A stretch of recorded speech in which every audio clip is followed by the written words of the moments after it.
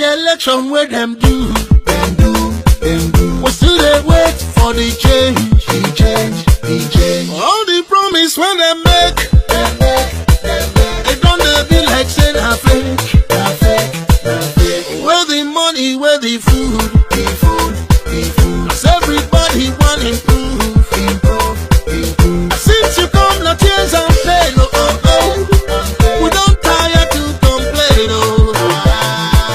I see the bad way you've been do. You don't tear Nigeria into two. 97% and 5%. You know been talk like president. They rule Nigeria with sentiment. And take your office to revenge. Oh yeah now, Oga Buhari, we dey beg you. Let Nigeria no go scatter for your head, yo. Yes, after the election, where them do, we still dey wait to see the change, yo. Cause all the promise when they make, they don't be like saying a fake, yo. And where the money, where the food. Nigerian people want improve. But since you come, na tears and pain, we don't tire to complain, no employment for the youth. Insecurity no improve. Inflation don't they hit the roof. Still government no they say the truth. Oh yeah my brother, this change now yawa. We don't do this suffer. Pray God for Nigeria. Oh yeah my sister, this coming now yawa. You don't do this suffer. We pray God for Nigeria. After the election where them do, we still they wait to see the change. Cause all the promise when they make, you don't be like saying a fake you. Where the money, where the food. Nigerian people want improve. But since you come, na tears and pain, we don't tire to complain, See us economy just the fall. But it just the travel around the world. I be your office there for sky. Now your time for working the take and the fly. We don't give you different but you take them. Certificate is certificate. Baba Buhari, election criminal. I make you collect and you hail them. Yasuki collect you the jail them. Baba Buhari, you the partial. After the election where them do, we still they wait for the change. All the promise when they make, they don't be like saying a fake. Where the money, where the food. Cause everybody want improve. Since you come, no tears and pain, we don't tire to complain, Only you and your people, they chop all the loot where you gather. Now enjoyment today, you know come presidency to suffer. You rule Nigeria like say na war. You fight corruption, they break the law. Worry is better, you withdraw. And the blame Jonathan for all of your flaws. Jonathan don't give you the power. Man, we no like you wahala. You no believe in your policy, pack up and let us be. After the election, where them do, we still they wait to see the change, Cause all the promise when they make, they don't be like saying a fake, Where the money, where the food. Nigerian people want improve. But since you come, na tears and pain,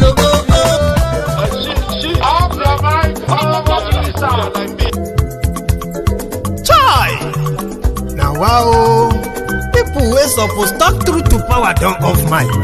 And if we talk, now 500,000 they go summer us, call them hate speech. But fear not, Maiyegun don't come. Him go torchlight every corner, nooks and cranny of all these bad people where they spoil our country.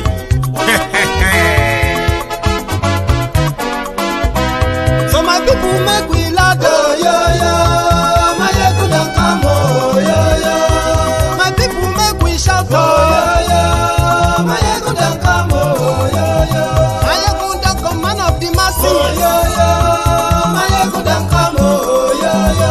Maiyegun Diary Politico, oh yo yo. Maiyegun don come, oh yo yo. This one not the off in mind, oh yo yo. Maiyegun don come, oh yo yo. Can in the touchlight every corner, oh yo yo. Maiyegun don come, oh yo yo. Okay, some people be they holla say they want the power. Chai, them be promise us say we go get light and power. Them hustle sote they can't get the power.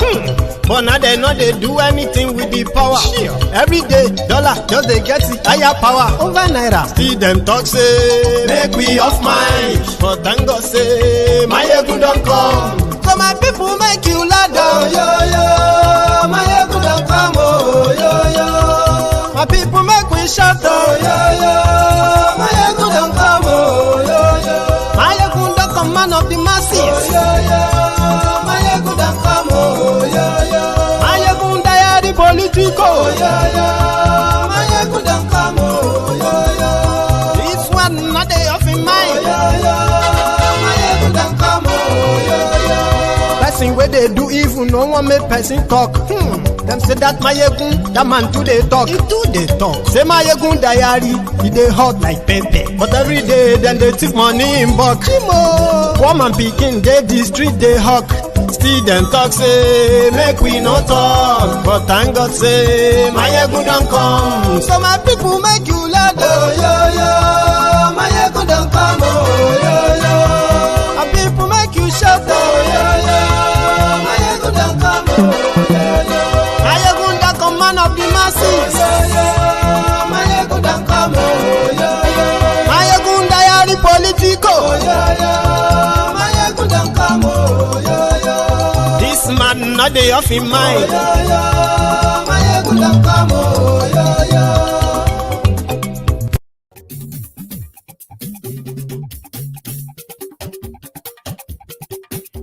Hello there. Maiyegun làwa mọ̀, la mọ̀ tó dòdòdò. Maiyegun Diary, Maiyegun number one. Maiyegun làwa mọ̀, la mọ̀ tó dòdòdò. Maiyegun Diary, Maiyegun. Thank you so much for joining me from wherever you are watching from. This is Maiyegun live, right? Good morning to you. Good afternoon to you. Good evening to you from wherever you are watching from. Share the broadcast. Invite your friends. Invite your not so friendly friends. Tell them Maiyegun today. Àṣírí ọ̀jẹ̀lú kì í bò níbẹ̀ o. Maiyegun Diary. Thank you. Bó bá ṣe eré, àní Maiyegun máa wí. Maiyegun Diary, Maiyegun number one. Ó sì tún ṣe eré, wàá gbọ́ níbẹ̀ o. Maiyegun Diary, Maiyegun number one. Maiyegun Diary, Diary Politico.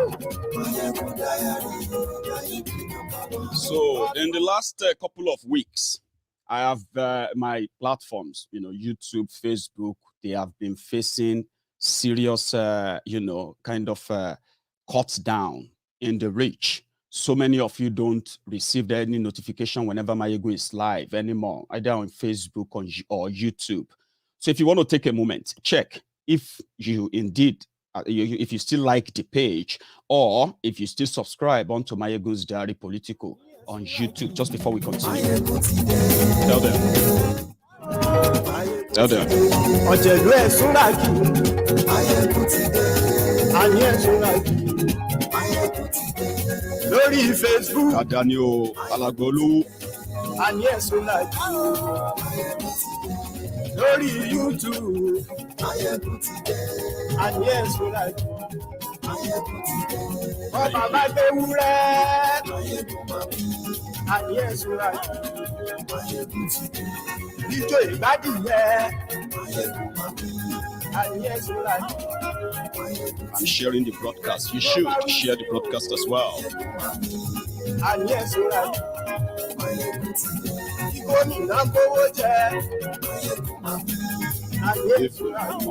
afternoon. Thank you.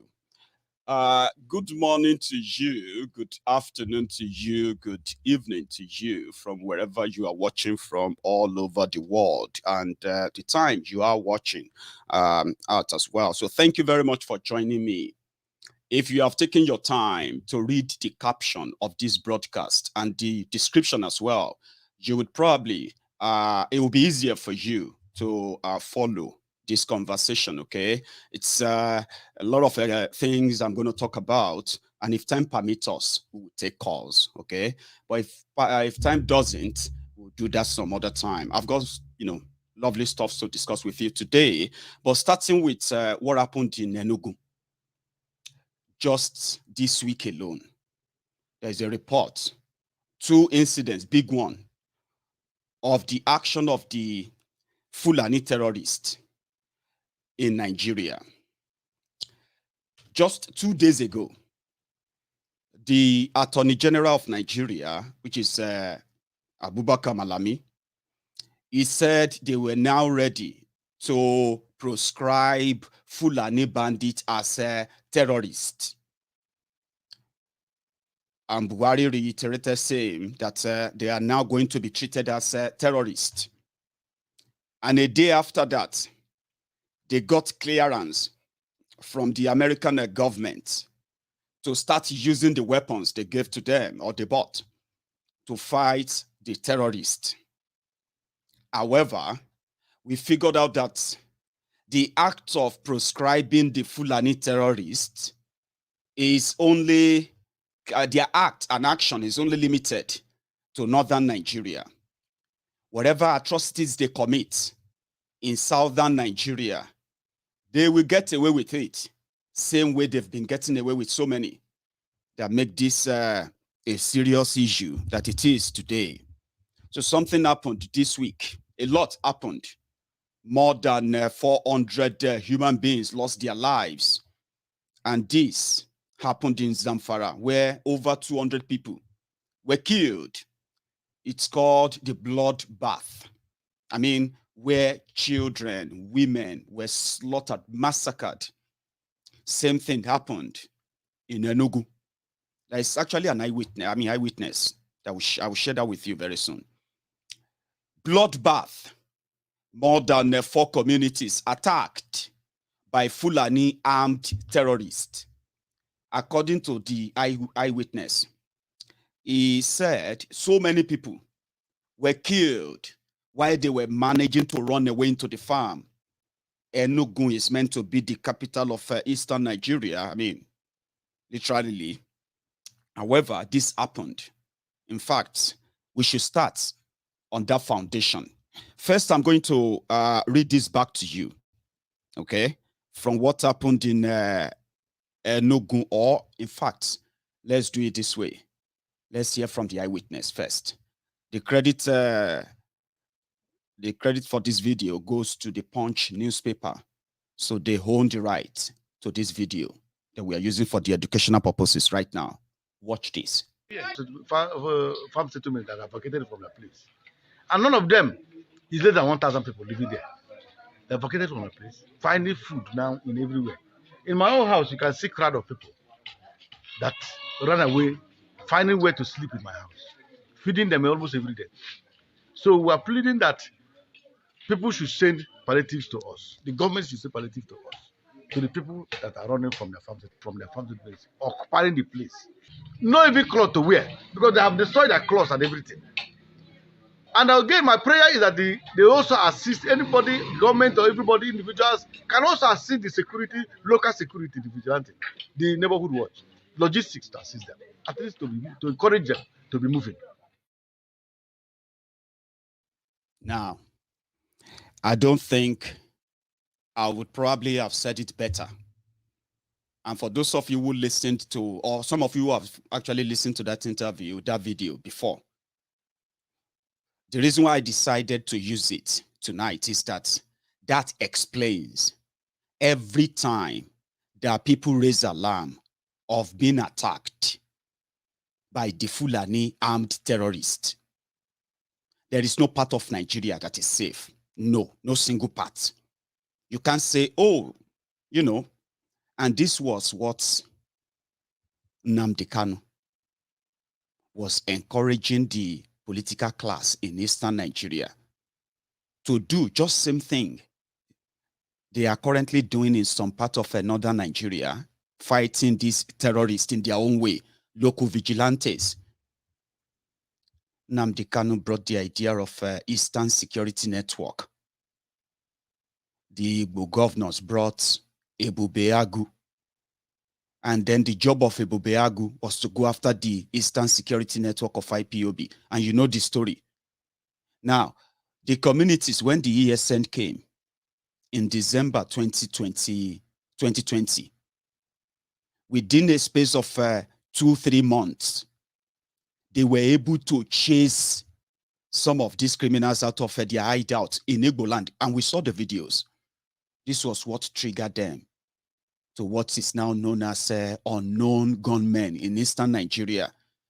But there's something left out.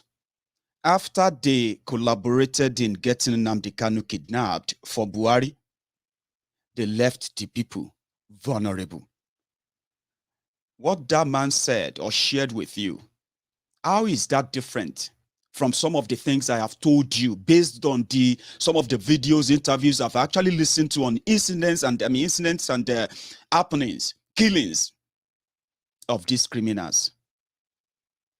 But they are proscribed in Nigeria as a terrorist organization. Now they say, but it's only in northern Nigeria. In northern Nigeria, they allow people to come together to form their own local vigilantes and protect their own communities where Nigerian police, Nigerian military are completely absent. That is allowed in northern Nigeria. Whenever you hear the story of terrorists killing soldiers or killing policemen, they also kill the vigilantes. But in southern Nigeria, where we have the capacity to actually crush these criminals, they decided to play the ethnic card with us when some of you who are politically blinded or who are blinded because of politics are not seeing through. We are not allowed to defend ourselves. In fact, it's a crime. That is why they attempted to kill Oloye Sunday Igboho. That is why they renditioned Nnamdi Kanu and declared him enemy of state. So they were interviewed. Well, before I even get to that, because I'm still coming to part what Buhari had to say about all of this. That's the deeper part of this conversation. More than 200 people were killed in Zamfara state in a single day. According to the story, they said, listen, over 200 persons are said to have been killed in Anka and Bokuyum local government areas of Zamfara state by fleeing bandits, because soldiers are now bombarding them in Zamfara, according to their media, right?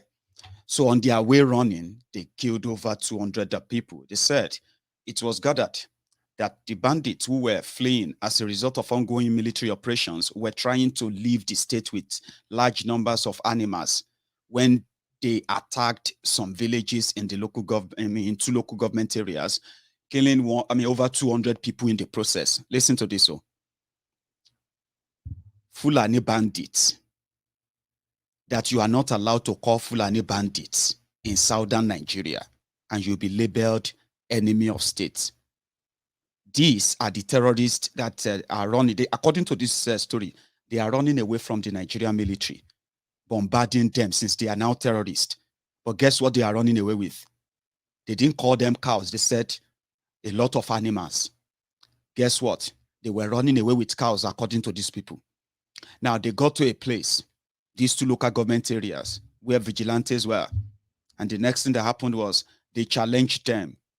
In the process of, you challenging us with our animals, they killed over 200 of them. So they said an indigene of the area who gave his name as Muhammad Krufa said he was in his village when the bandits arrived. Krufa said they came with over 3,000 cattle and were trying to leave the state when members of a vigilante group tried to engage them in a gun battle. He stated, when they were seen approaching, in quotes, when they were seen approaching the village, the vigilante group members came out to defend the people of the village, but they were overpowered by the bandits who were moving in large numbers. They killed many of the vigilante group members and also set the village on fire and killed many people, mostly women and children, right? Over 200. The other neighboring village or villages of Rafindaya, Barayazaki, and Rafingero or Jero were also attacked at the same time, and it was discovered that more than 200 persons lost their lives in all. So they now ask Buhari, how did Buhari feel after 7 years in charge? This is what he had to say in a recent interview. Speaking to the NTA. Thank you. Well, I'm just thinking to start off, Excellency, you just clocked 79. How does it feel, especially bearing in mind that you have enormous responsibilities on your shoulders as president of Nigeria, a rather complex country? Yes, I think COVID-19 has come to our rescue in the sense that the amount of people that need to see you can't see you, so that really gives you more time. And about my age, yes, I see my colleagues, they are now resting, and I assure you that I'm looking forward to the next 17 months when I too will have to be less busy. The age is telling on me. Working now for 6, 7, 8 hours a day, flat in the office, is no joke. The questions of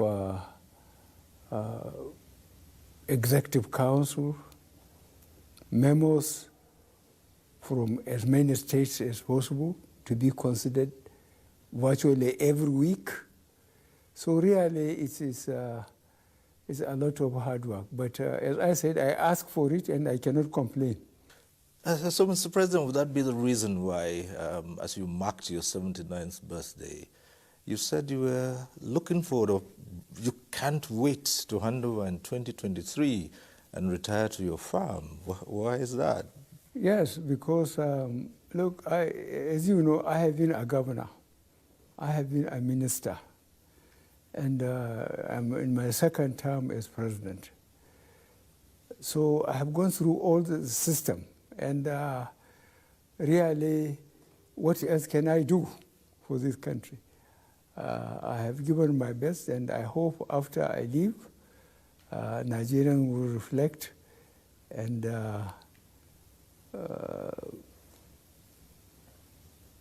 at least not show appreciation. I'm not expecting any appreciation, but what I'm expecting is for Nigerians to say, yes, this man has done his best. That's the most I'm expecting from Nigerians. But it's no joke, I'm telling you. Look at what the problem we are having in the southeast now. How many police stations were taken over, weapons missing? We closed the border with Benin, we closed the border with Niger, but we have to accept the reality that the weapons are coming from our own armories. Police stations are being attacked and so on. So our main problem is, I hope I will leave a more secure Nigeria than what it is now. You hope. Some said he's talking off point. I mean, I've told you, right? Sometimes it is better not to hear from him at all, right? Than to hear from him and then further add to your depression. Or you will need a very strong mental health, yeah? to continue to be interested in listening to Buhari is always off points.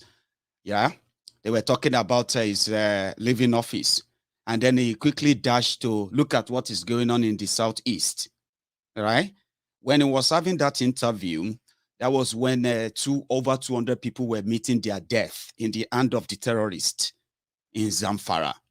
That is when unknown number of people. So far, they said they've got 5 bodies of those they killed just in the current attack in Enugu, right? And same thing in all over the place, by the way, right? And it's so unfortunate, okay? It's so unfortunate that Nigerians are just statistics to these guys, okay? And he was also saying something. When I say Nigerians are just statistics, you know what I mean? 200 people, over 200. We are talking about human beings. Imagine if they come to a community and they just take 200 people and they kill them. Are you just going to say over 200 people? Because they have turned Nigerians to statistics. You will never get all the names. You will never get to meet all their families. You will never get to meet all the survivors. Like for real, to give account of what happened. The victims are left to heal on their own. Most of them never actually heal. So that's why most of the time I tell people that before you become a statistic in Nigeria, before Nigeria happened to you, you better open up. You better open your mind, open your brain. Like, you know what I mean? Get to know what is going on before you drench yourself further in something that is set up to kill you. So Buhari talks off points. It is deliberate. Some who don't believe that he's suffering from the acute dementia, some of them are beginning to believe now. All right? 17 months to go. You would have to deal with that. But he works for 6 hours a day, he said. And it's not a joke. The country is dying, right, under him. It's not a joke to work for 6-7 hours. In one of his interviews, yeah, they asked him about Nnamdi Kanu. And guess what he said? Buhari said, Nnamdi Kanu should defend himself in court. Immediately he said that, yeah. He also added that he would consider releasing Nnamdi Kanu if Nnamdi Kanu can accept that he is a Nigerian and then promise that he's not going to be abusing Nigeria from abroad. Then he will consider releasing him. It doesn't make any sense, does it?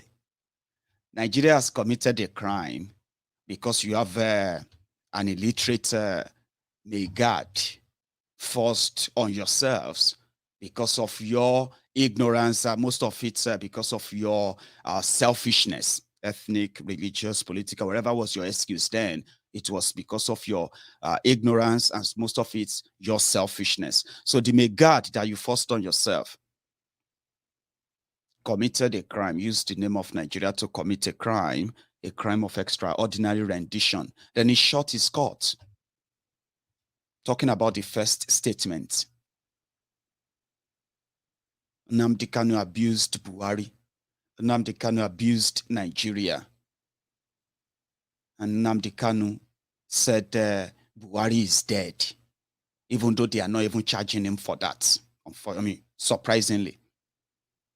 But open your court.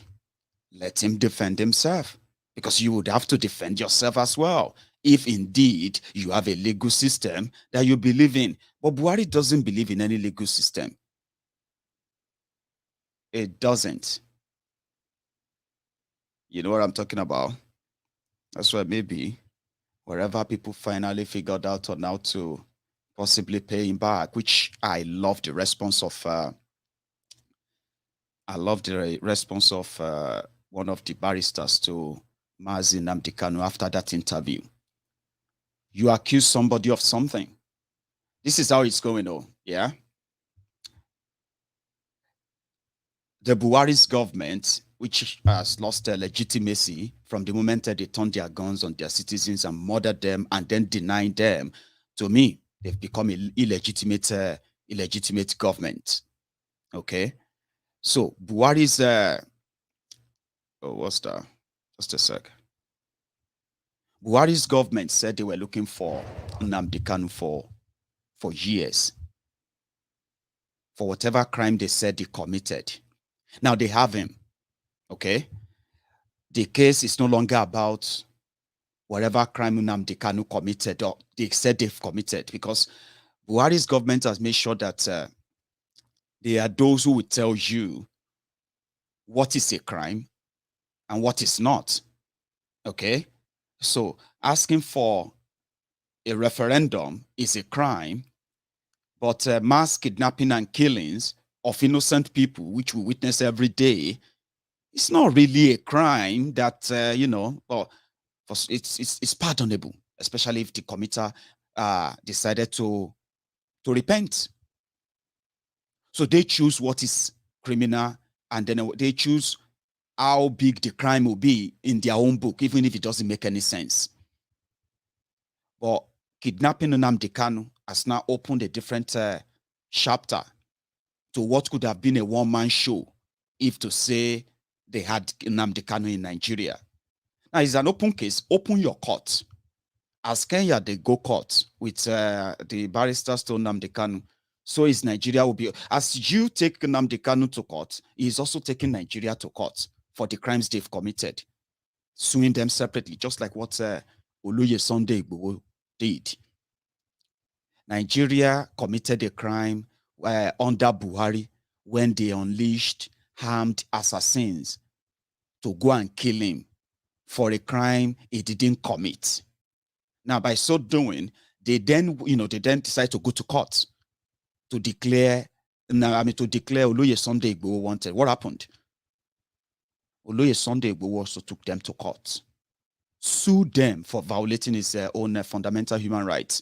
Now, it's an open case that Buhari is sitting down to say, if Nnamdi Kanu can accept that he's a Nigerian, then he's going to release him. If you also promise him that he's not going to abuse him. You see, the whole thing here is this, right? Whatever Buhari, because number one thing is, somebody said, we will hold you responsible for your action.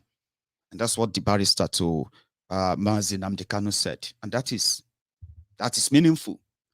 Because when Buhari was granting an interview, after all those rubbish he said in that interview, right? Because I'm just picking them one after the others, they affect what I'm talking about. In one of those interviews where Buhari himself was, in fact, I have a video of that just before I even talk more on it. Give me a sec. They were asking him about his fight on corruption. Among other jargons, he said, okay, then I picked this. Let me share that with you. Nigerians ask, is the government capable of solving this problem before handing over in 2023?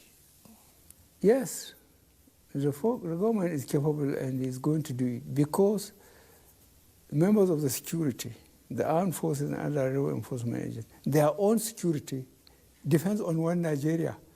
So no matter when people are selfish, it's their self first. So even for their own selves, they better stabilize Nigeria, and I believe they will do it. I know we are short of resources. For example, dealing with the militants, if people bother to reflect on how we find the northeast and south, and how much progress we have made, and acquiring helicopters, aircraft, their maintenance, their ammunition, armored cars, to counter effectively the bandits.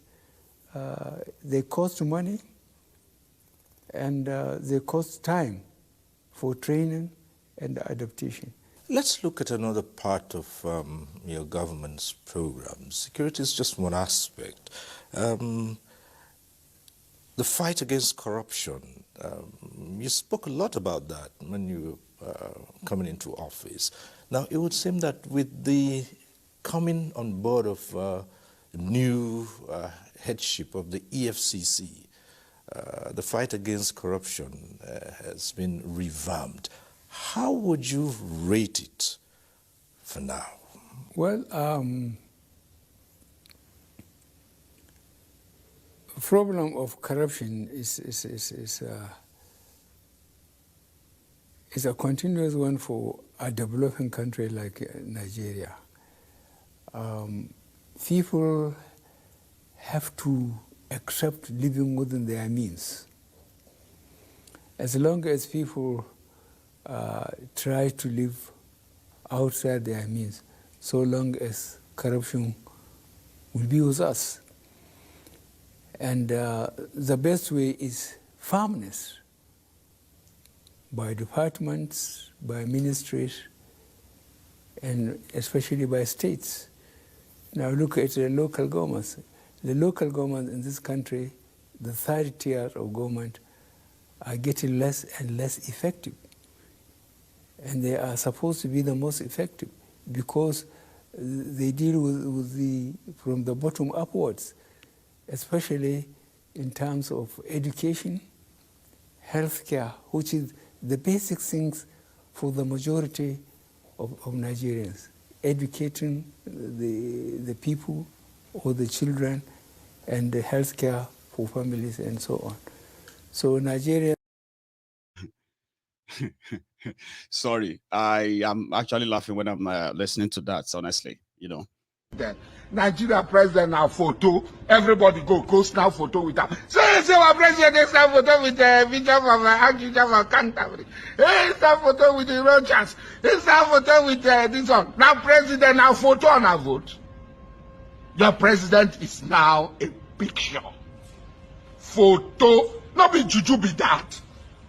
Not be when our fathers die for each other and we they care for them, keep them for house, they pour libation. Illustrate na prayer and say, "Moko Buhari boy illustrate Buhari prayer." Ororu sada, do no ruler.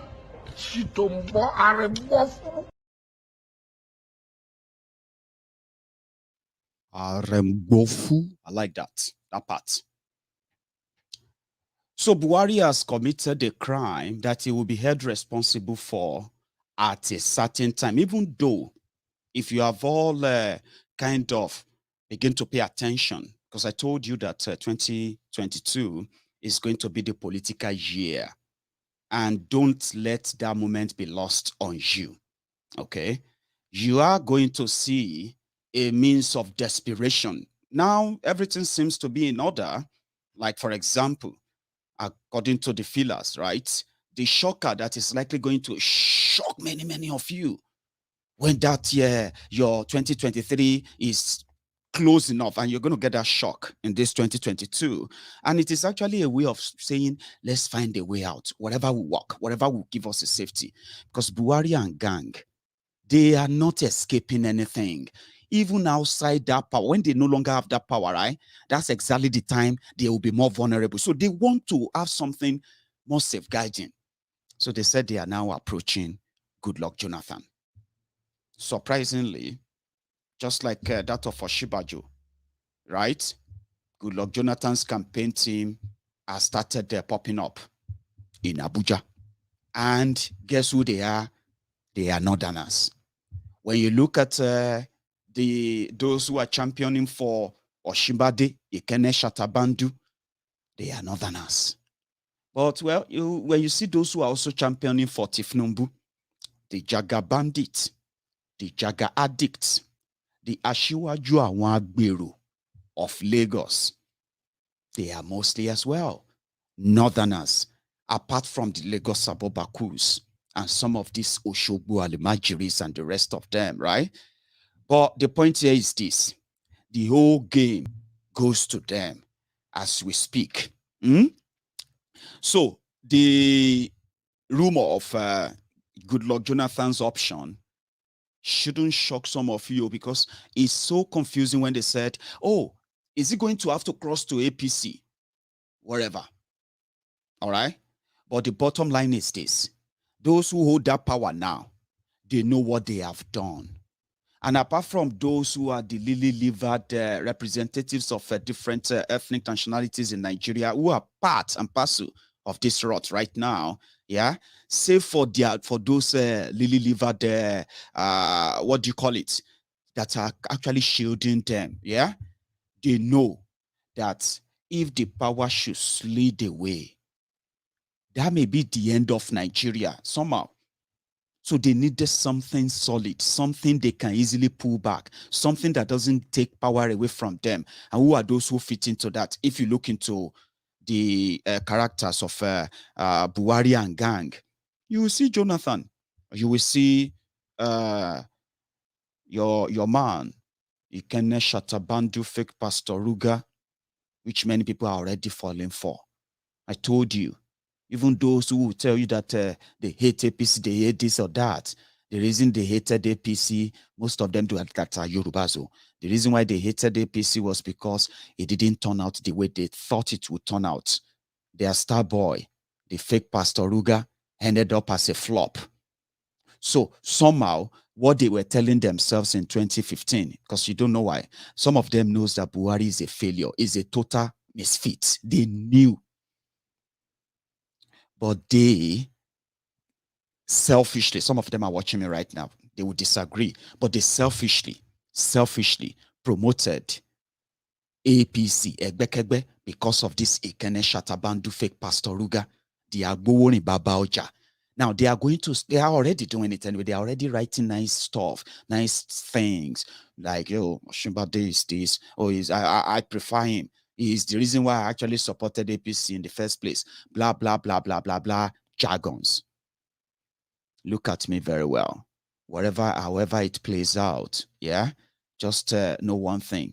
Do not be part of those, they are the gullible ones that they are going to begin to give those false hope to.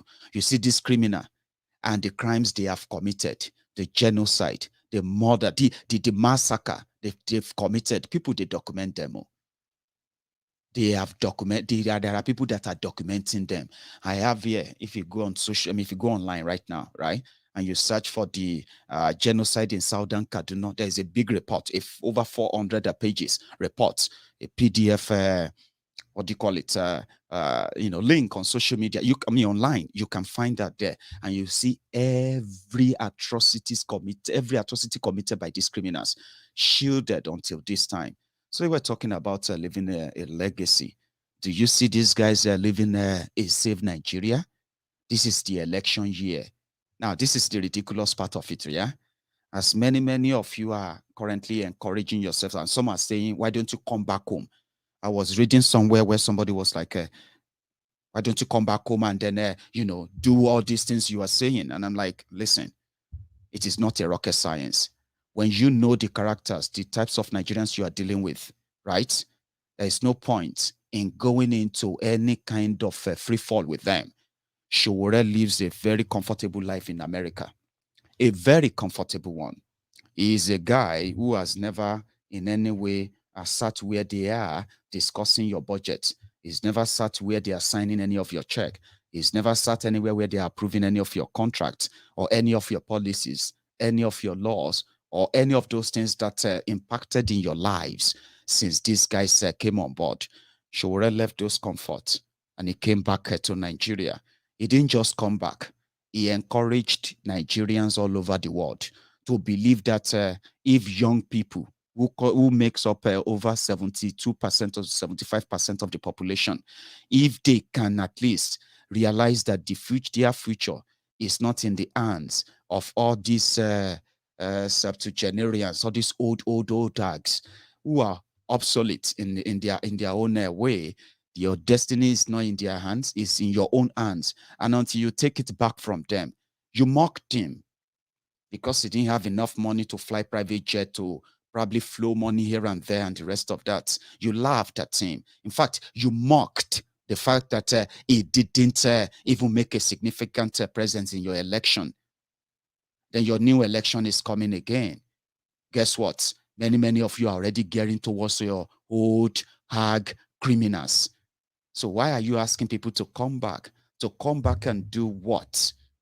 And watch you further destroy yourselves and turn around and ask, why don't you come back and change it? It's a circle. when they said that over 80% of Nigerians have mental problem. Of course, how can you be dealing? I mean, how can you be living in a country led by these criminals who have the mindset, right, to do this to women, to children, to their own citizens, the vulnerable, the weak, right? And they go to bed every now and then without any kind of remorse. And every 4 years, what do? They wash and rinse and dry, wash, rinse and dry again. The same technique.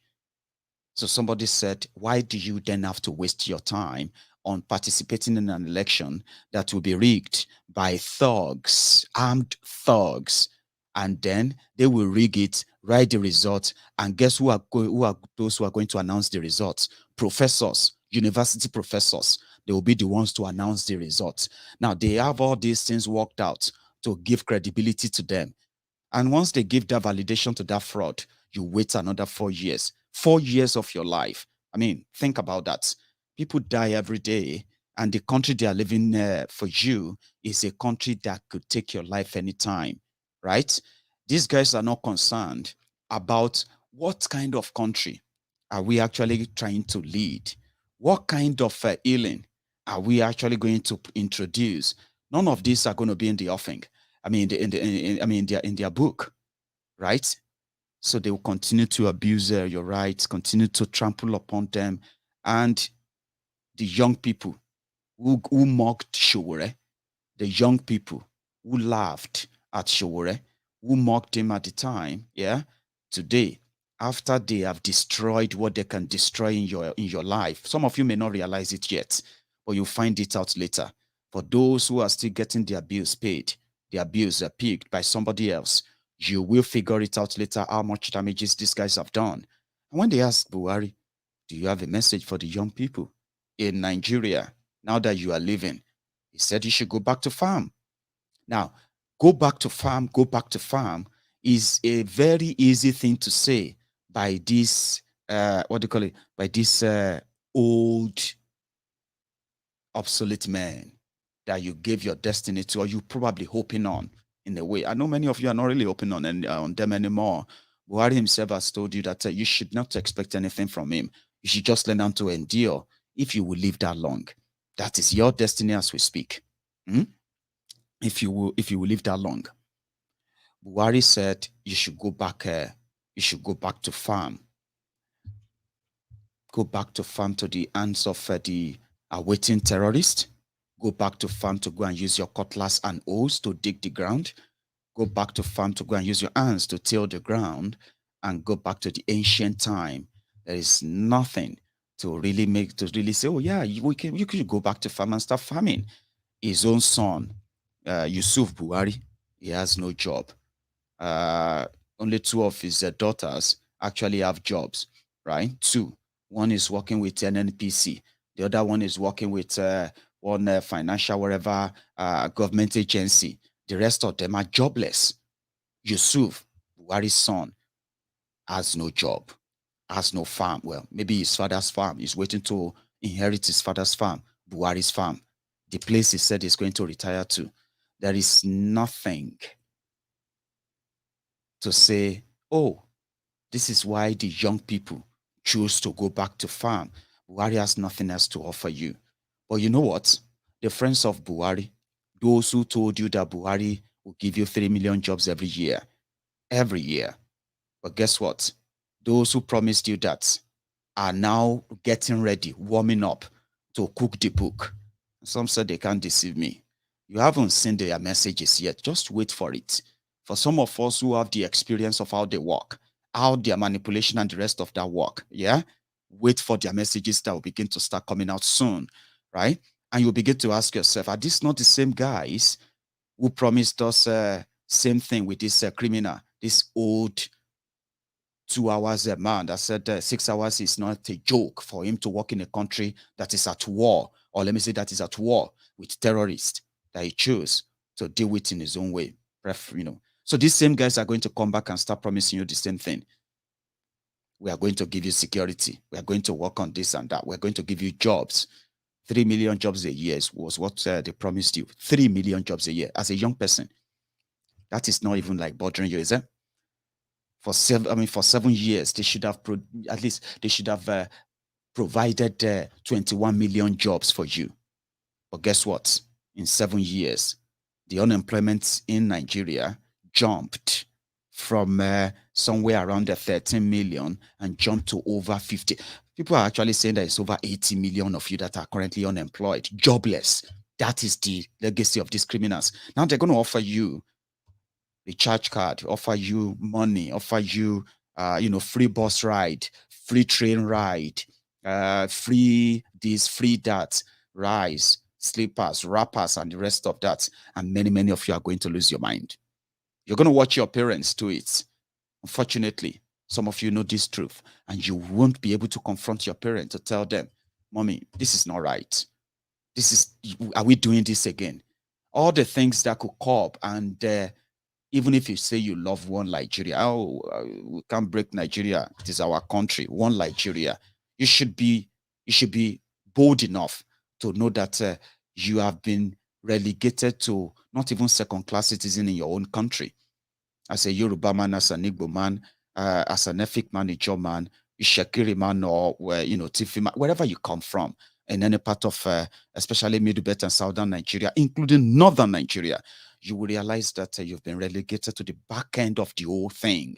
And all you have left is a feudalist system that says, just say Rankadede, just say all right, sirs, just praise to it. And that is not the future you should, by any means, be wishing for. And that's the future you have, including your children. Some of you will attempted to Jakpa in 2022. Some of you won't be able to make it to Jakpa. By the end of the day, you are going to get trapped in, and you'll be everywhere condemning those who have managed to push back to this point, especially those who said, why do you have to participate in an election that you know it's already rigged? Why? And they said, well, it's our right and all of that. So, okay, if you have to do that, then have you seen how the system is rigged enough that you have to give that same your vote to the same criminals, and then you hope for something better? How does that make it different from the last choice you made? So all of these are just pointers to say there is no real hope out there, even whatever they are going to come out to promise you this same year. There's what do you call it? Yeah, I'm sorry. I want to listen to this again for what happened in Enugu. Camping that place, we don't know. They attack the security.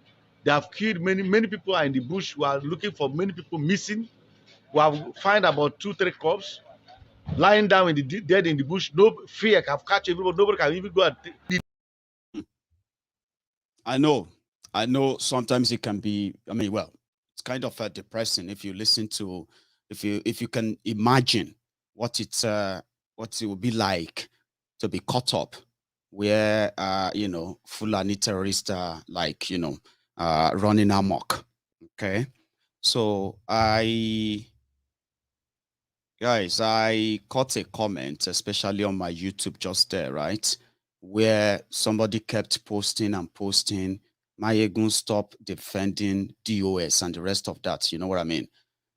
Again, I'm not going to be dragged, okay, into any of your dirty fight and the rest of that. I've closed my chapter on that. I offered my advice. Some of you loved it. Some of you didn't, but I would never be dragged into that, okay? So again, let's continue, all right? And that person has been kicked out, by the way, all right? I don't want to be dragged. I don't want to be dragged into any of your dirty nonsense, okay? Please don't. And if I probably caught any of you making such a nonsense, allegation and the rest of that, if I do, I'll manage to get you out of here. Probably you are just not interested in being here, okay? I have probably made this clear enough for those who are more concerned about the development. And I've also told you that the Nnamdi Kanu that I know decided to start the Eastern Security Network for the sake of things like this. And we know those who went after that. And we know why, innocent people have been hunted down by the military, why the terrorists are running amok. So the point here is that just for everybody to know that, you see, the terrorism they are trying to prevent in eastern Nigeria, that they made you to believe that IPOB is coming for trouble and the rest of that insecurity, yeah, apart from the fact that they have been gaslighted for things they didn't do, that insecurity is now challenging the same people, especially the farm settlements in some part of this eastern Nigeria. The governor said they were starting, well, they agreed to the ban on open grazing. But that's a joke now because they use most of their energy, their time to decimate the spirit of those who actually meant to chase these criminals away. Because they won't even call it the name, the Fulani terrorists. But I hope some of them are living to witness all of this. Same thing happened in Ebonyi, where over 57 people were killed in 2021. And Devulumai, who is always up in arms, hunting down IPOB members that they continue to gaslight. Yeah, he came out and he said he made a deal with them. He made a deal with them that they would never attack any village. They would never attack the people they were providing for them and the rest of that. He said it was sad that they came back to kill people in 3 different villages in the Ebonyi State. So my own is to let you know, for those who buy those lies, to know that they have no base for them. And events like this are not to give any credit to or to say who is right or who is wrong. It's just to give the credit right to the man who muted the idea, and the idea of we need to provide security for ourselves. We have same in Yoruba land. Oloye Igboho raised the alarm. He raised the alarm that we need to provide, to provide security for ourselves. What did they do to them? They came for them. Our people are the people in Yoruba land, are they not paying the price today? Well, if we manage to see those whose stories makes it to the, to the media, we can use them as an example to let them tell you just same thing that I'll sometimes say here, and they will say, how did you know that? It's because some of these, the survivors, the victims, they ended up having to give the detailed experience that they had.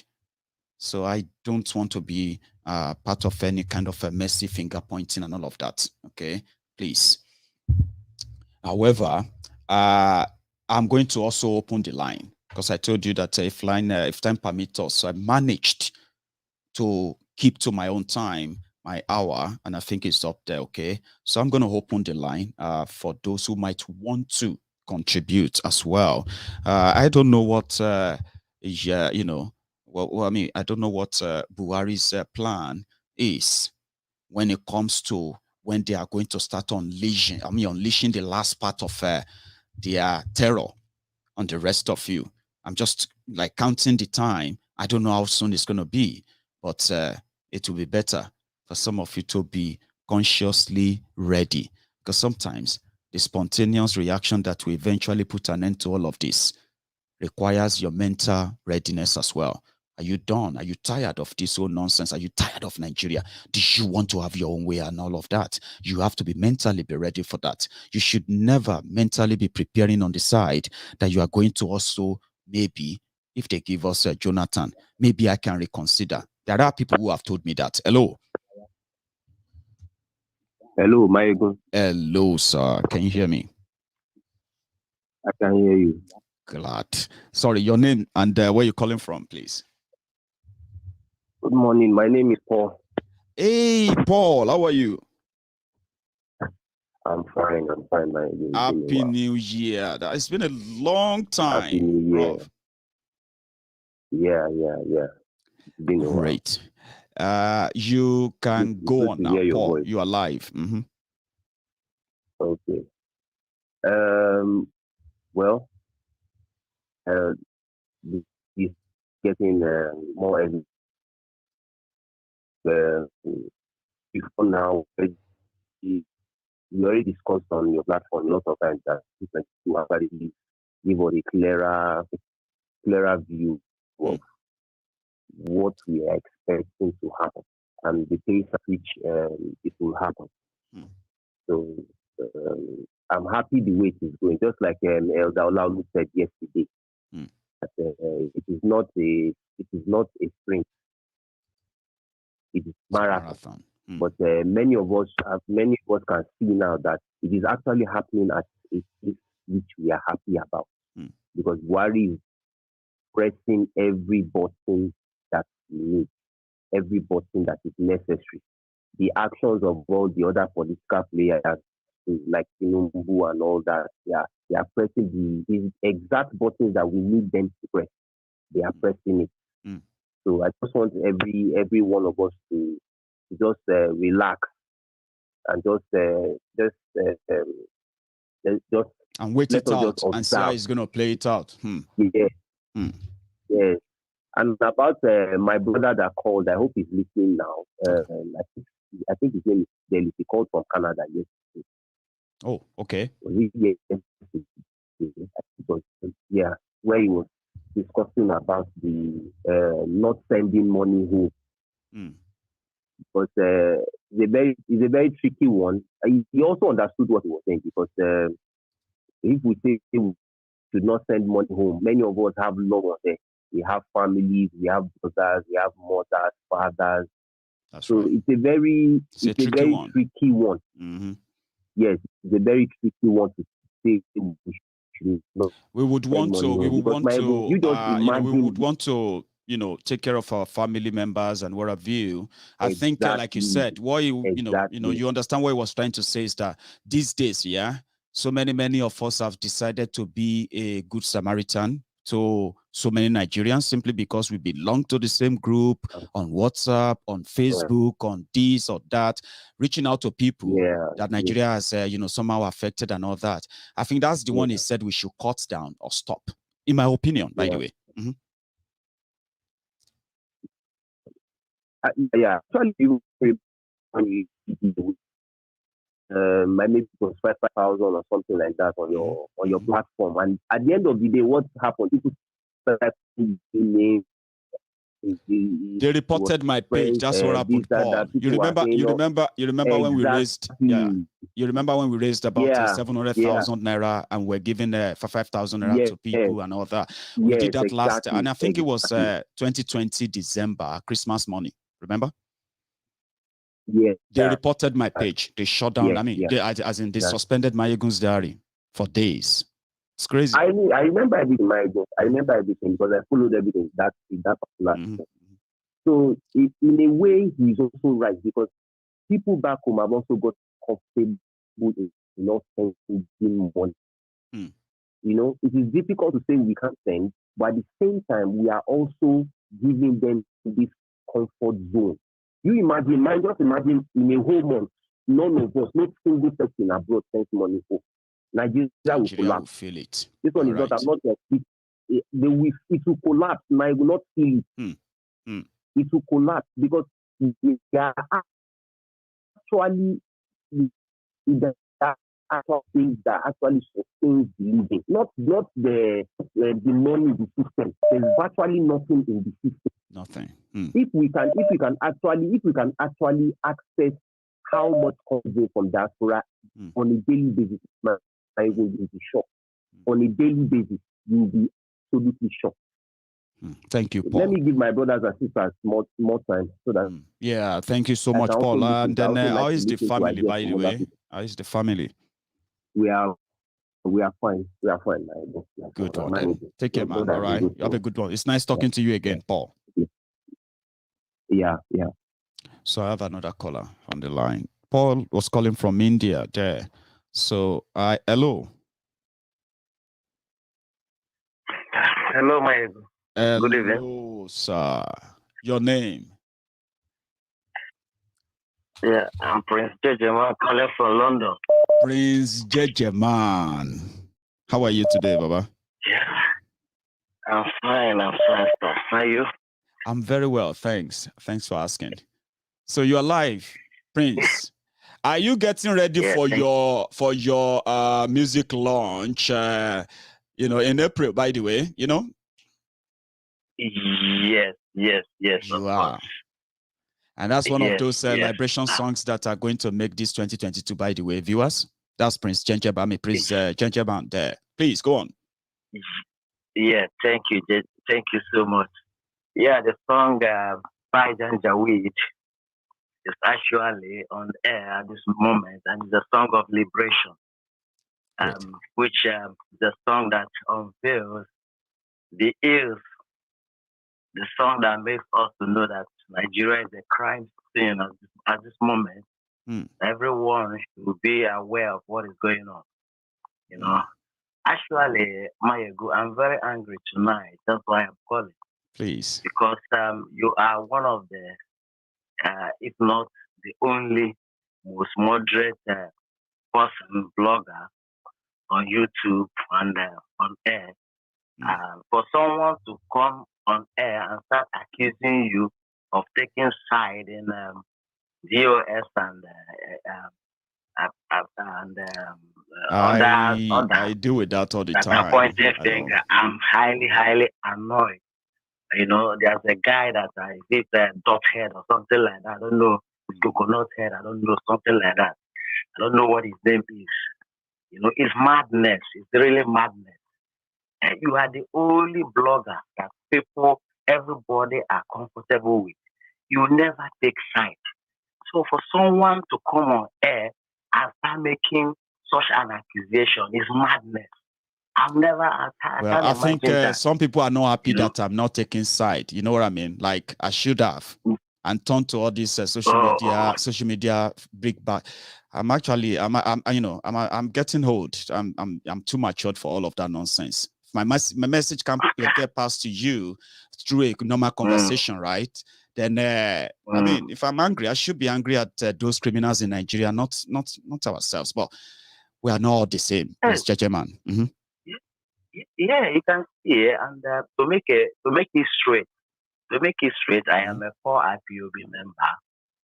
I know you are, Prince. I'm a core IPOB member, and DOS is our pillar. It's like a pillar of a house. If you remove a pillar of a house, the house will collapse instantly. You understand? The house will collapse. So we have no other structure apart from DOS. You understand? I'm with you. Nnamdi Kanu never say don't do your own platform or do anything about Biafra. Nnamdi Kanu gives everyone free hand. All we need is Biafra. Anywhere you can campaign. You understand? And I think that's what you always say to me, by the way. You are like, Maiyegun, I mean, all we want is Biafra. Anything anyone can do, everything everybody can do that can lead us there is welcome. But I don't think that statement is popular these days. If you say that now, they will say maybe you are a sabo. But again, what do I know? Maiyegun, hold on to what you are. Maiyegun General. I am Maiyegun, yes. No, nobody can change you. You right from kitchen. We have been following you right from kitchen. And you have been steady, you have been steadfast. That's the reason why we are following you. I know. If you are not steadfast, we will remain on your channel. You understand? No. It's only you that many people are addicted to. As of this I just want everybody to be at peace, Prince Jejeman, right? Yes, I just want everybody to be at peace. Program, we've come a long way. I start sharing your program. I know we've come a long way to now get to this point, and it's crazy. But again, Prince, thank you so much. Okay, thank you so much for chipping that in tonight. On a final note, can I make on a final note? We are having on 18th, Nnamdi Kanu court day. We are going to pull down London. We're going to make Boris Johnson and the world know that Nnamdi Kanu is the citizen of UK, and he is not a criminal. That's right. You know. So on 18th, we are pulling down London. With protest. Everybody should converge down the street. Thank you very much. You're so welcome. I think we should begin to promote that. I love that. This is 2022 on the 18th of Tuesday, the 18th of January. As Nnamdi Kanu goes to court in Abuja in Nigeria, the Biafrans and the lovers of Biafra will be gathering up in London, staging a protest in solidarity with the Mazi. I like that. Thank you, Prince. Let me take another call. Okay. Thank you so Cheers, much. Man. Thank you. Bye. Cheers, man. Yeah, keep it up. Bye. Cheers. So that is Prince Jejeman, who spoke to us there. A very, a very strong, something we say, conk Biafran. Here in the UK. is that some of you know Prince anyway. Yeah, hello.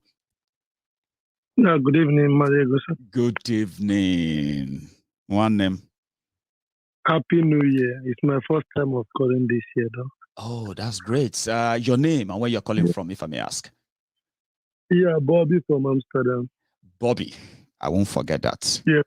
So, Bobby, yes, you're alive. Yes, Maiyegun, I don't know if it's a question or just what I want to ask is all these our southern candidates, presidential candidates that Hausa people is nominating for us. What are their plans?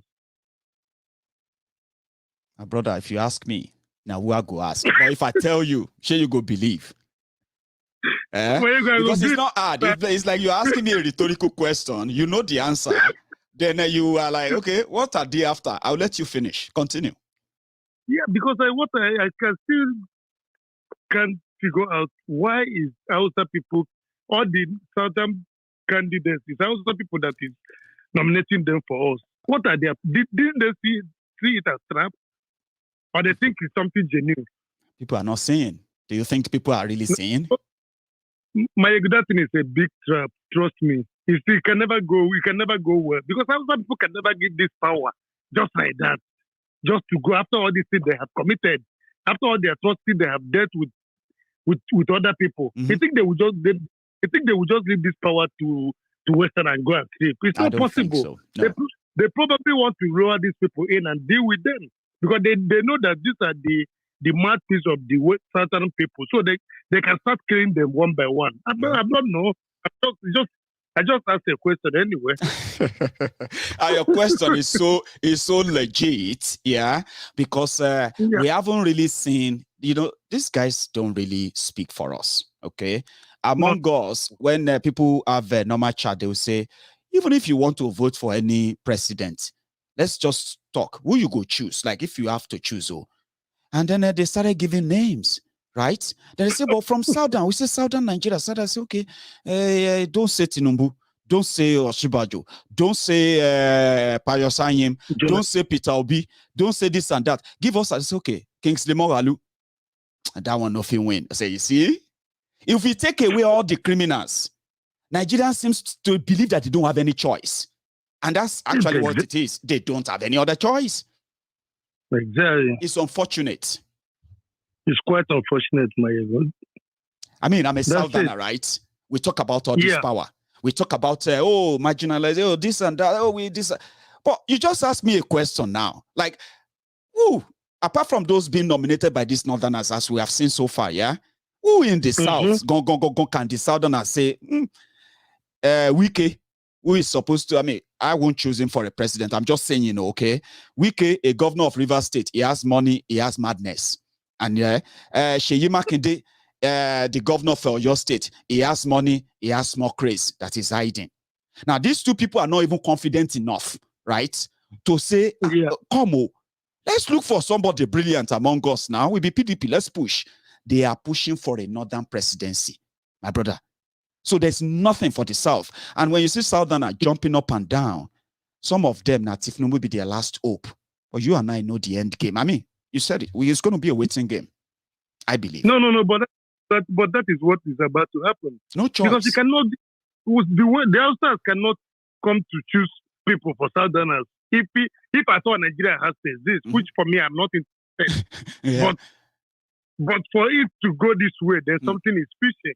Something serious is about to happen. Believe me. Because if you want to give people space, for example, let the people choose themselves who they want. Not you propagating somebody for them. Tell them it's Jonathan, it's this person, it must be this person. Who are they?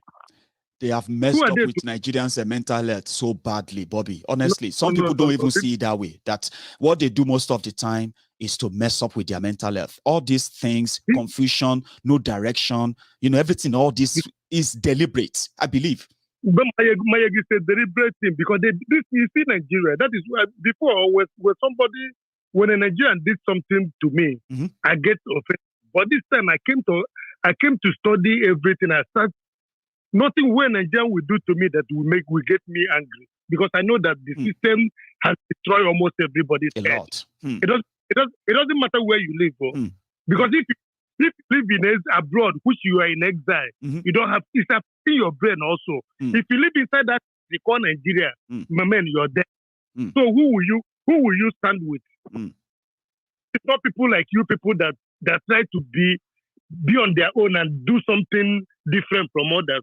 Who will you be get people thinking? I mean, me, I believe that sometimes if you listen to Nigerians when you are talking to them about these things, my people have told me, they said sometimes they will be like, wait, it'll be like saying, I mean, mad.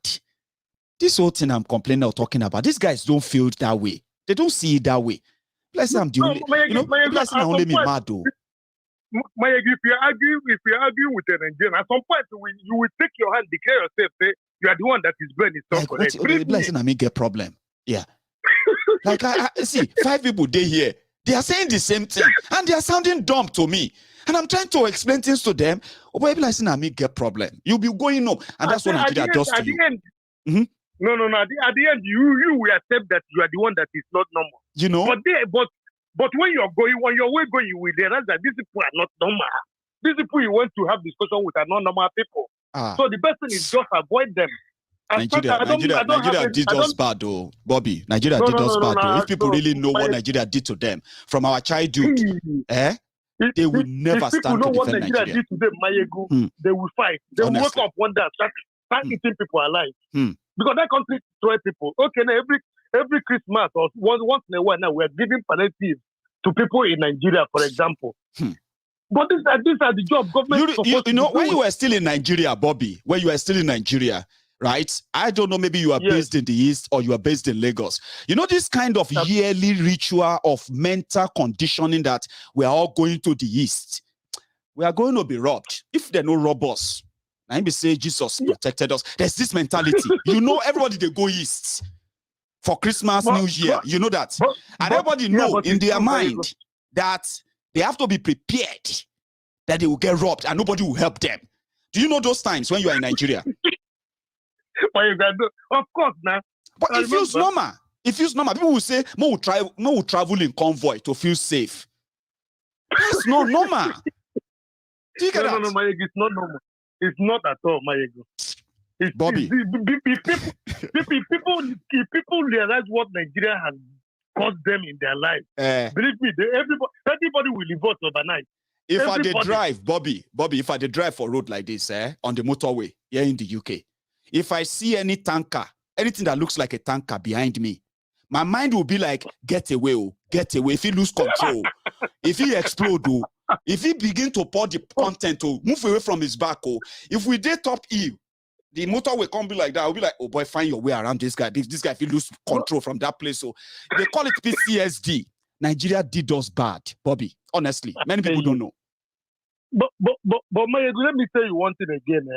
I went to Nigeria about 2 years ago because I stayed in Europe for a couple of years before I go to Nigeria. So my orientation changed in so many things. So when I get to Nigeria, then I see how things is going. Maiyegun, that is when I know why it's difficult to tell a Nigerian person that stop going to church or stop doing voodoo. He can never understand you because that is you said that came. You will start seeing that you will be seeing God and devil working together. They will just be side by side. So you will see it, but if you stay abroad for a long time and go home, then you will both the way people are crossing highway with confidence. Then they time up. You see, when I see video of Nigerians crossing the expressway, then I can't be like, are they mad? Is this one mad? Then I realize that they arrested me 2 times for Unikpan, just crossing from Unikpan and then Pangrove, because I won't cross the bridge. The bridge now, one kind bridge, we don't almost break. For those who remember that time in Pangrove, right? I know. The bridge almost don't empty like that. You go see hole inside bridge, now pan. So I know they cross some and they feel like say go fall one day, right? So they arrested me 2 times for trying to kill myself crossing motorway. It's a normal thing to Nigerians. That's what Nigeria does to you. It's normal thing, very, very normal. Bobby, it's been a pleasure talking to you. Honestly, you and I can continue all night. Have a good New Year. Wish you all the best. Yeah. Thank you so much. Whatever you wish for this day, you're gonna get it. You're a good man, Maiyegun. Thanks, man. Thanks so much for that. You're not sentimental. You don't do things with emotion. You're just there. Anybody that say you don't understand feel you, then that person comfortable. is. I know. No. Thanks so much, I Bobby. hear you. Thanks, Bobby. One Thanks. love. You stay Peace. safe, man. All right. And then cheers. Yep. All right. So Okay, I bro. have another caller, and we are. we are coming close to that closing time, but not right away. Hello. Maiyegun. Yes. My voice don't open small this night. Na GG. JJ and all na GG we go use tonight because I didn't hear you clearly. Oh, say JJ or GG tonight. Should we use that? JG. Anymore. No wahala. Baba, you are live. Everybody is listening to you. How are you? I'm doing good now. My voice is a bit cool. Class. You know, oh boy. You see, this one where you just download this thing, my brother, I feel like saying na angel they carry and come give you. Because all these are our brother. But before we go far, can you imagine what is going on? It's like all these Fulani have been told that Nigeria is going to collapse. You know, I told you, there's no civilian president coming to Nigeria. And it will look like a joke. All finger is pointing to that way. Fulani have their plan. And they will be surprised. Yoruba will be surprised. JJ, right? They said they declared the Fulani bandit as terrorists. When we read the declaration, No. It is for the northern Fulani. You see those ones that are terrorizing us in the south. If you touch them, you are the terrorist. No, brother. You don't understand what is going on. You've already analyzed them already. That one is a format to please some southern towards election. You see, people have been complaining since all these days that why they are terrorists, they are this, that we can't declare them, we can't bomb them. But now at January, election is when they give you. But look at the looting dimension. The looting dimension. Borrow the money, tell the boys to kidnap more people, seek for the ransom, we pay it to them. Are you getting the dimension of the looting?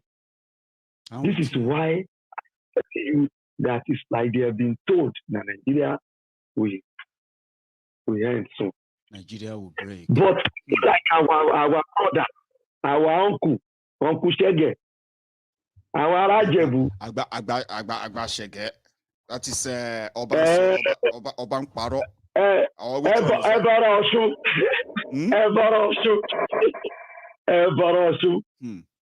are the ones who are still begging for the Nigeria. If you study what is happening now, he is the one begging for Nigeria, not Fulani anymore. Because I don't know what is playing in his mind. That man must be having psycho syndrome. Let me call it psycho syndrome.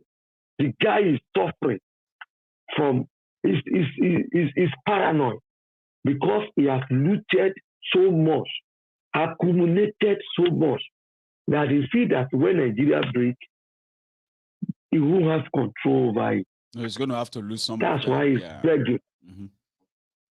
Brother, Obasanjo is the most richest African man. If you don't believe it, take it to the bank this night. Bakassi Peninsula that he hand over to Cameroon. If Obasanjo decides not to make anything from Nigeria, his generation after him will never fall. Do you think he willingly hand over that Bakassi Peninsula just like that to Cameroon? The guy is taking his own back. It's not heartless. The guy do a business. He did a big deal with France and get something. The same thing, the same playbook is what Buhari played with French, Macron. That is why Macron is not talking. Do you know what they did? He went to Macron. Every time they talk, when they ask Buhari, Buhari, what are you going to do with all these Fulani who are terrorizing people? What did Macron said? Buhari looked to the other side. Yeah, Macron answered, oh, are you seeing the game?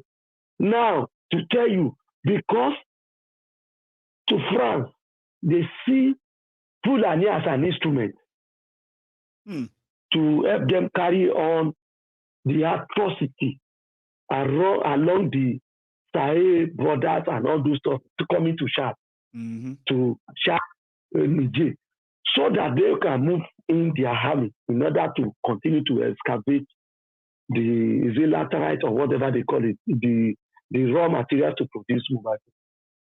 You understand? I'm with you. Fulani believe that, okay, we'll go and grab the land so you can do this. Not knowing that they are just setting them up against their black brother. I told you, Buhari is the last ship, last boat of Fulani. After Buhari, Fulani will be wiped out in Africa. Mark my word. Because they are committed so much atrocity that no African country will harbor them anymore. Now, down to our uncles. Our uncles in Yoruba who believe, and all those Facebook adsmen.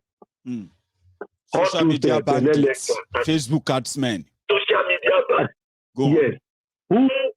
Who have no hope in life, who are useless. Brother, study the history. Let me bring you to their book. The book they study, the Quran and the Bible. Let's derive some wisdom from them. When Muhammad was alive, do you want to tell me there was no noble man? When a Bible or Quran recorded somebody as a noble, it means it's a PhD holder. Presently. That's why they call them noble. It means an advanced somebody who learns. Who is advanced in knowledge. Who in knowledge. Can you count how many of them who are there that time? And common Muhammad came and overtook all their glory. And some of them, they don't even record them. That's what will happen to all these social media bandits. During the 1992, 93, 94, before Abacha took over, do you know we have some boys who are working for Babangida? That's right. Like all these our brothers are doing on Facebook today. Where are they today? During the Abacha, do you forget all those rallies, the students who are protesting in support of Abacha? Where are they today? Some of them are still there. Some of them are still hanging around in Akwa Ibom and all those stuff. Now, your uncle did interview yesterday. Uncle Dele said he can still be a president. Maybe they are promising him again. And also for co-manage aviation all this one they are doing. So, he will not end you know, sometimes you see, even the Buhari guys don't like him. I don't know why Dele Momodu does that. I don't know why Chief Dele Momodu actually does that all the time. Okay, they call him Alagbafo. No. He's already promoting Tinubu. He's already promoting Tinubu like as a Yoruba man, you know, and he has a right to promote him, you know, to support whoever he supports. All right, but people are just pretty much like, why is he always like that, brother? No. Let me ask you a question.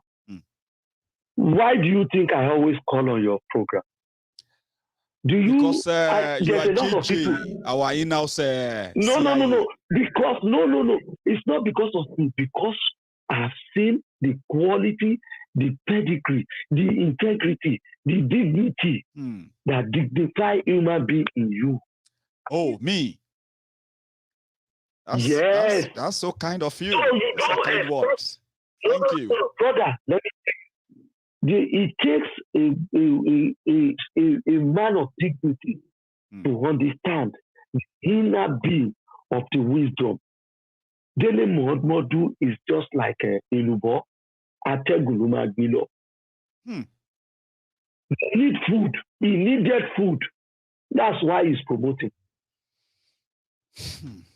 Today you see him at a video uncle. Tomorrow you see him. Honor for honoring. All these people, let them reason beyond themselves. There is nothing better than Yoruba issue. Tinubu might be bad today. As Awolowo said, your worst enemy can still become your best friend. That's right. Let them think twice. Come back to Yoruba. Let us fight for Yoruba. Because the hope, the future, the advance of everything you want lies in Yoruba. Nigeria is a Lubo. Come 100 years, it will still collapse. Because as long as I'm still breathing, I will always sing it to my children that if you have opportunity, break Nigeria. So automatically the idea I will planted it in my children before I go. I would do same. I'm already doing that anyway. And I believe I won't die. I will witness Yoruba become nation. I share. JJ. Our brothers in Brazil, they are waiting for us in Balad to play so that they can bring the glory nation back to life. Back to Yoruba land. God bless you. Thank you. JJ, it's another brilliant one from you there. I love it. So thank you so much for your time again. All right, JJ, you have a good one. JJ, that's a very good one, honestly. I could listen to him all day or all night. So yeah, the line is still open, by the way, for everyone who might want to add their voice to this conversation. But you, that is still, every one of you still watching, check if you have actually liked that video. If you have over 1,000 people, we have over 1,000 people right now on YouTube. Thank you to all of you. But take a moment and just go on there and like that video. Make your presence count. Would you do that for me? Sure, go on. Get on with that. So yeah, the line is still very much open, like I said, but I'm going to start taking the call back again in a moment. So yeah, you can take a minute and subscribe, like, share if you haven't, before we continue.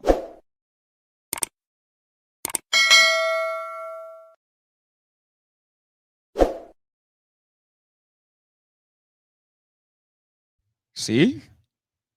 Very, very easy and straightforward there. So thank you so much, everyone, for the time you have spent with me so far. I got a call earlier and it dropped. All right. So if you are still trying to call in, the line is still very much there. But we're going to round up in the next, let's see. We're going to be rounding up in the next 10 minutes max.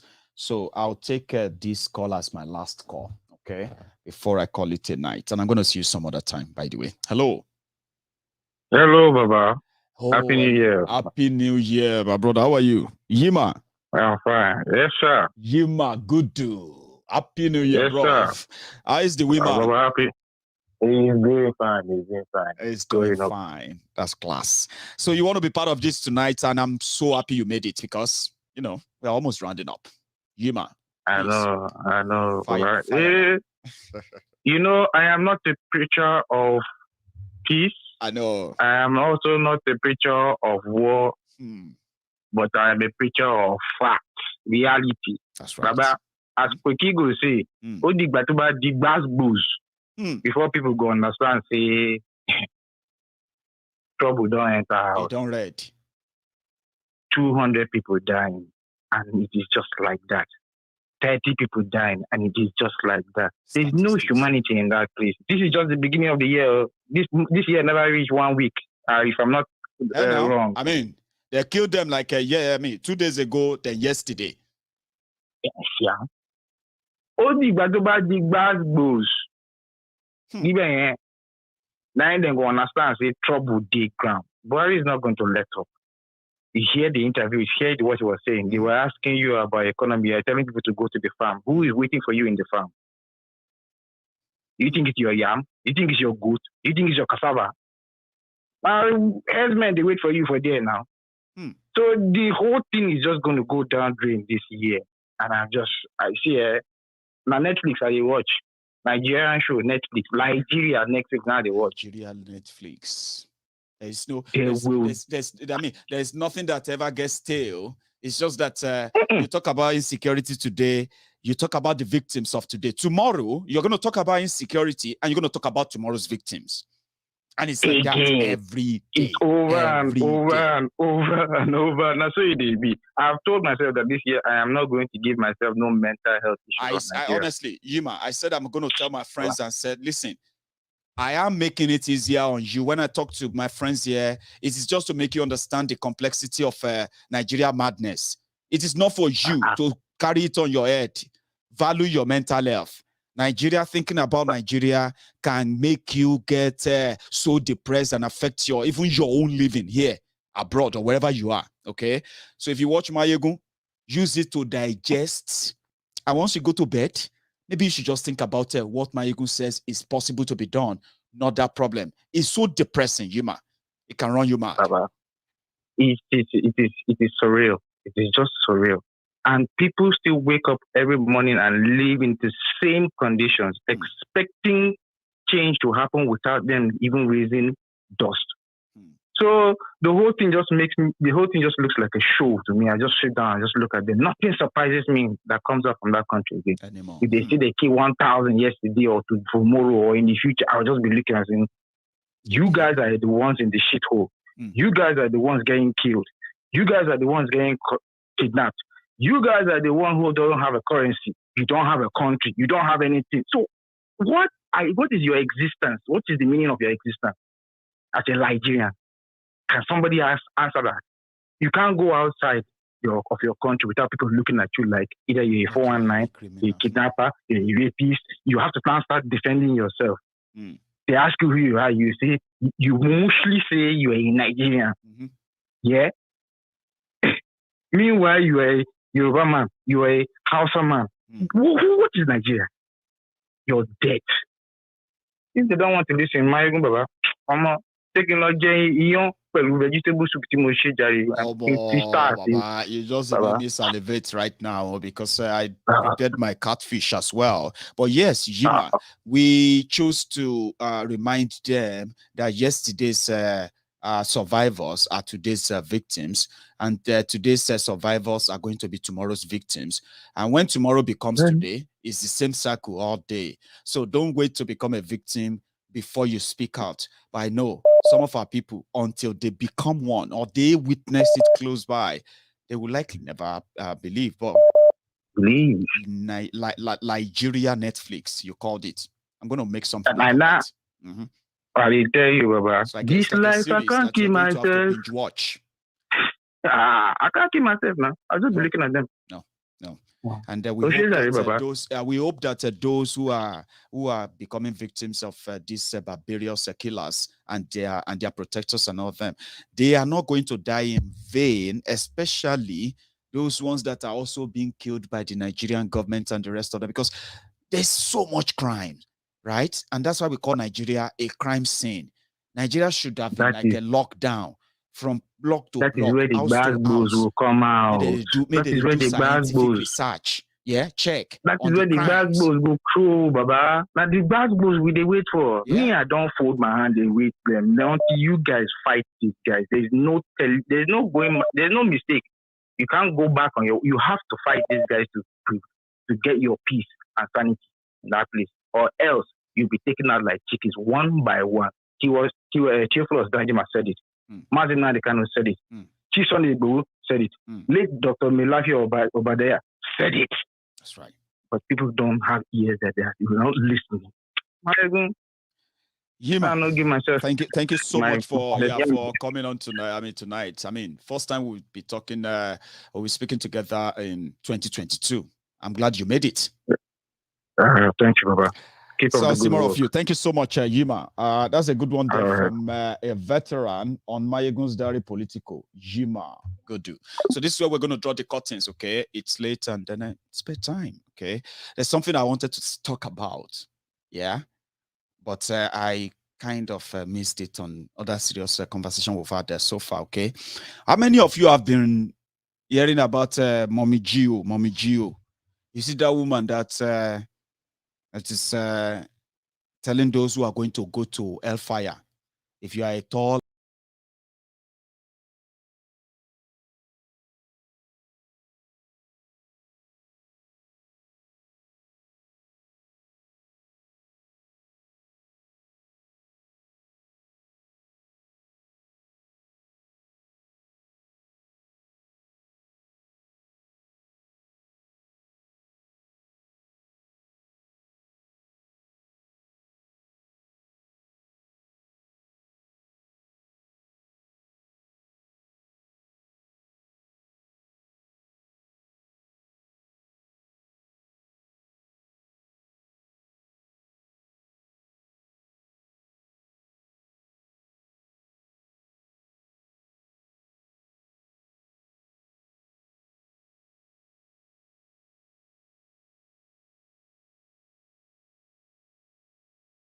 Every day, dollar just dey get it higher power over naira. Still dem talk say make we off mind, but thank God say Maiyegun don come. So my people make you loud down, yo yo.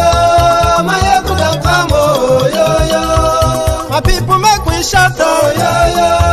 Maiyegun don come, oh yo yo. Maiyegun don come, man of the masses, oh yo yo. Maiyegun don come, oh. You. So what happened is that I'm not expecting a lot of people to join me this afternoon, but some of you are going to see the broadcast later. First, let me check my audio because I want to, my usual talk, like arty talk, the one that actually kind of hit you directly, put you in the middle of it. If you're watching me from Nigeria, even if you are not watching me from Nigeria, this message is also going to help you. I mean, it's going to hit you as well. I don't know how far my voice is to my device. So you can tell me if you like the audio, then I will continue.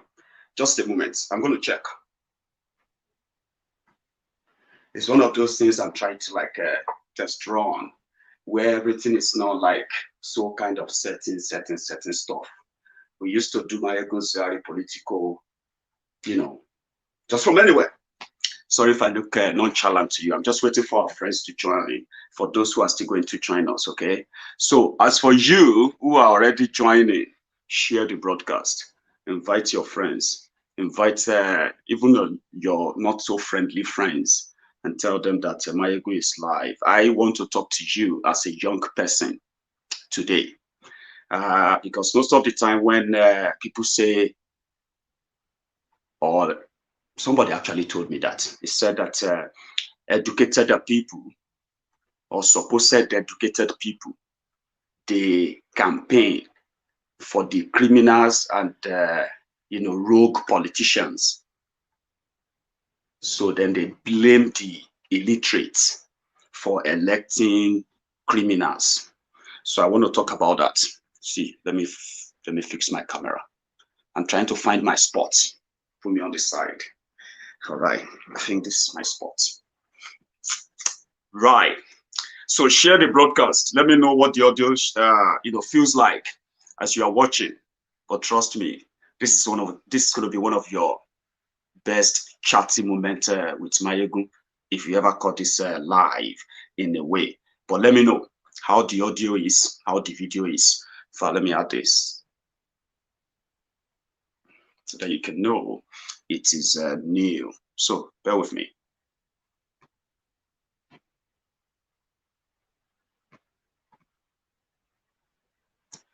Audio perfect, video perfect.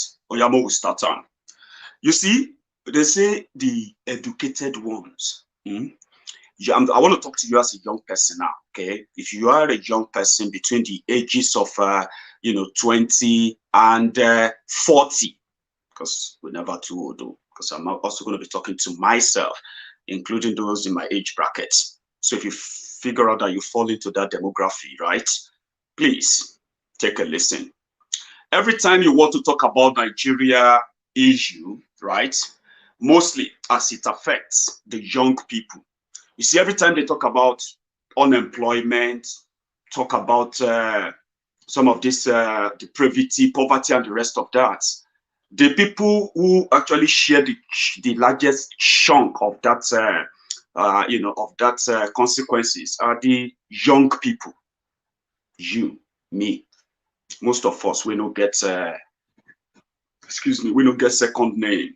That is Tifnumbu or Basanjo or any other funny names like that, yeah? So we share the burden of everything that happens to Nigeria. And most of the time, we are also those dragged to maintain the status quo of the criminals who brought this upon you. So when you start talking about what Nigeria has done to you, and you say, man, Baba, Nigeria, I suffer. You will see the other young person, because they tend to make suffering like a competition. So when you say you have seen hell, the next Nigerian to you, right, is going to tell you that yours is better, like it is a competition. But do you, as a young person, even understand that Nigeria? If I just call out your age just now, right? Between the ages of 20 and 40.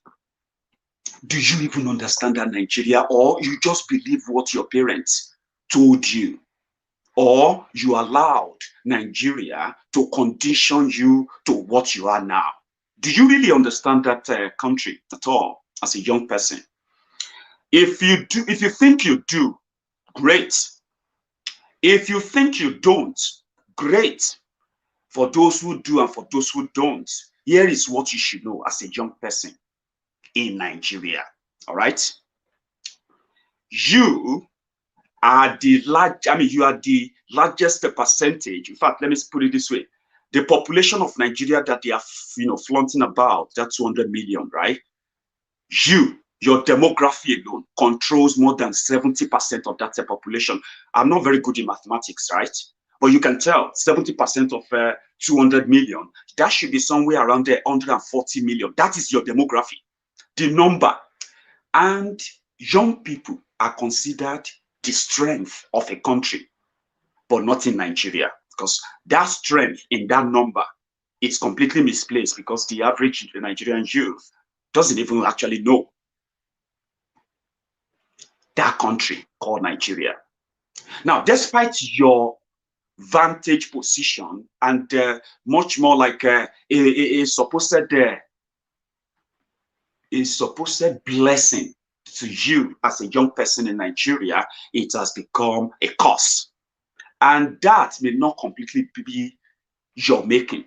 So that's why I said, do you understand that Nigeria, or what your parents and every other person you come across in your life told you about Nigeria, or you found out later that you actually know nothing about that Nigeria? Because a country that has no plan for our young citizens or young population is a country that has plan to fail. And that is exactly what Nigeria is. And when Nigeria has become a failed country, do you know the symbol of that failure? The young people. While the old criminals who brought us to this level continue still to point fingers at how ridiculous some of you are, because you have no clue. I'll tell you this. You see those those old men you see today, all those Buhari, Obasanjo, and the rest of them, all those guys, when they were in our age, they were completely impatient because they understood what Nigeria was. How did that happen? When they were young, the Nigeria they ventured into was a Nigeria with identity. Somebody from the northern Nigeria comes with his own identity. When he's joining the military, he knows why he's joining the military. When the western Yoruba man is joining the military or any other thing there, he knows why he's joining. He's joining as a Yoruba. He has he had an identity until 1966. But guess what? It all started from January 1966. Meanwhile, before then, these guys who were in their 20s, 30s, they had access to gun. And in their own mind, they said, the politicians of the First Republic, that they were going to mock it because of their political infighting and the rest of that. These men who are now old who have now completely destroyed Nigeria, your Nigeria, they were impatient. They feared that the politicians of the First Republic were going to mortgage the future, their future. So in their own mind, they had to end it. They started coup. That was when the massacre, the bloodbath, the mass killing started. Young people who are now today deciding what your future, my future will be before they go into their graves. But they succeeded in one thing, right? They ensure that one, as people generally agreed, right? History is completely expunged from history. It's completely removed from history. From your classrooms. History. So that the criminals who committed the worst of the worst crimes against this, especially this generation, and those ones that are coming after us, you will see them as heroes and not as criminals that they were. They were impatient. But again, if there's anything to learn from that, it is to see the value of understanding the country that you probably would die for if you indeed love the country. Nigeria, there is no Nigerian genuinely willingly die for Nigeria. Nigerians are being slaughtered by terrorists. Criminals in power are saying the sacrifices paid by the Nigerian skill. Those are not sacrifices paid by them. They didn't pay the prices. Their lives were taken away from them. Now, those who did that are today being championed, promoted, defended by the young people who actually have no clue where Nigeria is going to. Your destiny should be in your hands as a young person, but it's in their hands. It is. When they talk about the numbers of jobless people in the population, they said you are about 80 million jobless people. Do you know that if you share that by what it should be shared as, right? It simply means you watching me right now, even though if you have a job, you think you do have a job right now, yeah? Out of 10 people, right? Only 2 people, 8 are without jobs. Only 2 people with jobs, and there is no guarantee that they will hold that job for long. Now that is your future, your existence threatened. Some of you are not bothered because you have no idea how much this is doing to you or what it has done. Joblessness is a very, very big and concerning thing. First, education. Look at ourselves. Okay, I'm a young person, all right, which means I experienced what I am sharing with you, even if you are just experiencing yours or you've also experienced it. And then logically, this will now make sense to you, okay? The type of education they give to us is never the type of education that actually empowers us or makes us grow as a people. Take that. Then the education sector itself, which you all know is in complete rubbish, like, do you know what I mean? And every year, your schools continue to churn out and then graduate unemployable young Nigerians that won't be useful to themselves, they won't be useful to their communities, and they will never be useful to their countries. And if they look around and found nothing to do, they can just jump into politics and become a burden on their own people. That's exactly what the education sector in Nigeria actually do. It's obvious. It is now well educated you are and how successful you're going to be. Nigeria is a good example of that. And yeah, so they destroyed education. They destroyed everything that could make you think independently. Then they embedded in us this how do I put this? I want to find the right word for it. They embedded in us this pseudo respect of a thing where they make us stop being logical thinkers, people who can really think out of their problems. They can't think solutions out of their problems. Rather, they would rather pray. They deliberately made us that. Don't ask questions. Education allows you to seek knowledge. And seeking knowledge means that you're going to be asking questions. So not only that they took that away, they also destroyed every other means of getting educated and being rational thinkers by telling you to shut up. You know what I'm talking about as a young person. You can't question those elderly liars, bunch of incompetent misfits because they are older than you. You cannot question your lecturer when he or she is saying anything that is completely bollock, rubbish. You are going to be considered a rebel. Some Nigerians who have studied there, were young Nigerians who have studied there abroad. They were shocked that they could engage or disagree with their lecturer in the classroom. And then nothing happens. Nigeria, you won't. They demoralize you before you even hit this society. They destroy you, you know. They destroy your self-confidence. They make you become a sycophant. They build sycophants, not thinkers,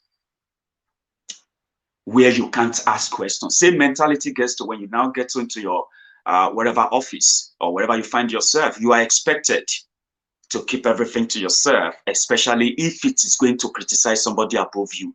Right from our childhood, they made us that.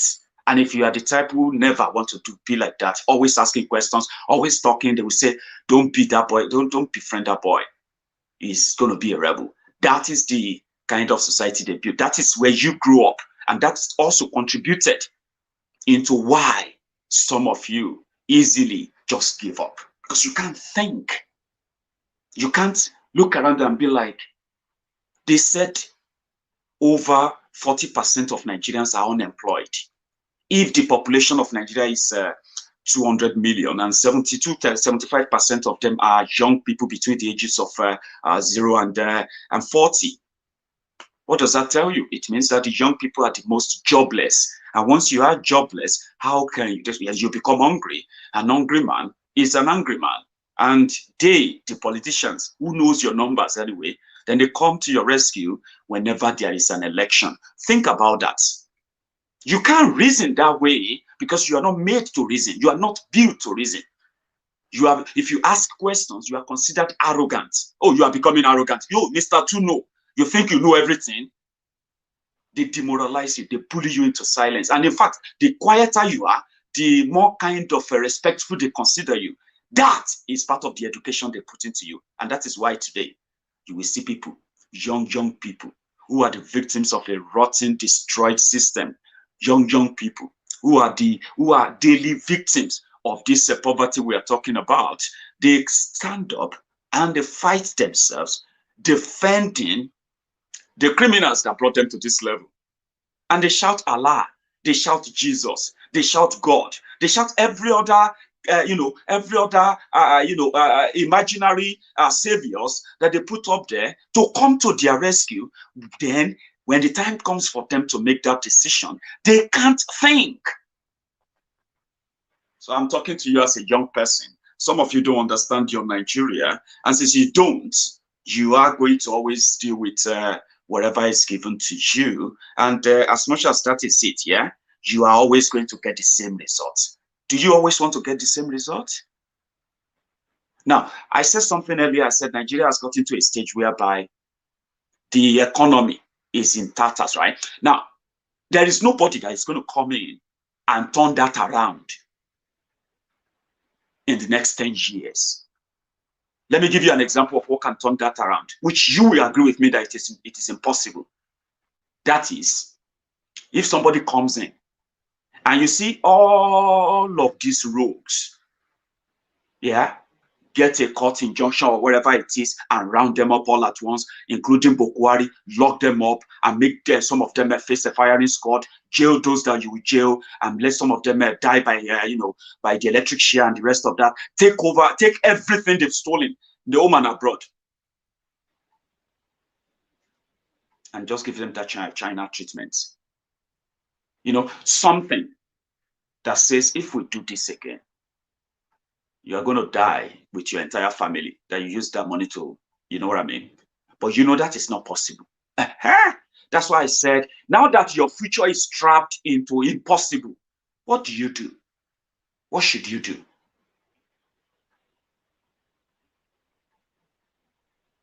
I know. That's what I'm saying. Like, we can start looking at ourselves now and be like, okay, Maiyegun, we don't know. Because you can't think. That means you agree with me that it is difficult for an average Nigerian to think their way out of anything. But it is convenient if you tell a young Nigerian that Tinubu is going to be Tinubu is better than Buhari. Same way they told them that Buhari is better than Jonathan. And like a spark, an average Nigerian will be like, that's true, that's true. He can't think. And they have also done something as well to make an average young Nigerian. I'm talking to you. Yeah, I'm talking to you. Don't worry. I'm not going to confuse you too much. They have made you somebody who can't really think other than when they think for them. Somebody who can choose until they choose for them. But I ask you, since they have been literally choosing for you, what has been the result? Poverty, poverty, and more poverty. So you have young people who had access to guns in 1966, and they decided, according to them, to take their destinies into their own hands because they could never keep up with those they call the First Republic politicians who were mortgaging their future. But today, as a young Nigerian, maybe you don't have access to gun as a military. Maybe you don't have access to, what else? Airplane and the fighter jet and the rest of that. But if you have access to your brains, do you know that jumping up and down to promote an election of the same criminals who brought you to this state is not smart? No, it is not. It is not, because they have made you realize that you have no option. Because psychologically or mentally, somehow, something tells you there is no way out of it. But you have 72% of the population, and it became so difficult for most of them who have been trapped in that poverty line to agree that until you do it differently. Somebody said that, what about a revolution? I said, you can't have a physical revolution without a mental revolution. An average young Nigerian doesn't even know why you want him to have a revolution. Even though when they live within the reasons, the whys, you are going to be more poorer this year. I don't know if they have told you. You are going to be more poorer. You are going to be poorer this year. No, because, and there is no amount of I reject it that will reject it for you. If you are smart enough, maybe you can dodge a bullet. But let me tell you something. About 8 million Nigerians were considered to be very, very poor. 13.5 million Nigerians were considered poor in 2015. In 7 years, that number jumped to over 80 million. Some said it's over 120 million. Now, they said 86 million of you are living in extreme poverty. Do you know what that means? It simply means people who are living for the living's sake. I mean, when people they don't care about clothes, they don't care about anything. They just care about what to eat. What are they going to eat? What are they going to feed their family? Extreme poverty. People who live just on a meal a day or sometimes no meal at all. They are in their tens of millions, 86 million they call them. And they said the abject poverty there is 126 million people. 126 million people living in abject poverty in Nigeria. Do you think I don't know who I'm talking to? Even if you are living in denial, watching me right now, pretending that you have a coping mentality, you have a coping mechanism. You are going to be poorer this year. You are going to lose a lot of money this year in your businesses. Some are going to make money, of course, but that is not what should be your own saving grace or something like your consolation as a young person in a working country to start with. Yeah? When you have a jobless youth, that automatically should tell you that you are sitting on a keg of gunpowder. Let me give you an example for you to know the extreme poverty in Nigeria now. The crime level has increased, you know that. Every little spark of violence anywhere or any street disruption, people will try to break into shops and start looting. Because everyone walking past every shop is, many of those you see walking past every shop there, yeah, is suffering from one thing, Nigeria. And they are looking, and that is why somehow you look at everybody, if you have not noticed, right? Including even those who claim to be working. Imagine policemen and the rest of them. They all look for opportunity to rob one another. It is like the survival of the fittest, when you go to war zone, yeah, when you go to war zone and people have been killed, before you get killed, you see those who are dead, yeah, you're likely going to have to take their boots, take their water bottle, take their last kind of beans and the rest of that. And if you die, somebody else will grab yours. It is what it is now in Nigeria. How did you get there? Because the criminals who push you there, they are having a laugh. Why the rest of you are now asking yourself, who should be the president? Who should be the next president? Who should not be the next president? They don't care. When you have that number of unemployed people, you should know you are dealing with an internal war that will consume Nigeria. It is just a matter of time. So they don't care. And every time you give them for 4 years, what you are doing is that you are extending your sufferings. Whatever they give to you is temporary. You have the number. You do have the number. You can make it change. You can stop them. I mean, I keep saying that all the time because I just feel like, if I feel be like, people you probably will believe when they say, sit there and you sit and all that stuff, right?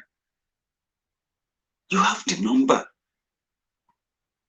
And every time you think you have figured it out, and it's a shame, right? It's actually a shame, by the way, on the side, that I am talking to these friends of mine, wherever you're watching from, Nigeria or outside Nigeria, wherever. I'm talking to you right now. I don't even know you. But somehow, 1, 2, 3, or 4, 5, 10 people would likely be connected to what I'm saying right now. How Nigeria has taken so much away from you. But because you have no clue, some of you don't, right? Have a clue how you even got here. You just follow the bandwagon, the old general convo. Our politicians are thieves. They've stolen all the money and the rest of that. You are not thinking straight if you are also believing that you can participate in an election called validation. That's what you do. When you validate them for another 4 years, you are going to suffer it for another 4 years. Man, 45 million people unemployed. That's massive. 45 million. That is massive. That should be something that should have, imagine if 10 million of you are jobless right now. If I have the number, let's say 10 million of you decided that we need a job. The politicians themselves will know that their days are numbered. Now, you see all those of you who are now those jobless ones, some of you have been recruited into APC, young people, PDP, Papa Deceive Peking, yeah? They have recruited you into different, in fact, you wanted to be recruited. Unfortunately. Everybody is taking his turn, like your older criminal leaders. Some of you want to be like them. You are not really different from them. But you see, those of you I'm talking to, who are the victims, all of you. Those of you who are like you new graduates. Is this the Nigeria they told you? Some of you graduated 2-3 years ago, even though some of you are unemployable. What some of you decide to go and get or study in school, right, cannot get you a job in McDonald's, you know that. But because it is Nigeria, the quack stuff and the rest of that, now it's been 3 years. For those of you who even did good stuff, right? It's been 3 years, 2 years, unemployed. You see your other brothers, uncles out there, 5 years, 10 years, unemployed. Or they used to be employed. And now when they count the number, when they say over 40 million people unemployed, and you go out there and you say, bring the evidence. I say, but you don't get job now. Why you they ask me if I should bring evidence? Or do you think working as a PA to a councillor in your local government, or working as a vuvuzela for politicians on social media, that is a job? That's not a job. And many of you fall into that category. Yeah? You are revalidating your enslavement. And before you know it, oh boy, you don't grow old. I figured that out just recently when I realized that I'm going to be 38 years old in the next 2 weeks or so, or 3 weeks. Yeah. Then I looked back and I'm like, oh boy, that's 22 years ago. I was just about a 16-year-old boy or 15-year-old boy, a teenager like some of you who probably will see my video, or your children. 22 years would have been stolen away from my life. Except if I decide to join their politics in Nigeria, maybe that would probably will be my saving grace. Now, some of you are doing that same thing right now, and you call it a job. You see, every time you go out there to promote these criminals, every time you go out there to ram it down the throat of your friends and your not so friendly friends on social media, as a young person, pushing all the narratives that leads to one place: poverty, death, and yeah, you know what I'm talking about. Every time you push that and you think you have a job, you are pushing millions of your fellow young people into further poverty. But that may not even be your own fault, because the millions that you're going to push into further poverty, some of them are already, they are willing to, they want to be pushed into that poverty. And you are being paid to do that. But I'm the one who will tell you that there will be consequences of all that. Indeed, consequences include that your Naira that crashed will continue to. The subsidy they claim to remove, some of you should not relax too well, okay? The subsidy they claim to have removed will then kick in soon. And this joblessness of a thing is just about to take a new dimension. Now, being the poverty capital of the world, and you as a young people, when do you think this is going to end for you? Or how do you think this is going to end? Now, listen, again, if you are between 20 and 40 and you are living in Nigeria, it is better for you to know it now. Okay, I'm not going to sugarcoat it for you. There is no future for you in Nigeria, and there is a reason why. Now, having a future also has to do with your environment. It does help and influence. The current atmosphere you have in Nigeria, which is not just about the government, including the polity itself, it's built to work against you. And if you don't believe me, how old are you now? And then where are you now when it comes to the economic ladder in your country? I've given you a few statistics that I could give to you to let you know where you actually belong to. And if you are still kind of in school and you're still getting all the free money, people are still squeezing out their savings for you, pay up this and that for you.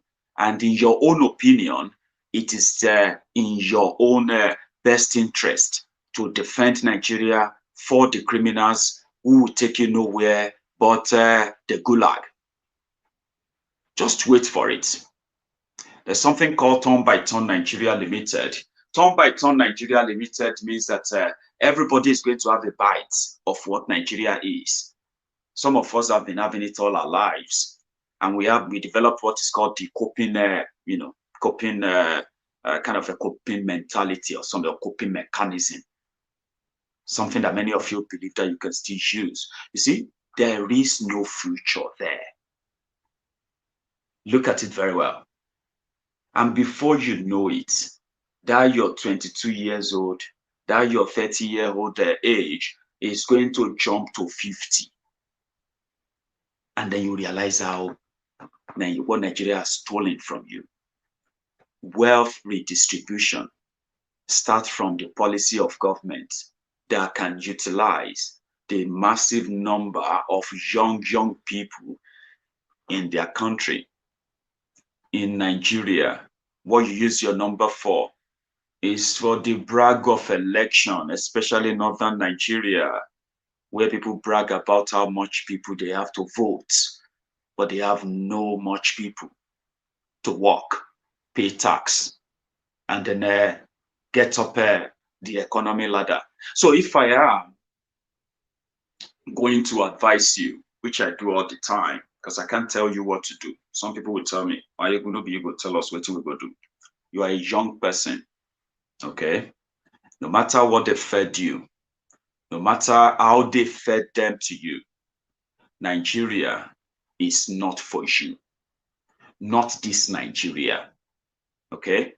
Even if you are conditioned to believe that it is impossible to end this kind of barbarity, I am saying it to you now, that you have the number in that age bracket. Yes, you have that number, and it doesn't even take all of the 70 million of you. It doesn't take, it doesn't even require the northern youth who probably won't participate, and if they do, it's going to be a plus. But you see the number of you in walking around in southern Nigeria, wasting your time trying to defend the politicians who gives no damn about you. 22 years, let's use our own region, for example. I'm a Yoruba man. And if you're a Yoruba man or woman watching me right now, a young person, okay, when they talk about unemployment, when they talk about this joblessness and insecurity, joblessness in particular, which affects you, yeah, we have our own largest share of that.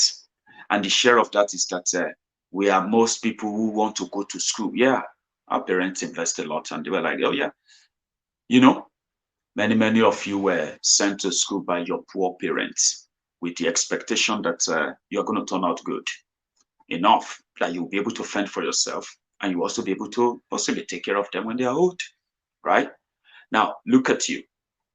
After all that, your energy is being, it's been spent in promoting those who have made you jobless until you became a political vuvuzela. Do you get what I mean now? Now, that is a change of fortune for you. A change of fortune that should call your common sense to order. I know hungry people don't have sense. If I'm hungry, my sense won't really work well, because until I feed myself or eat something, which is the category that majority of you fall into, in that place. But think about it. Your poor parents sent you there to be able to fend for themselves, and then the system denied you the opportunity. The system denied you the chance to showcase your capacity, your level of understanding of how to possibly contribute to the society. Rather, the system finally, when they found probably you are a good manipulator that can be paid with crumb, you took up the job to deceive others in order to lead them into further poverty. And unfortunately, some of you do that by even using God. I have seen young people defending criminal politicians, promoting criminal politicians for their own selfish interests, by the way, right? And they have used God. God has ordained him. Any man that tried this, and that will just die. And that's another angle where you get to know that majority of Nigerians are fraudulent religious people. They are not religious. They don't have any religion. If they shout God, God, God, God, God, don't listen to them. Okay? Some of them, they are more godly than the God. Majority of them are gatekeeper of hell. These are part of the schizophrenic symptoms that you can sense in Nigerians. When you see them talking and they are bragging about God and mixing God with politicians, you can tell. All right? So Nigerians does that. I've seen that. Young people using God to confirm their fantasies of the same criminals who actually knows no God. You know what I mean? So you who found yourself in that part, or who falls for that, it comes to the same thing. That number one, you don't even know your country. You don't know that Nigeria. And then number two, you don't know what you want. Some of you, what you want is the easy life. Easy. You can have that too. Easy. If you have an easy country with an easy system that actually cares for you, that you can have. But you can't wish for it, and you can't by any means cut corners, which is what most Nigerians want to do. You are a young person. I'm speaking directly to you now. I'm not speaking to those old people, okay? Leave those ones. We have our time that we gist about other things. I'm talking to you. If you sit down wherever you are, and you sit down and you're like, what do I want to do with my life? And you look around you, you can see that you have limited choices. And guess what? Nigeria, as people say, somewhere, people will be like, it's not about what your country can do for you. It's about what you can do for your country. Nigeria doesn't do anything for you, okay? In fact, Nigeria believes that you, being a Nigerian, being in that Nigeria, the politicians believe that that's enough. That's enough. You should be grateful that they don't kill you when you're inside the belly and the rest of that. Okay? So there's no real plan. No real plan for you. So as a young person, you should ask yourself, ask others, engage with others too. You need to know how they politically stole your destiny, I mean your future, right before your eyes. They stole your inheritance. That's what somebody said. This guy stole our inheritance. It should have been your inheritance. Wherever Nigeria is, should have been your inheritance, but they've taken away all the opportunities. And when your opportunities are stolen from you, it is the right thing to fight and take it back. You know that. But if you don't have the mental capacity to even reason it that way, why are you not getting the best of education? Why are you not having a real infrastructure in place? How come the police continue to brutalize? When they talk about police brutality, young people in Nigeria are the 99% victims. But yet, they cannot be hurt by any one of them without being shot and killed by the people who should be protecting them. So young people, you have the number, but you don't have the sense. Greed, selfishness. I was watching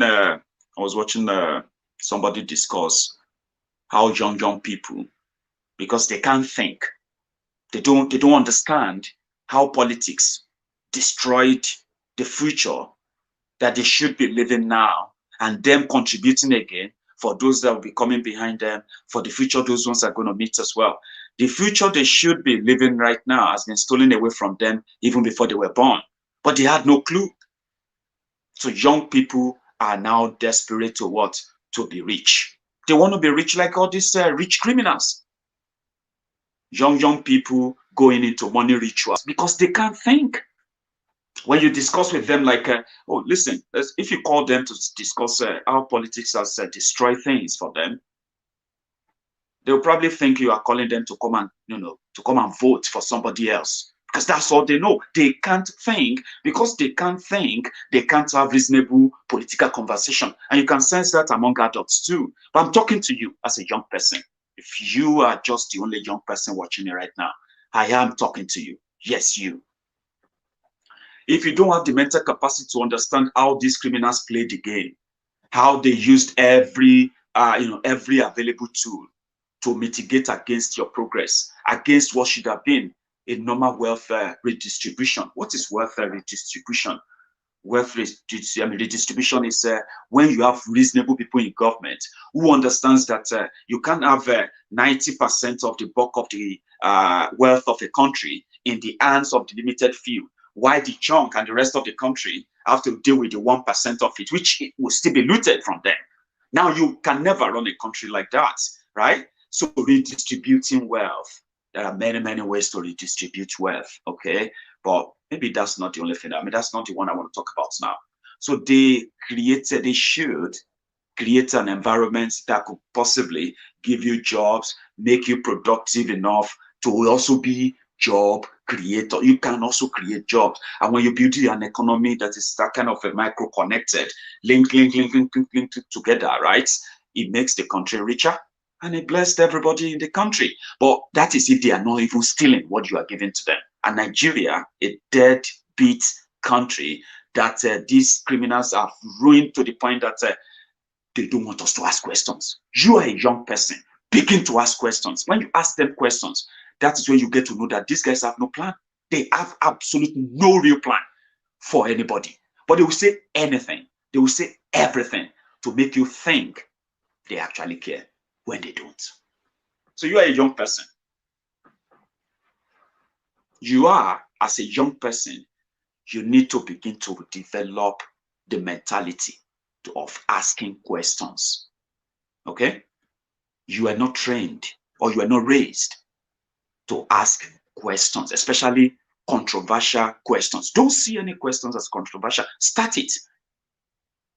When your dad or your mom or your uncle or anyone in the area, they start talking about this year 2023 nonsense, ask them vital questions.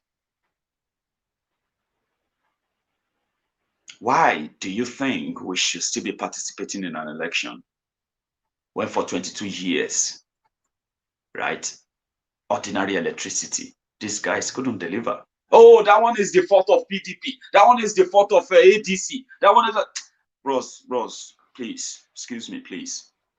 Who is APC? Who is PDP?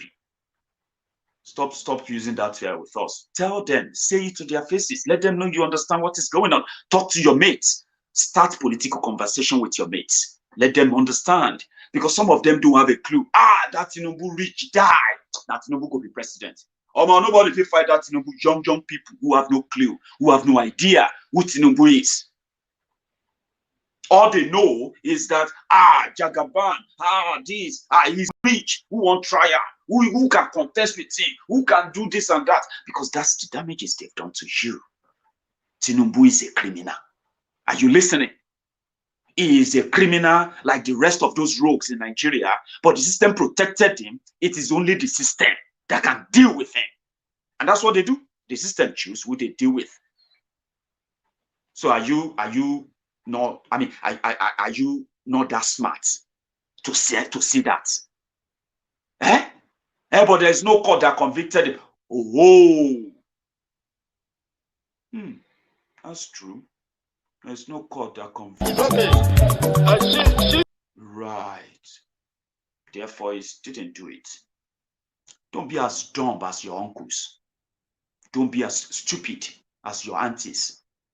Those are the excuses that they gave as the reason why They never challenged all those criminalities. They excused it away. Don't let them put that in your mouth. Those rogues are criminals. None of them can account for their wealth. Their wealth that you see them flaunting about, that is your wealth. That is your education. That is your road. That is your electricity. Those are your hospitals. Those are your homes that they should build for the poor people. Those are the things that should make life better for you rather than harder as they are now. Don't let anybody talk you out of that. These are a bunch of unproductive, jobless human beings before 1999. These are not rich guys. It's like somebody like me now, make a come join your politics, and suddenly I don't become billionaire. And some of you are saying, you don't know Maiyegun. Maiyegun is a billion. I'm not a billionaire. I'm not even a millionaire. These guys are average guys who came to rob you and now living off you, and you as a young person, because you have no clue. You have no idea. Jealousy, do you know if anybody become governor? Do you know how much money they will have? They are not supposed to have money. You listening? They are not supposed to have money the way they do. The salary of a councillor, a local government councillor, is 250,000 naira. The salary of a local government chairman in Nigeria is 450,000 naira. The salary of a local government chairman is 750,000 naira. The salary of a state house of assembly member is 450,000 naira. The salary of a state governor is 1.5 million naira. Deputy governor is 1.2 million naira salary in a month. The salary of your president, the overall president of Nigeria, is 3.5 million naira a month. Which of this money can buy them and build them mansion that they are buying all over the place? So don't be daft when they tell you that they collect security votes. Is that not a crime? Somebody who can take hundreds of millions of naira unaccounted for, and you are comfortable with that, regurgitating that, saying that to people. As a young person, that is a complete miseducation that we're talking about. You have been miseducated, misled to excuse away their fraud, and they stole it from you. These are not rich guys. These are a bunch of opportunists. But what they did to you is worse than what you can imagine. So be that young person who understands. Listen, you may not know the effect right away. When I started this almost 8 years ago, there was no live video. You can't do live video on social media then. Until 2015, 2016. And that was, well, that's been a while. I think that's been like about 6 years now.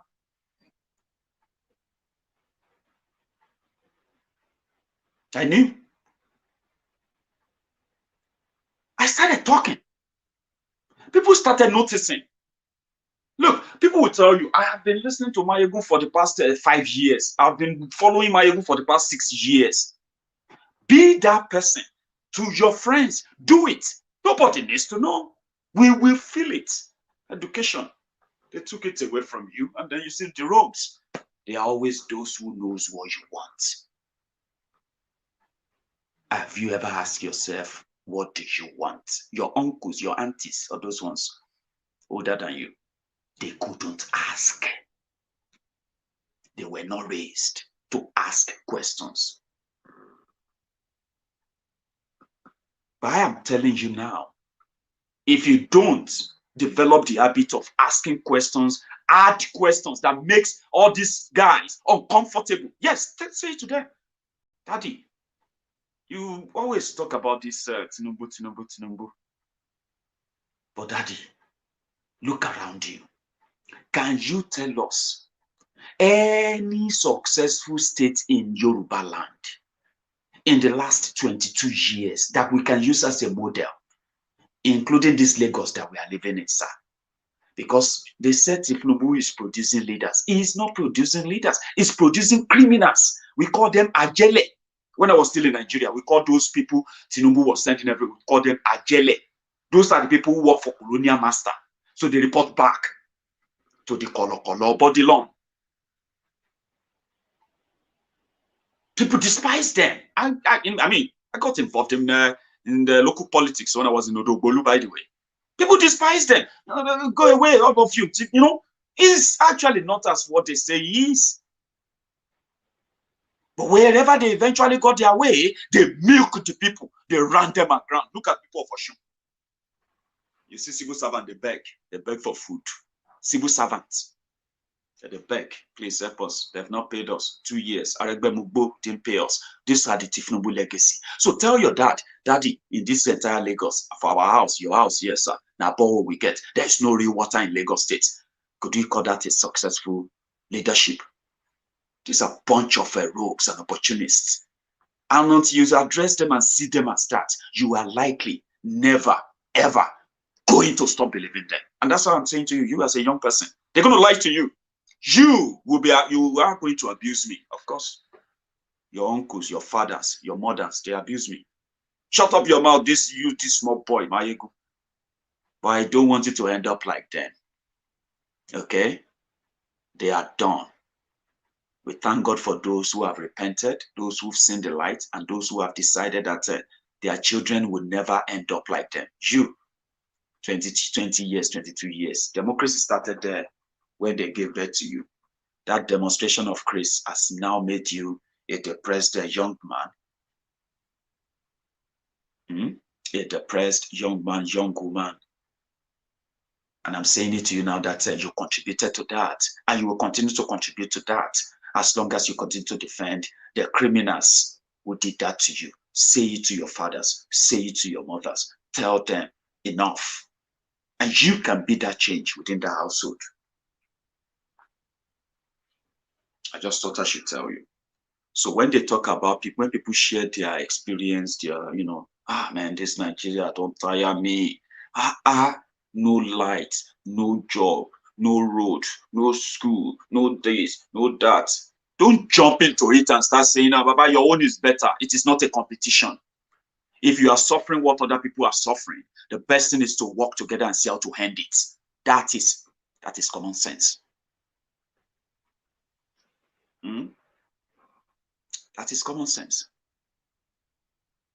And don't fall for those who don't they suffer for mental problem, but those who don't they mad, like original one, because they say 80% of you in Nigeria, you are suffering from one mental problem or the other, but you won't know because you can still probably pretend that you are normal. Those ones where their madness don't enter, those ones are the ones who are now seeing visions for you. You see, mad person, they see vision. Mad person, they collect vision. Everybody can be mad together in a mad country. That's exactly what they have turned that place into. Take yourself out of that kind of occultic contraption. Think wise and think large. If you continue to do same thing again and again, you are going to be getting the same thing and again and again. So unfortunate. To those of us who are living outside Nigeria, you see, we do this, by the way, just for the posterity's sake. You do know that? Some of us don't live there. We'll probably never, ever get their Fulani terrorist hands on us. We'll never, ever have to use their hospitals, which they don't have. We'll never have to use, their roads, which is terrible. But we do have families who uses them. They can become victims too. So for posterity's sake, we are speaking up, and we need the help of some of you, the young people, to understand who you are dealing with. Okay? If you don't understand who you are dealing with, you are just going to be shadow boxing. Some of you said, why don't you come back home and do it? It's part of your stupidity. You dey sleep inside the darkness. You dey enter pothole. Your car dey somersault on top road. Police dey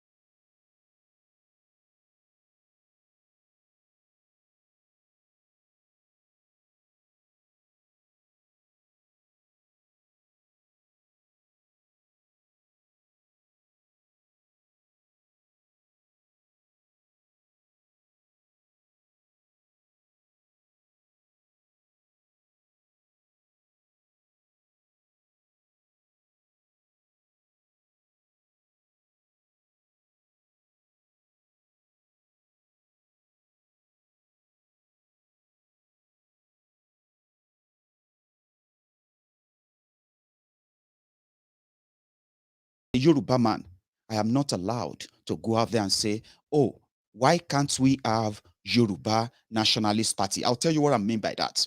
Because I figured out something. When they take away your power, you can rabble, you can scream, you can complain. But without that power, without is either you take it back by force, right? Or without it, it will always be same thing.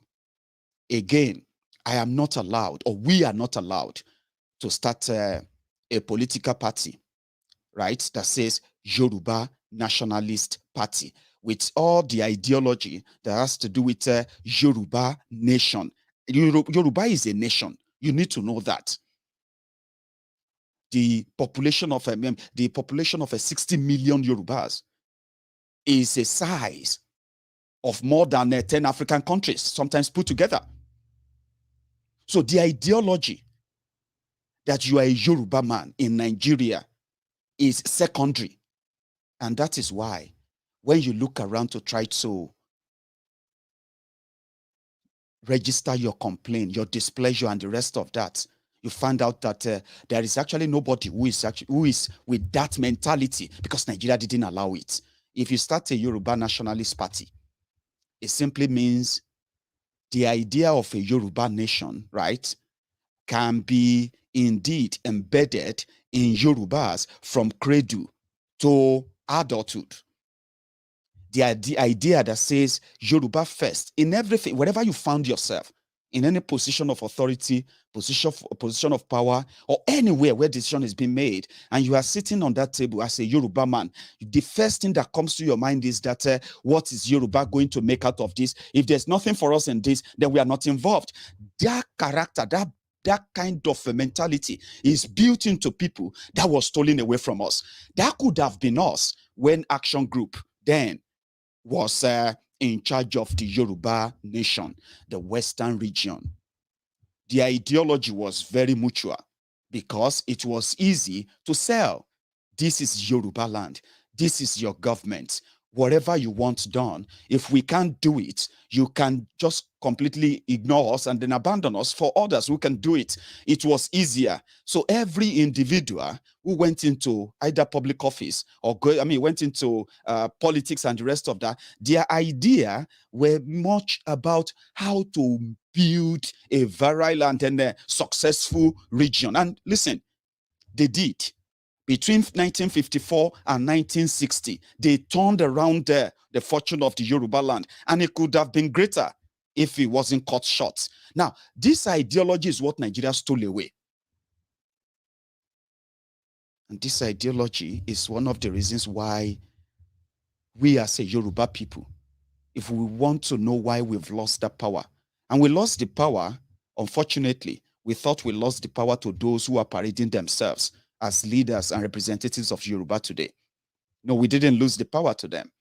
What happened is that they were stooges who are in office but not in power. We all know where they derived that power from. The people who staged the revenge coup of 1966. So as a Yoruba man, your pride will normally come from where? It normally comes from where you come from. And these are the places that those who have been in charge of it for the past count it, 60 years, 62 years now, they've done so badly, yeah, that they've made our people believe that there is no other hope. Every now and then, people feel like maybe we should wait for another 4 years, or maybe military should take over, maybe something should do, because the people in charge or people who have the chance, or those who claim to be representing the Yoruba people, their ideology is that whatever solution they are going to prefer, it has to align with Nigeria so that they won't lose anything. But that's one thing. When the British came to colonize Nigeria, cut the long story short, from the record, the first idea was not to make Nigeria a successful place. One, we know that. And the second one was that even at that, they still had a plan that was modeled after their own country, where they also have 4 nations in one country. according to the record, they said it was meant that like Scotland, the people of Yoruba land, they will be in charge of their own affairs and do their own things, parliamentarian system of government. And that idea is one of the reasons why people said maybe we should start with restructuring. But what I found out is this. The idea of restructuring has become a business for those who propagated that for the past 30 years, because that's what brought the likes of Tifnumbu and gang into prominence. These guys said Yorubas wanted to go back to 1963 Republican Constitution. That was the constitution that allowed us to be in charge of our own affairs without having to wait for a Buhari to tell you to go back to farm where terrorists are waiting for you. That was what brought the likes of Afenifere and co into the limelight. The idea of Yorubas managing our own affairs on our own. But it has become a sham now, because even the campaign for that as recent as 2019, for those who may not remember, Buhari was granting an interview yesterday, okay? He was granting an interview and he said, what is restructuring? That what do they mean by restructuring? That when the Igbo leaders came to him, they said they wanted more states to complement, these same states like other geopolitical zones. That's what he said. And then the Yorubas who are asking for restructuring, they were asking for, a sort of total control of their resources, whereby they will be paying some royalties into this, back to the center. So Buhari said he didn't understand what restructuring is, but guess what? In 2019 election, they put together El-Rufai and some other guys, APC restructuring committee, and they submitted a report. In that report, they reiterated what they agreed, what they promised in 2015, state police, resource control, this, blah, blah, blah, blah, blah, blah. But Buhari was saying yesterday that he didn't understand anything about restructuring. But guess what? In the manifestos that those who knows what Yorubas want and continue to, to take advantage of that, they are coming back with the same message. You know what? For Nigeria to remain better, we need to restructure. That's why restructuring is now a business that is so stale, dying with the same people who are promising you another 4 years of wait. That is, if you give it to a Yoruba man, yeah, or if a Yoruba man become the president, don't worry. You see all these things that we are talking about, you will all get it. Guessing, forgetting the fact that it was the same Yoruba man, a Yoruba man, who put together all the lies that they sold to you in APC. All the lies. Tayo Defayemi. So the point I'm making here is this, right? When people said we have no power, it is because we don't have that power. Most of the time we wish that we do have the people on our side enough to go, to go after these charlatans who made us so cheap, where the conversation about Nigeria is being held, and these guys continue to probably push for themselves. Now, identity crisis is what will make you kind of want to push for a Nigeria presidency, for a Yoruba president, or whatever Southern president, or whatever presidency you want to push in 2023, hoping and thinking that these guys, will turn around and then begin to do what they have the chance to do now and choose not to do. So that is why when people said that taking over from them starts from taking people away from them. So logically, if you don't have that political power, then you should possibly have the military power, both that have been taken away from the majority of us, and then the majority of our people browbeaten with poverty as well. So if our identity is completely taken and we are battling with that, and you have a chance now for somebody telling you that you are a Yoruba man, and the first thing first should have been Yoruba first, not Nigeria first. And if you have to use some kind of, which is not really tenable, if you look at Buhari and gang, they kind of made it obvious that in their own world, it will be Fulani first. Policy-wise, action, military, and every other thing they do is tailored in protecting that legacy. While you are currently saddled with the myth of one Nigeria, one Nigeria. So let's come back again. Yorubas have the capacity to run the best education system in the entire Africa. We started the free education system before any part of Europe, even before here in the UK, the British even tried it. It is the idea of community. You see, when I was reading about the brain behind free education and how it was so successful in Yoruba land then that it became a model. So the idea behind it was it takes a whole village to raise a child. And if a child is raised right, the community will be the better for it. So therefore, if any community or if any country want to succeed, you have to what? You have to invest not just money, including time in educating the younger generation, because the future that you talk about will be in their hands if they have the idea of what the future should be right from the cradle. That was what gave the idea of free education in Yoruba land. And it was easy sold. It was easier sold then, not because it was the first time education is coming to Yoruba, but it was the first time education, well, Western education indeed spread in Yoruba land. And that changed a lot of households. Many households that could possibly, if they were to be into this current political leaders in Yoruba land, if those in that era, if they were to be during this time, they will possibly just die in poverty.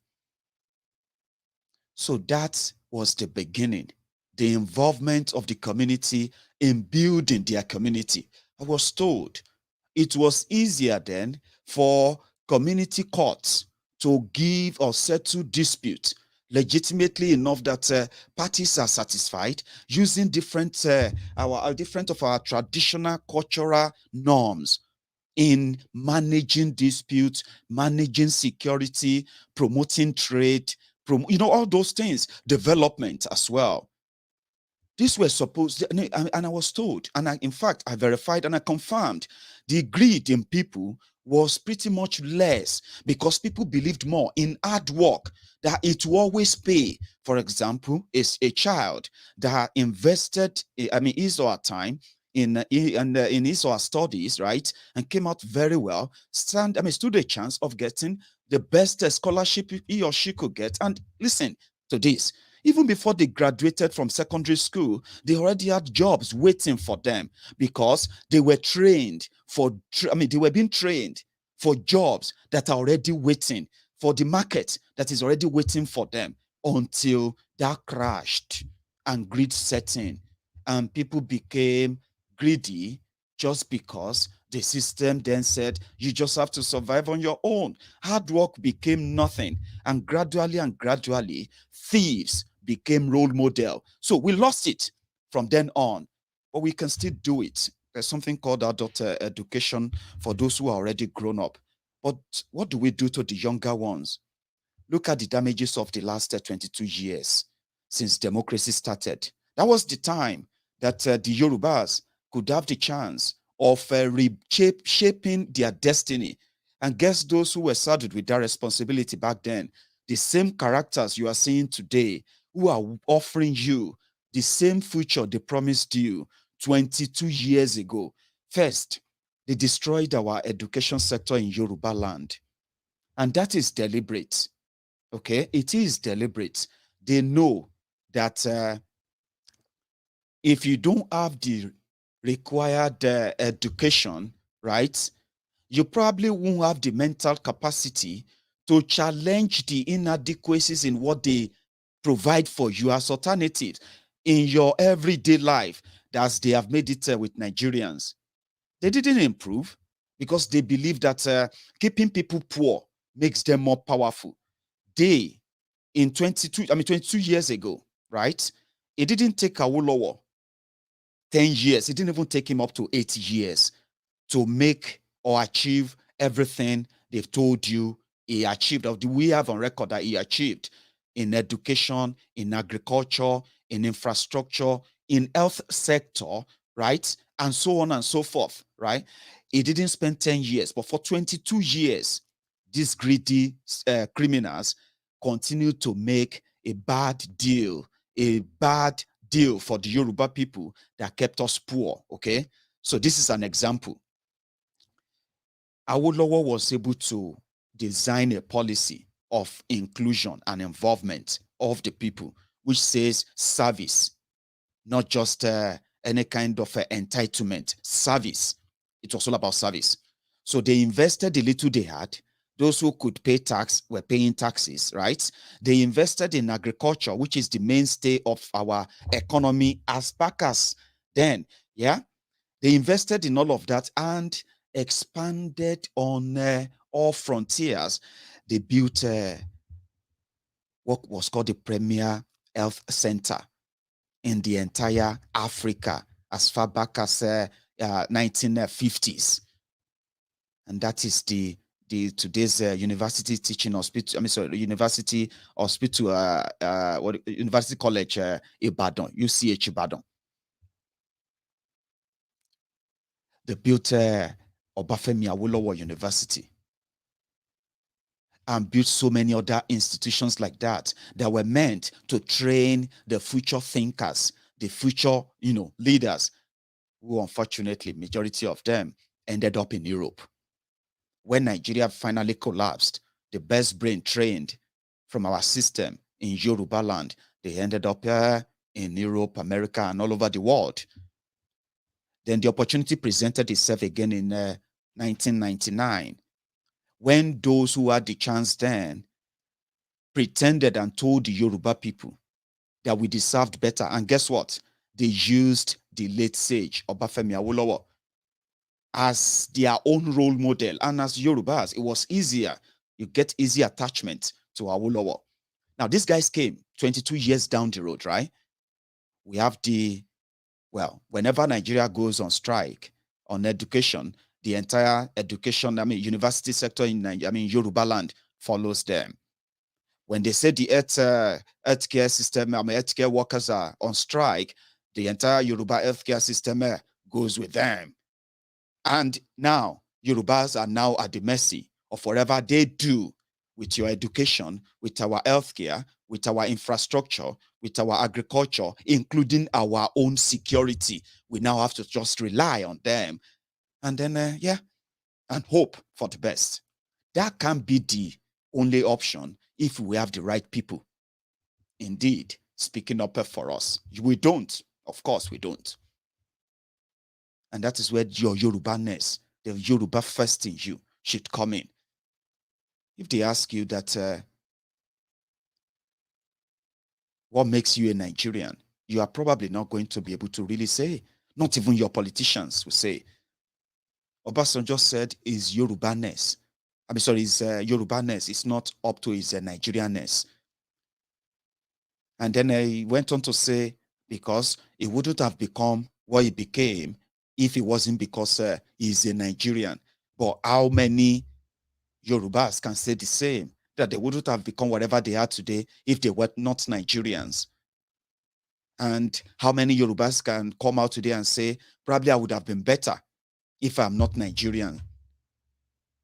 That is where the conversation of would you rather keep being a Nigerian in a mismanaged and imbalanced system like this that it doesn't really guarantee anything other than the mystery of ego better. So we have everything that could make us better and great. We have the people, we have the land, we have the resources, but we don't have, or let me also say we have the greedy people who don't see beyond the piles of stolen cash and then illegally acquired properties that they flaunt about all above the impoverished land. Do you see how the Yoruba land looks generally? 60 years after independence, 22 years after democracy started, the Yorubas have been going to Abuja.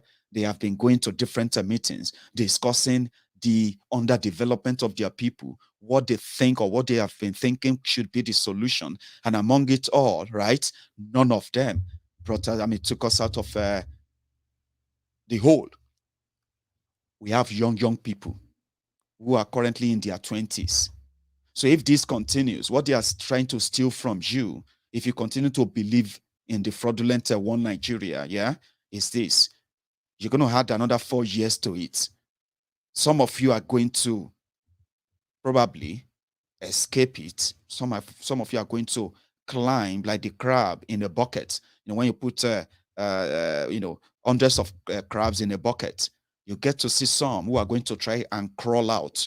They have to crawl out by climbing the other hundreds that are going to get stuck below. They have to climb on them to climb out. Some of you are going to climb out, but millions are going to what? Drench in the same pit hole of poverty, deliberately kept going by those who have the power to stop it, but they choose not to.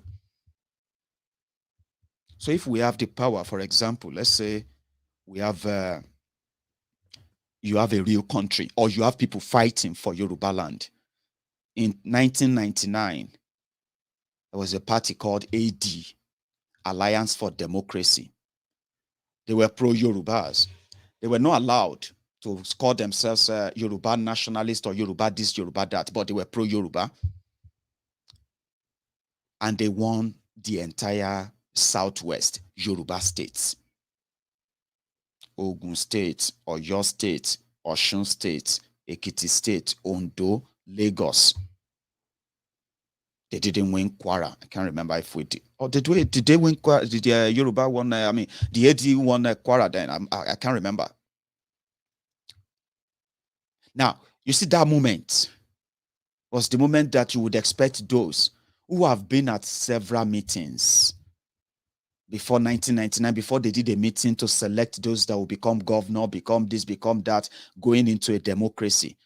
The idea then was that they are for Yoruba, and it was for Yoruba first.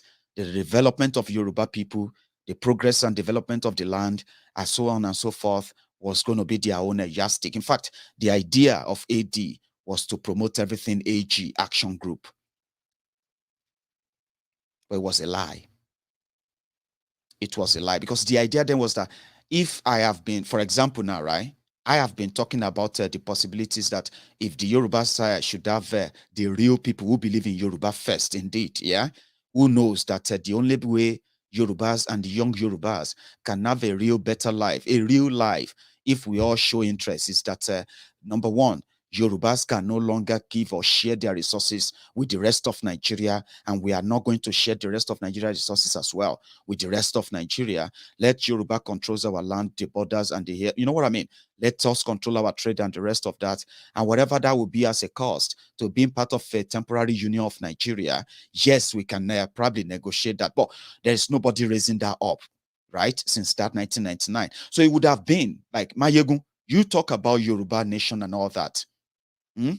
Sorry, it was ANPP. Thank you. I wanted to remember. I know it was Mohammed Lawal, right? I wanted to remember Lawal, but I know.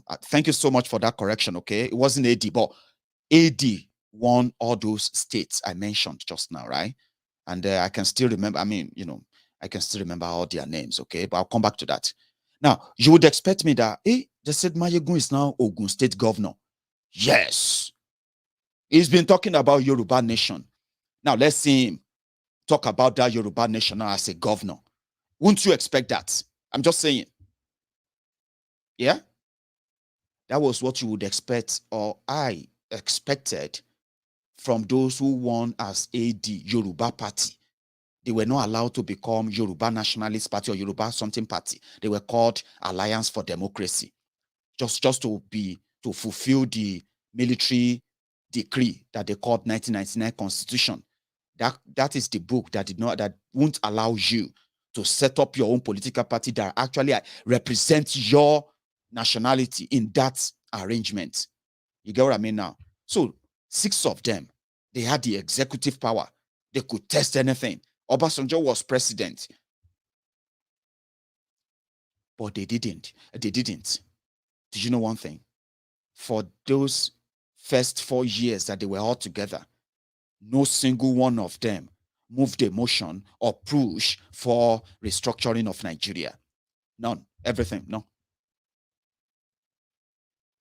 Until after Obasanjo crossed over them and they crossed over to opposition and they became Afenifere again. But Tifnumbu survived.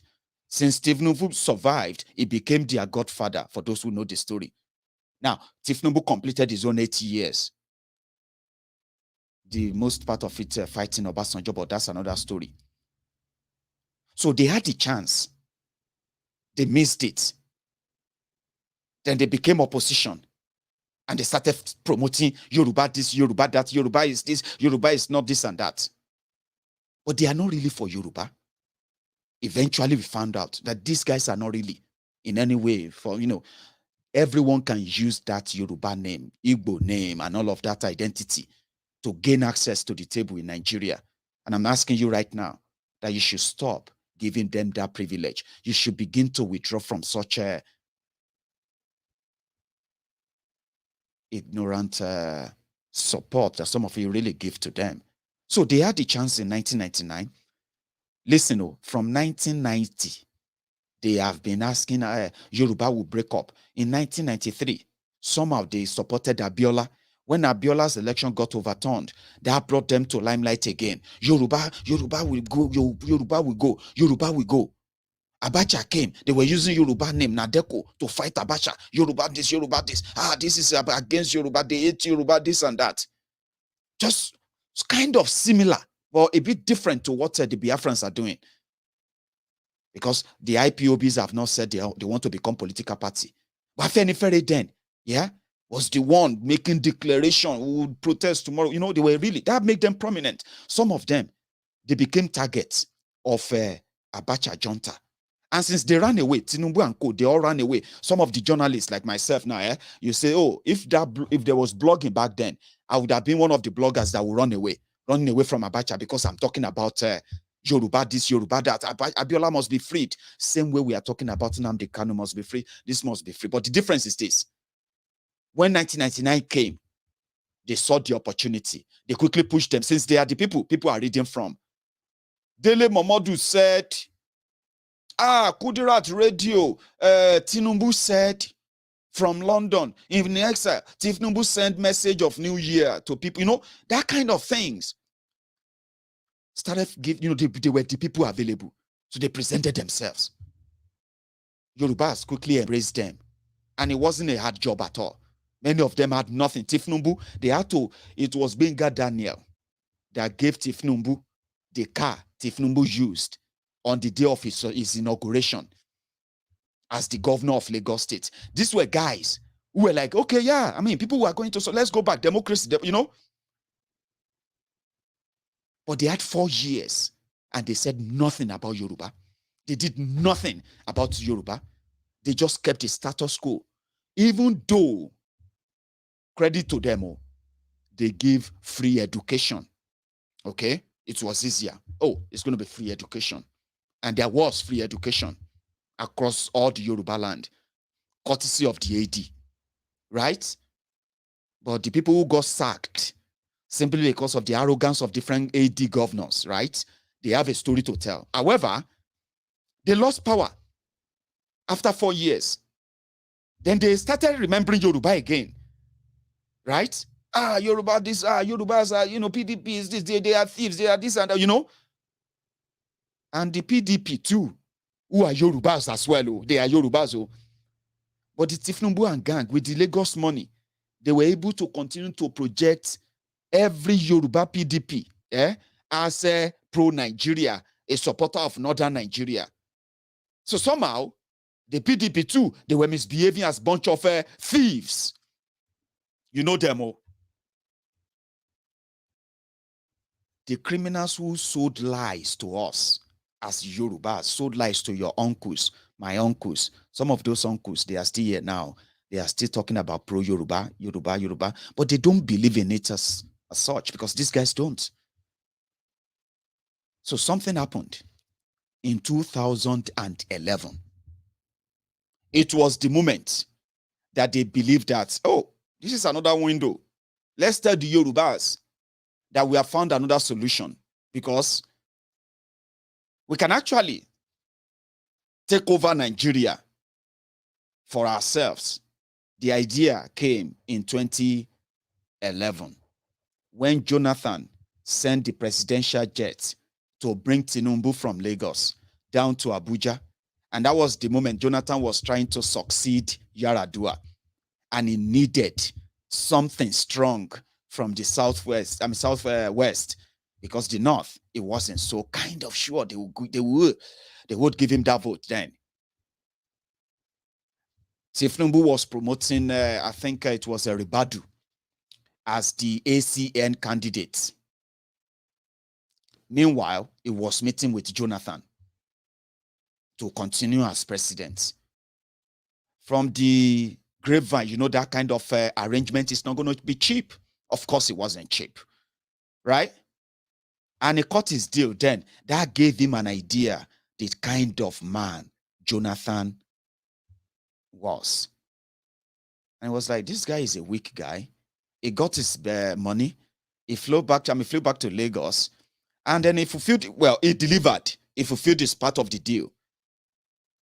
That was the moment ACN managed to finally find their way into other part of Yoruba land again, starting with Osun. Then Tinubu decided to take Yorubas to APC with the arrangement or with the belief that maybe Buhari will buy and it will be like Yaradua, Jonathan case again. And it will be their turn. Do you know what they told Yorubas when they want to drag them into that arrangement? We need to restructure Nigeria. The same thing they told the Yorubas in 1999. But guess what? Something also happened. When Jonathan now won the election, they said Jonathan is from the Niger Delta, South. His deputy, Nnamdi Sambo, is from, where's Sambo from again? I don't know, Kaduna. And then they said the Senate president, you know, should go to the north. So David Mark probably will pick that up. The speakership should go back to Yoruba land. Mulika Takonde. How many of you know that story? Mulika Takonde, honorable from Osun State, was nominated by PDP to be the Speaker of the House of Representatives, a Yoruba woman. Tinubu and gang decided not to go to ACN candidate. They didn't go to ACN candidates in Abuja to oppose and be speaker and pick a Yoruba man or woman from Yoruba land, from ACN. No, you know what Tinubu and gang did? They went for Tambua. They went for Tambua from Sokoto. Tinubu and gang moved money. And the members convinced, since Tambua is a PDP member, he already has friends in PDP. All he needs is just some supporters from ACN. And he can be and defeat the Yoruba woman that they nominated for speakership. And Tinubu and gang, they celebrated it. Yes, because they will later use that against their agenda of 2015 to tell the Yorubas, what is your gain now in PDP? What is your gain in Nigeria? From number 1 to number 4, you are not in number 1 to number 4. And that's what the Yorubas are repeating. Some of these, my brothers and sisters who have fallen for the for their lies. Meanwhile, they can't figure it out why things are not working, despite believing all the lies. Yorubas moved against a Yoruba woman from becoming the Speaker of House of Representatives. Because Tifnumbu and gang have their own agenda. What was the agenda? They will tell the Yorubas, you are not in number 1 to 4. But I have a deal for you, Yoruba. We are going to start a new party. We are going to meet Buhari. And Yorubas is going to be number 2. I'm going to make sure you become number 2 in Nigeria. And it worked. It worked among their crooks and the gullible ones that listen to them. It worked. I don't know what they are going to tell you for 2023 that you are going to believe. But I have an idea that since they know that the whole thing has scattered now, Buhari has managed to expose the whole rot. The question should be, which of their lies are you prepared to fall for again? People are saying, listen, if to say Nigeria is a place, if you look inward, same way I told people that the Igbos are the enemies of the Igbos before the outside enemies could gain entrance and penetrating and harm you. There would be no way the enemies without will penetrate you without the enemies within. It is the same thing for us in Yoruba land. There is no injustice that we complain about today. There is no amount of, underdevelopment that we complain about today that Nigeria has brought upon us. None of this is the, it's caused by those from outside Yoruba land without the consent of those in Yoruba land. So if you pay attention very well. So that's why we said, if to say Nigeria is a place, if to say these guys have been honest enough, 22 years, they could have made the job easier now for an average Yoruba man or woman to be proud enough to say, whatever I do, it will be Yoruba first. We have no political power. Do you get that now? They play a lot of games. Most of these games, they get away with them because of our short memories. People have told me that not until they started listening to MaiyegunsDiary Politico, they are not really interested in politics, that they never really thought how effective understanding politics help in understanding politicians who choose to always play on your emotions most of the time. If you understand the politics, if you understand the way they act, you are likely never going to continue to fall for the way they play you, because it's the same thing again and again. Short memories about it.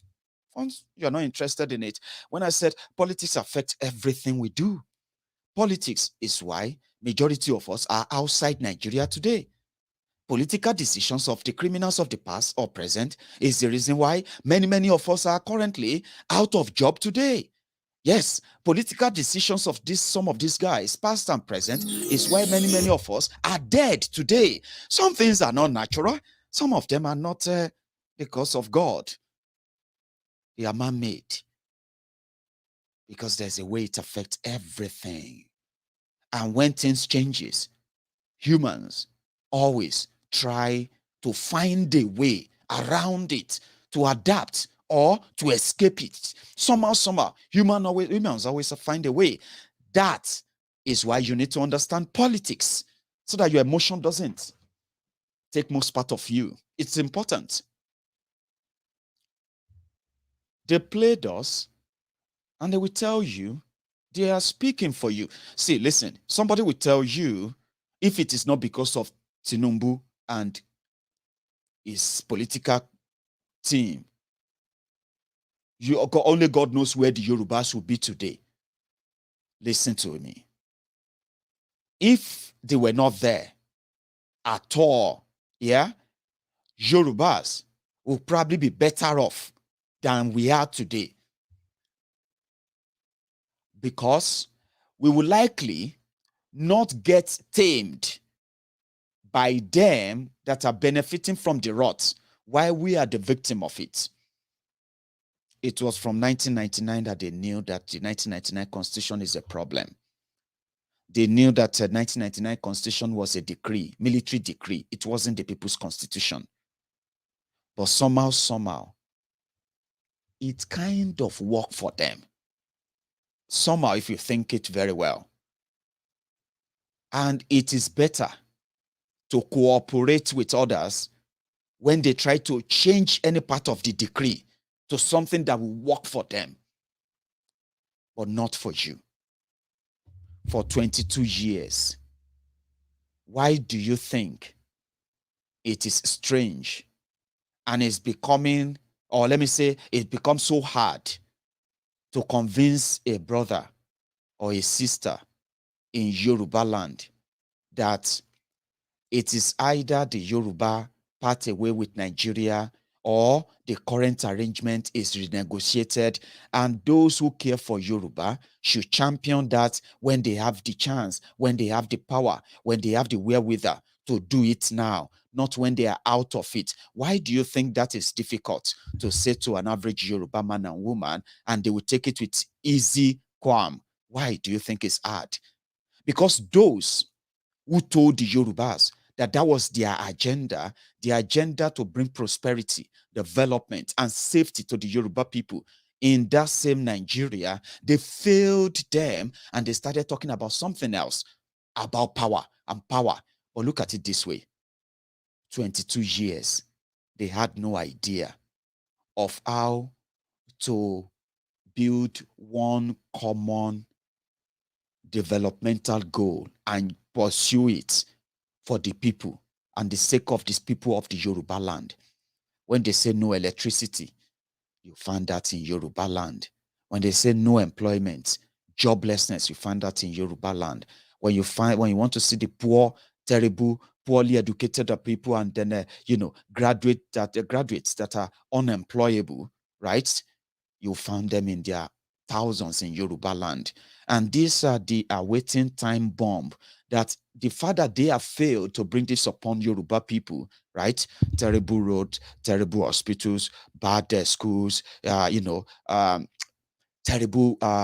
agriculture that they even talk about all the time, something that you have the land there, and you ask yourself, why is this so difficult, right, for the Yoruba people to grow our own food enough to become so significant for the rest of the world to know that, wow, look at that amount of food production coming out of Yoruba land? Because they choose to underdevelop Yoruba land. And even when they claim to be incapacitated, did you see them make any move that is in the interest of the development of Yoruba land? Of course not, except if you are lying to yourselves. It didn't take Awolowo 22 years to do all he did, even without oil money, because it wasn't taking allocation from anywhere called federal government. It was asking Yoruba people to build Yoruba land because it made them believe in the Yoruba land, which is their land that they could make great. But look at these criminals.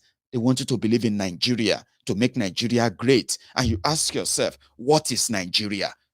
When the component part of Nigeria is in dereliction, is in complete state of disrepair, is in total desolation, and then the poverty capital of the world. What are you making great when the criminals who made this, who brought them to this state, are still at work and they are not ready to make any changes? How do you make Nigeria great when Yoruba land is poor? So for 22 years, they couldn't build that synergy. They couldn't build that cooperation. They couldn't do anything. They are pointed to say they represented us in 22 years. Now it's hard to tell a Yoruba man that it is better you do away with that constitution and don't join them in any bogus election, because it is just a validation for the same underdevelopment that you are dealing with today. If it is not because of identity crisis, yeah, you should if you are going for any election, if Nigeria was a place, if these guys, old men now, look at them, old men. Oshoba was governor in 1999. For that 4 years that he was governor, he later came and he supported the guy called Amosun. Amosun spent 8 years. He used most of the part to, most part of that to disgrace Oshoba and to undermine him until Oshoba ended up with, Oshumbade and Co., who brought them Dapo Abiodun. Now, for 22 years that they have all been in charge of that Ogun state, were minus 8 years of Benga Daniel. When Oshoba needed medical treatment, a former governor of a whole state, he came to London to come and get that medical treatment. Same thing happened to Tinubu. Lagos State is considered as the mega slum of, mega city of Africa. Okay, sorry if I pronounce that in Ibadan, what do you call it, Ibadan dialect. So mega city, that's what we call it. I call Lagos the mega slum. Okay. So for 22 years that Tinubu has made sure that those that succeeded him, they continue to push what they call the Lagos master plan. The Lagos master plan didn't have any viable hospital that could take care of him in times of medical emergency. They had to fly him to the UK and to America for an operation, and then to the UK for recuperation. For 22 years, that is their legacy. So if you go, normally, if they did their job, the Yorubaness in you would have possibly made you promote those that will build things that will keep and care for all Yorubas in Yoruba land. That was what Awolowo did. That's what I'm saying. If they did their job, and the reason why it's difficult is because those who told you that they would do that, Tinubu and Co., Afenifere, Nadeko, and all these guys, they are now those in power. Now that they are not doing it, when you go into any election thinking you are going into election as a Nigerian, as a Yoruba man, want to vote for a Yoruba man who is going to build Nigeria and the rest of that, you are selling yourself a mirage. You are selling your children a mirage. You are even wasting the future. If you are a young person watching me right now, you are wasting your future for something that they know is complete fraud. Why should you do that? 22 years, they did not ask that the constitution of Nigeria should be banned, because it never serves the interest of the Yoruba people. I'm a Yoruba man, and if I'm a governor, I once told people, I said, if I happen to be a governor of, if I'm going to be involved in any politics, right, it's always going to be Ogun State, when they still use states, okay? And if I'm going to ever be involved in their politics, it is always going to be about Yoruba land. And this kind of conversation and possibility are the likelihood of the bright minds of Yorubas all over the world, right? We eventually get involved in what is called the political participation. Very important. It's called political participation. I'm not saying run for office or anything. No, I'm saying if it is not because of identity crisis, right? As a Yoruba man, right? It should be easier for me to pool my resources, to give my support to a political party that says Yoruba Nationalist Party, for example. Because I won't expect a Yoruba Nationalist Party to be promoting one Nigeria. That would be absurd. It will be weird, won't it? Now, because my identity is Yoruba, and I want that respected, Nigeria took that away from me. Now, a Yoruba man will tell you, my friend, that doesn't matter, because Nigeria told him it doesn't matter. The Tinubu and Co., who were championing Yoruba this, Afenifere, Nadeko this, Yoruba activists, Yoruba politics, you know what I mean? Are now championing one Nigeria, because it pays the bill. Then it steals the future from the young ones.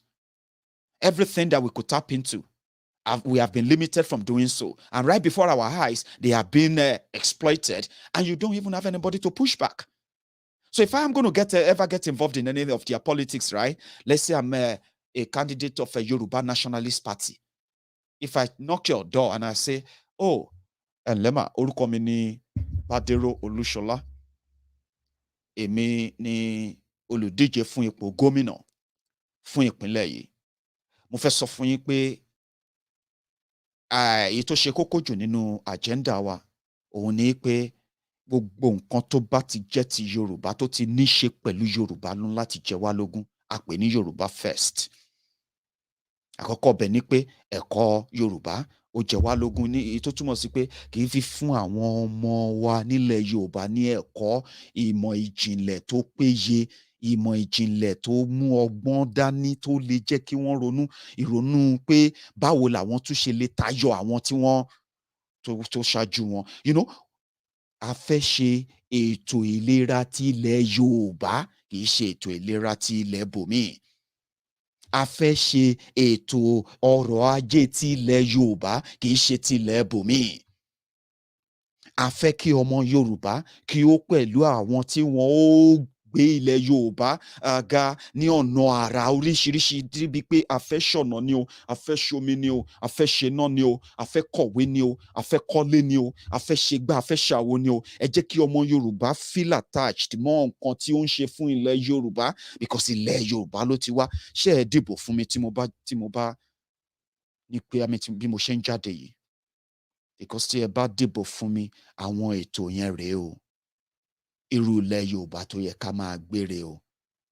Irú ẹ̀kọ́ tó yẹ ká máa kọ́ rèé o.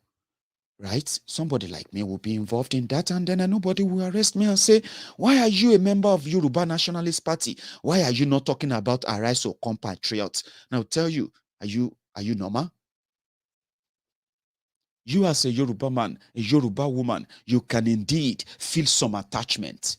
Look at what they forced on you. PDP, APC. Go and join them if you want to make any difference. If you don't like what is going on, go and start a political party and join them. In a rigged system, that those who are benefiting today are going to start shouting Yorubas are being marginalized in the next couple of months. Just wait for it, because I know that's going to be the end result.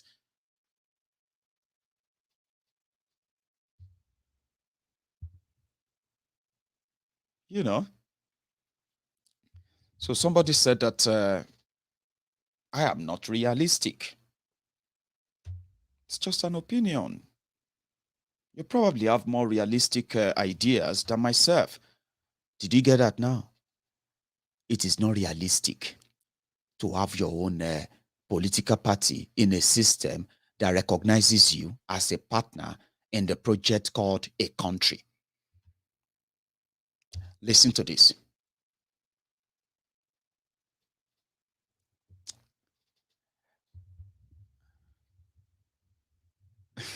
Okay, I think I get that. Maybe I didn't get that quite well. You are quite not happy that I'm speaking Yoruba, yeah? Well, I have no apology for that, okay? Sometimes when I speak this Yoruba, yeah, if I actually want to make it something everybody should hear, right? Of course, I kind of break it down, okay? But normally, you should never feel offended if you started the broadcaster with me. I told people that when I present this, I'm going to present this because I want to talk to my Yoruba brothers and sisters to make them understand why it is always going to be a better alternative, right, to chase and pursue the Yoruba agenda if they can at least stop the identity crisis, okay? So I have no, what do you call it?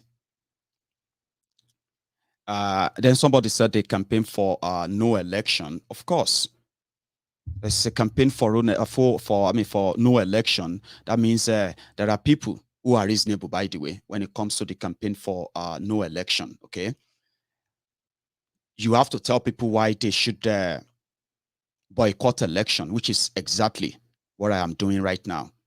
Okay, when you tell people no election, you have to give them the reasons why. Number one, the people who are going to push you into an election we know is just a validation, right? And at the same time, the system, the same constitution that is meant to probably organize the best, a kind of a fair election for you is a rigged one. You didn't put that in place. So why participate in an election that will produce the same results? I couldn't say it more than that, okay? Because I won't say, oh, we need to stop people from election, right? For those of you who want to be reasonable enough, okay? I'm not talking about those of you whose emotion may be running riot, okay? Or who probably won't like it the way I'm actually saying it. But again, I don't have any apology for you, okay? But being reasonable here, when you talk about rights, it is your right to say we want Yoruba nation. It is our right, and we shouldn't be hunted down for it. Everybody condemns it, okay? It is our right to say, oh, we will not participate in an election that is a sham, and in fact, we will protest it. It is also our right. It is not our right to stop others who want to participate in an election. And to some of you, that is inconvenient, and it is called inconvenient truth. When you say where your right stops is where other people's right starts. You should always have that at the back of your mind. That as you have right to fight for something, yeah, same way you don't want to be interrupted with it, yeah, is what you cannot interrupt others too. I hope that is very clear. Now, we have this technique of persuasion. The technique of persuasion is that you let people see reason why it is not worth it. Now, if you manage, which is the goal, to get enough people to say, indeed, this doesn't make any sense. Why should we participate in an election that, number one, you cannot verify that those they claim to register are indeed registered voters? They can't be verified.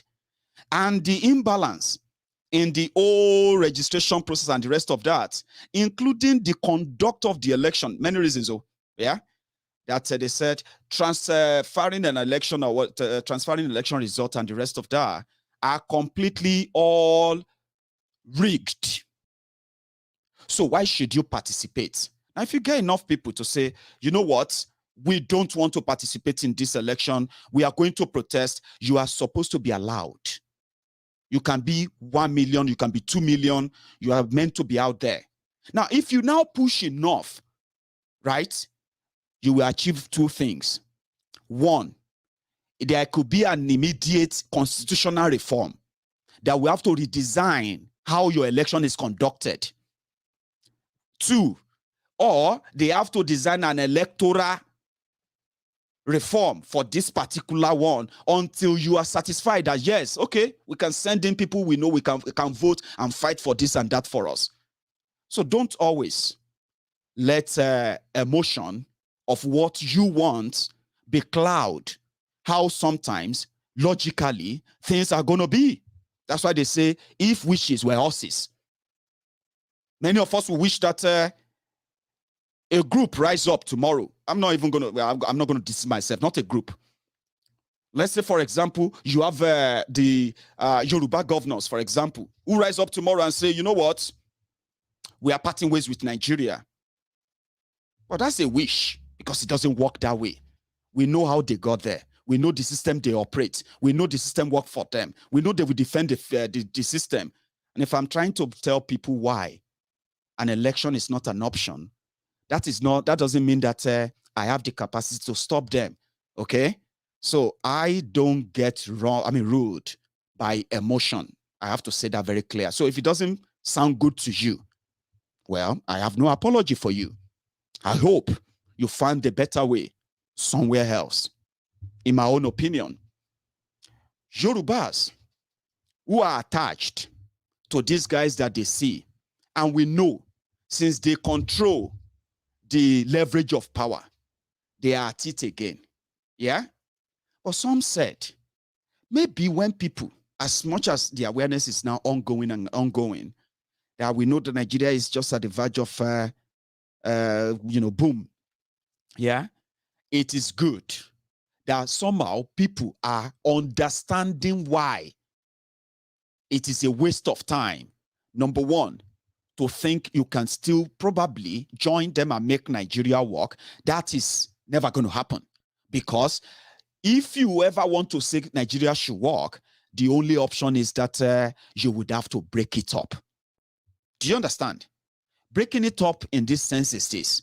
Everyone will have to take their own destiny in their own hands, just same way people are demanding today.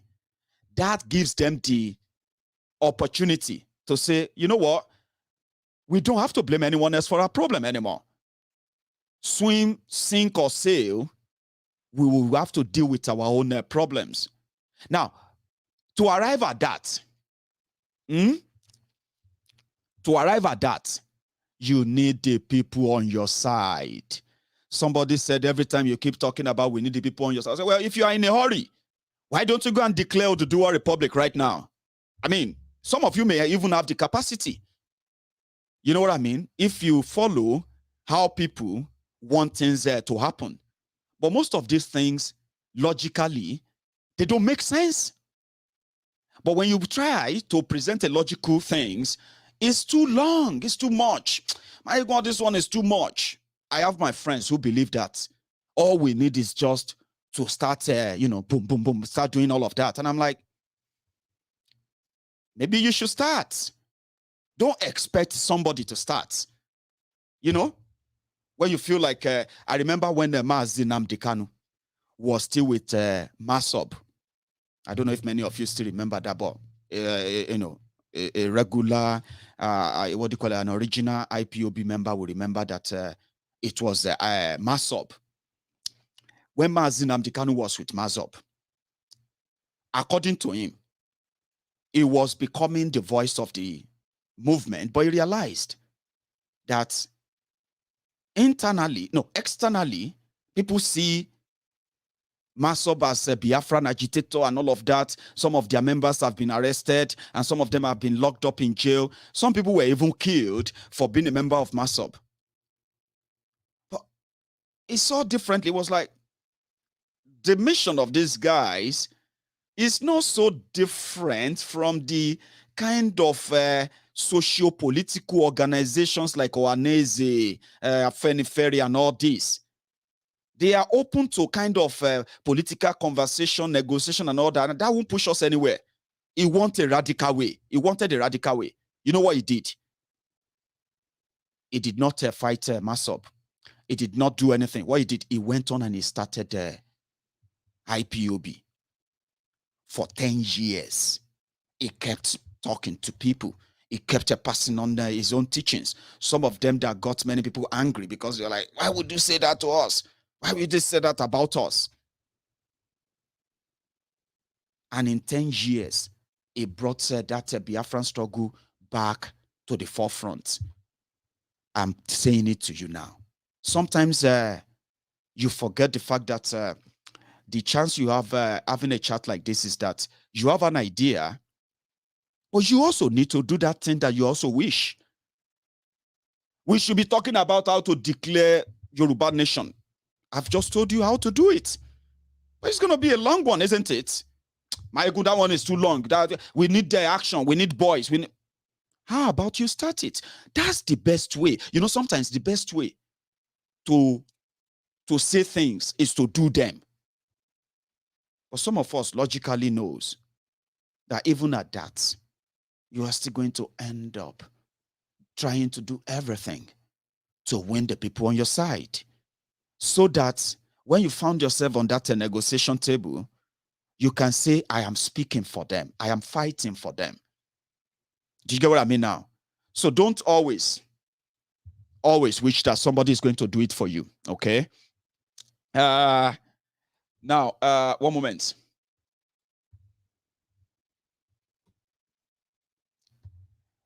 I don't know why you guys are fighting yourself, but I don't know. But I'm going to open the line, okay? If there's anything you feel like is missing, right? There's a number on your screen, okay? You can use that, all right? In fact, that's what I'm going to do. Because it's like I'm reading your comments, and I can see all of you tearing yourselves, and I could manage to answer a few I could, but it seems not working. I would rather let you come here, especially those of you who feel like, you know, maybe Maiyegun is even talking rubbish. I like people saying it to my face. I hope you are lucky or you get lucky to phone in. So the line will be opened in a minute. Give me a sec. I'm going to take my usual tea break.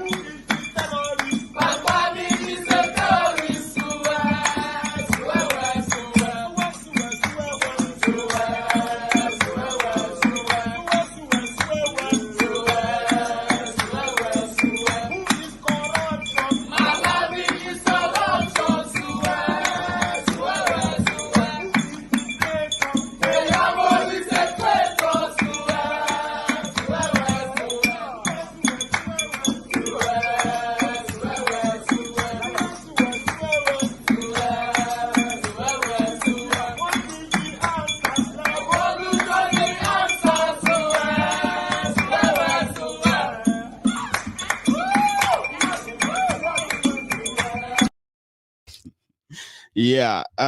Sorry. So, you know, I got a few calls there that got disconnected, by the way. Sorry, I keep using so I got a comment where somebody was, you know, where people like something, they always love to throw jabs at themselves. For example, what are you doing to get Nnamdi Kanu released? Or, my friend, what are you doing? Or why don't you go and do something to get Igboho released? Sometimes for some of you who don't know, right? These are actually foolish talks. Because you see, the person you are telling to go and get Igboho out is not involved in his legal team, or the person you are telling to go and get Nnamdi Kanu out just because you disagree with them on Facebook, on social media. It's absolute foolish talk. But some of you kind of like that, you know. You like it. My friend, shut up. Go and do everything to release Igboho. Identity crisis, which probably makes some of you too. I read there somewhere where some said that, oh, they pushed Igboho. Oh, they have pushed Nnamdi Kanu. These are dumb talks. And sometimes when you see people who make all these statements, they look like grown-ups, but they are really, really dumb. Because except for the fact that typical Nigerians would love, you know what I mean, would love to try to take a jibe in someone else's problems in order to make themselves feel good. You know that those you say to on social media to go and get Nnamdi Kanu out, they can't get him out. In fact, they are meant to be celebrated. The fact that so many people have dedicated their time, their resources, their lives to organizing different awarenesses and protests all over the world. Some of them have never met Nnamdi Kanu, they've never met Igboho, and some of them will never meet Nnamdi Kanu, many of them will never meet Igboho. But they dedicated their resources to bring the world attention. They are not lawyers. They are not people who are going to break into any prison to get them out. You know where they are. You know who are holding them. You know those who are trying to get them out. You know the roadblocks they are facing. And you know all about this. But somehow, you are still going to foolishly say, go, what are you doing? What are you doing to get our leader out? What do you want him to do? To what? To break the prison? Eh? Foolish. Hello there. Let me see if that connects, by the way. Hello, can you hear me? Hello. Yeah, I was having problem with this line, but I don't know if you can hear me. Can you? Hello. Hey. Man, the line is terrible. Yeah. Can you hear me? No. Okay, let me try another one. Keep trying, please. I don't know what happened to your line. Hello.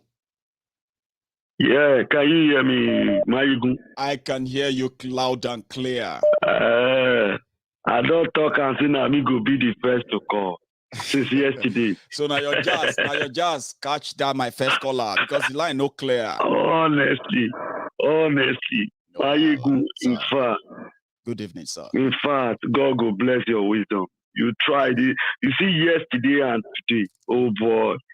In fact, you speak the mind of millions. Beyond what most of the people, what they talk about. You see, this identity crisis that you're talking about, I don't think a lot of people understand what we mean. And I believe if some of them could listen to this your broadcast this night, then they should begin to understand the reason why some of us are fanatical when it comes to Yoruba. Stuff. Brother, let's think about this thing. Forget about Africa. Let's go to European. The population. What is the population of Bulgaria? What is population of Kosovo? What is population of Serbia? What is population of Montenegro? What is population of Poland? What is population of Czech Republic? What is population of Hungary? put all these things, all these areas, put them together. What is their population? Then now tell me, 50 years ago, where are they when Yoruba was Yoruba?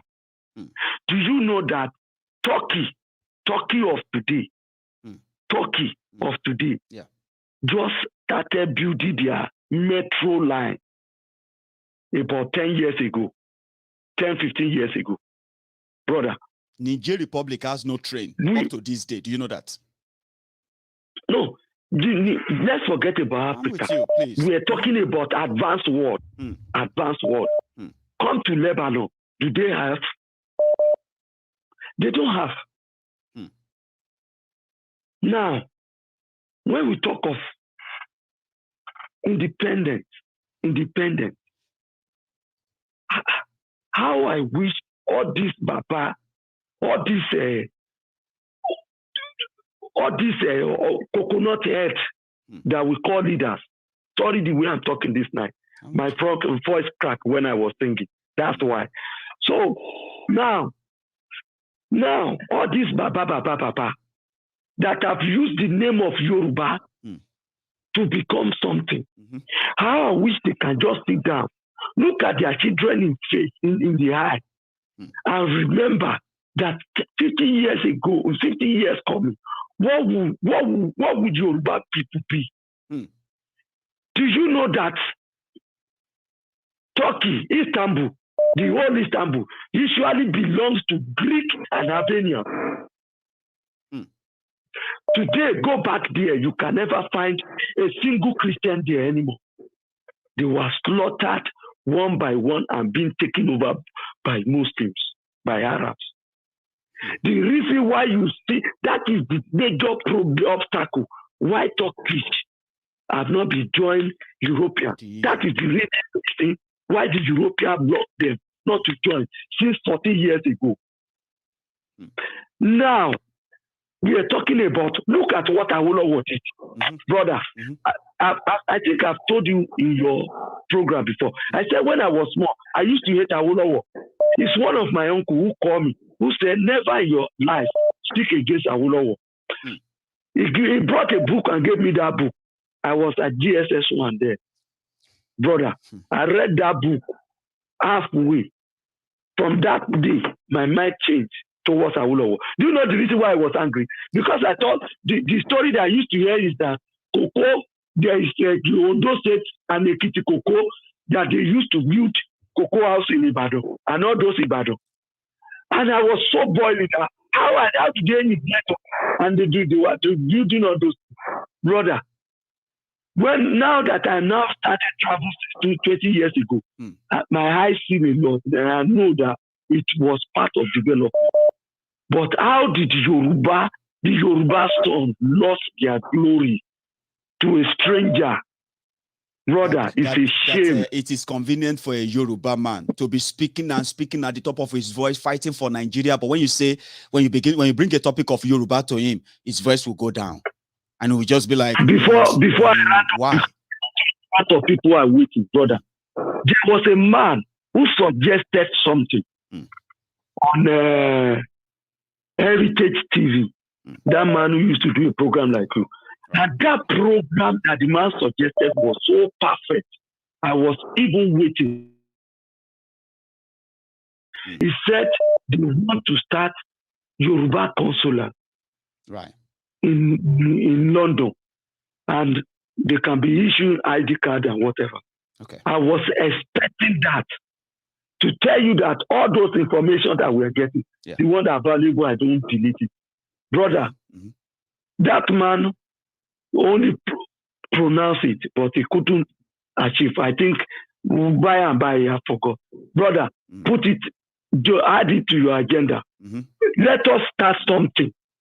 It's even easy. It's even easy. Me. Yeah, it's even easy. You what I and was me. proposing, what I was proposing initially was that G7 this and that, right?